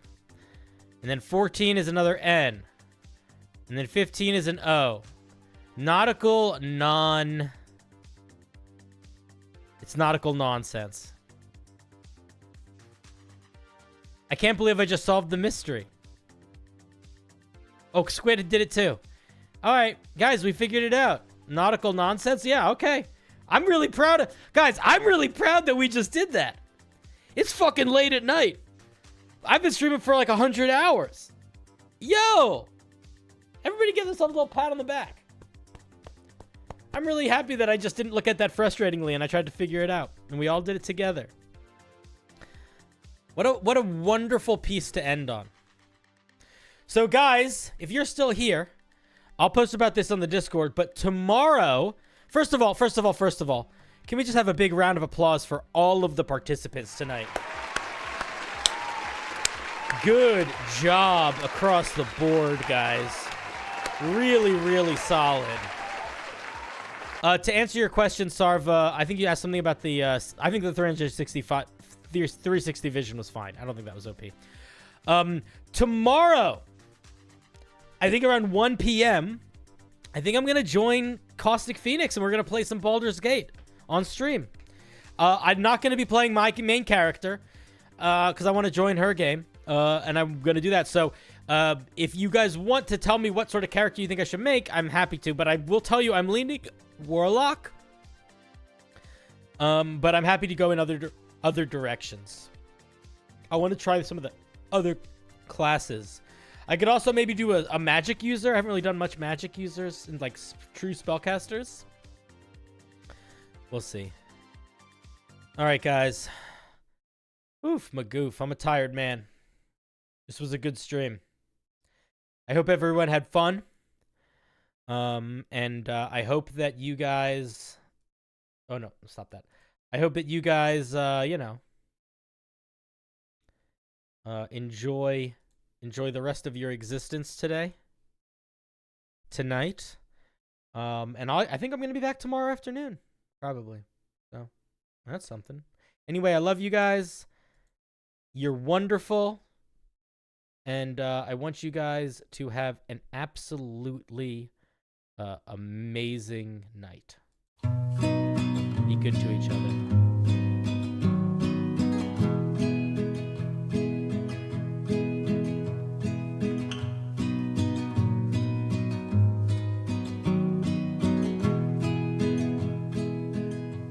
I don't think about it.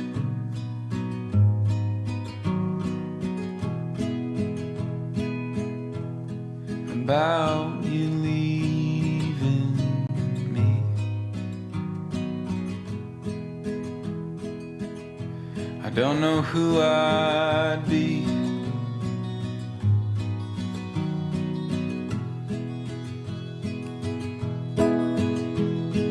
would everything we built just turn to broken leaves. I don't think about it.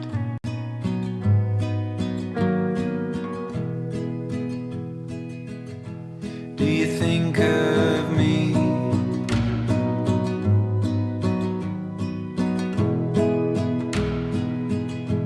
Walking out that door,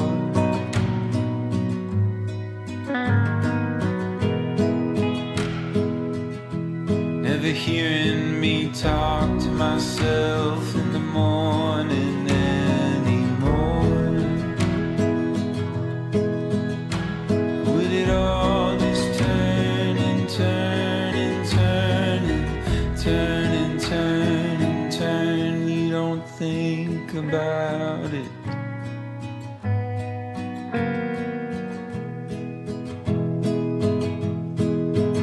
Maybe it scares you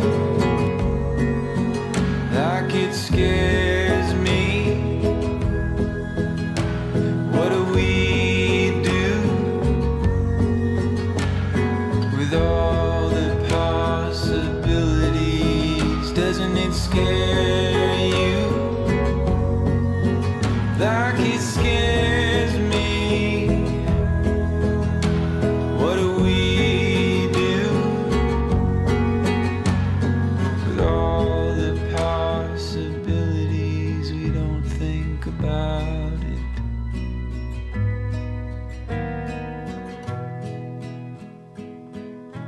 We don't think about it.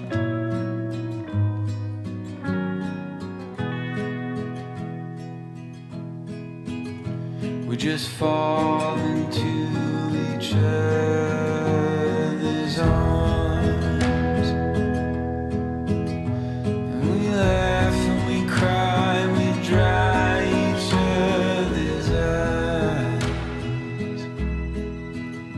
don't talk about it.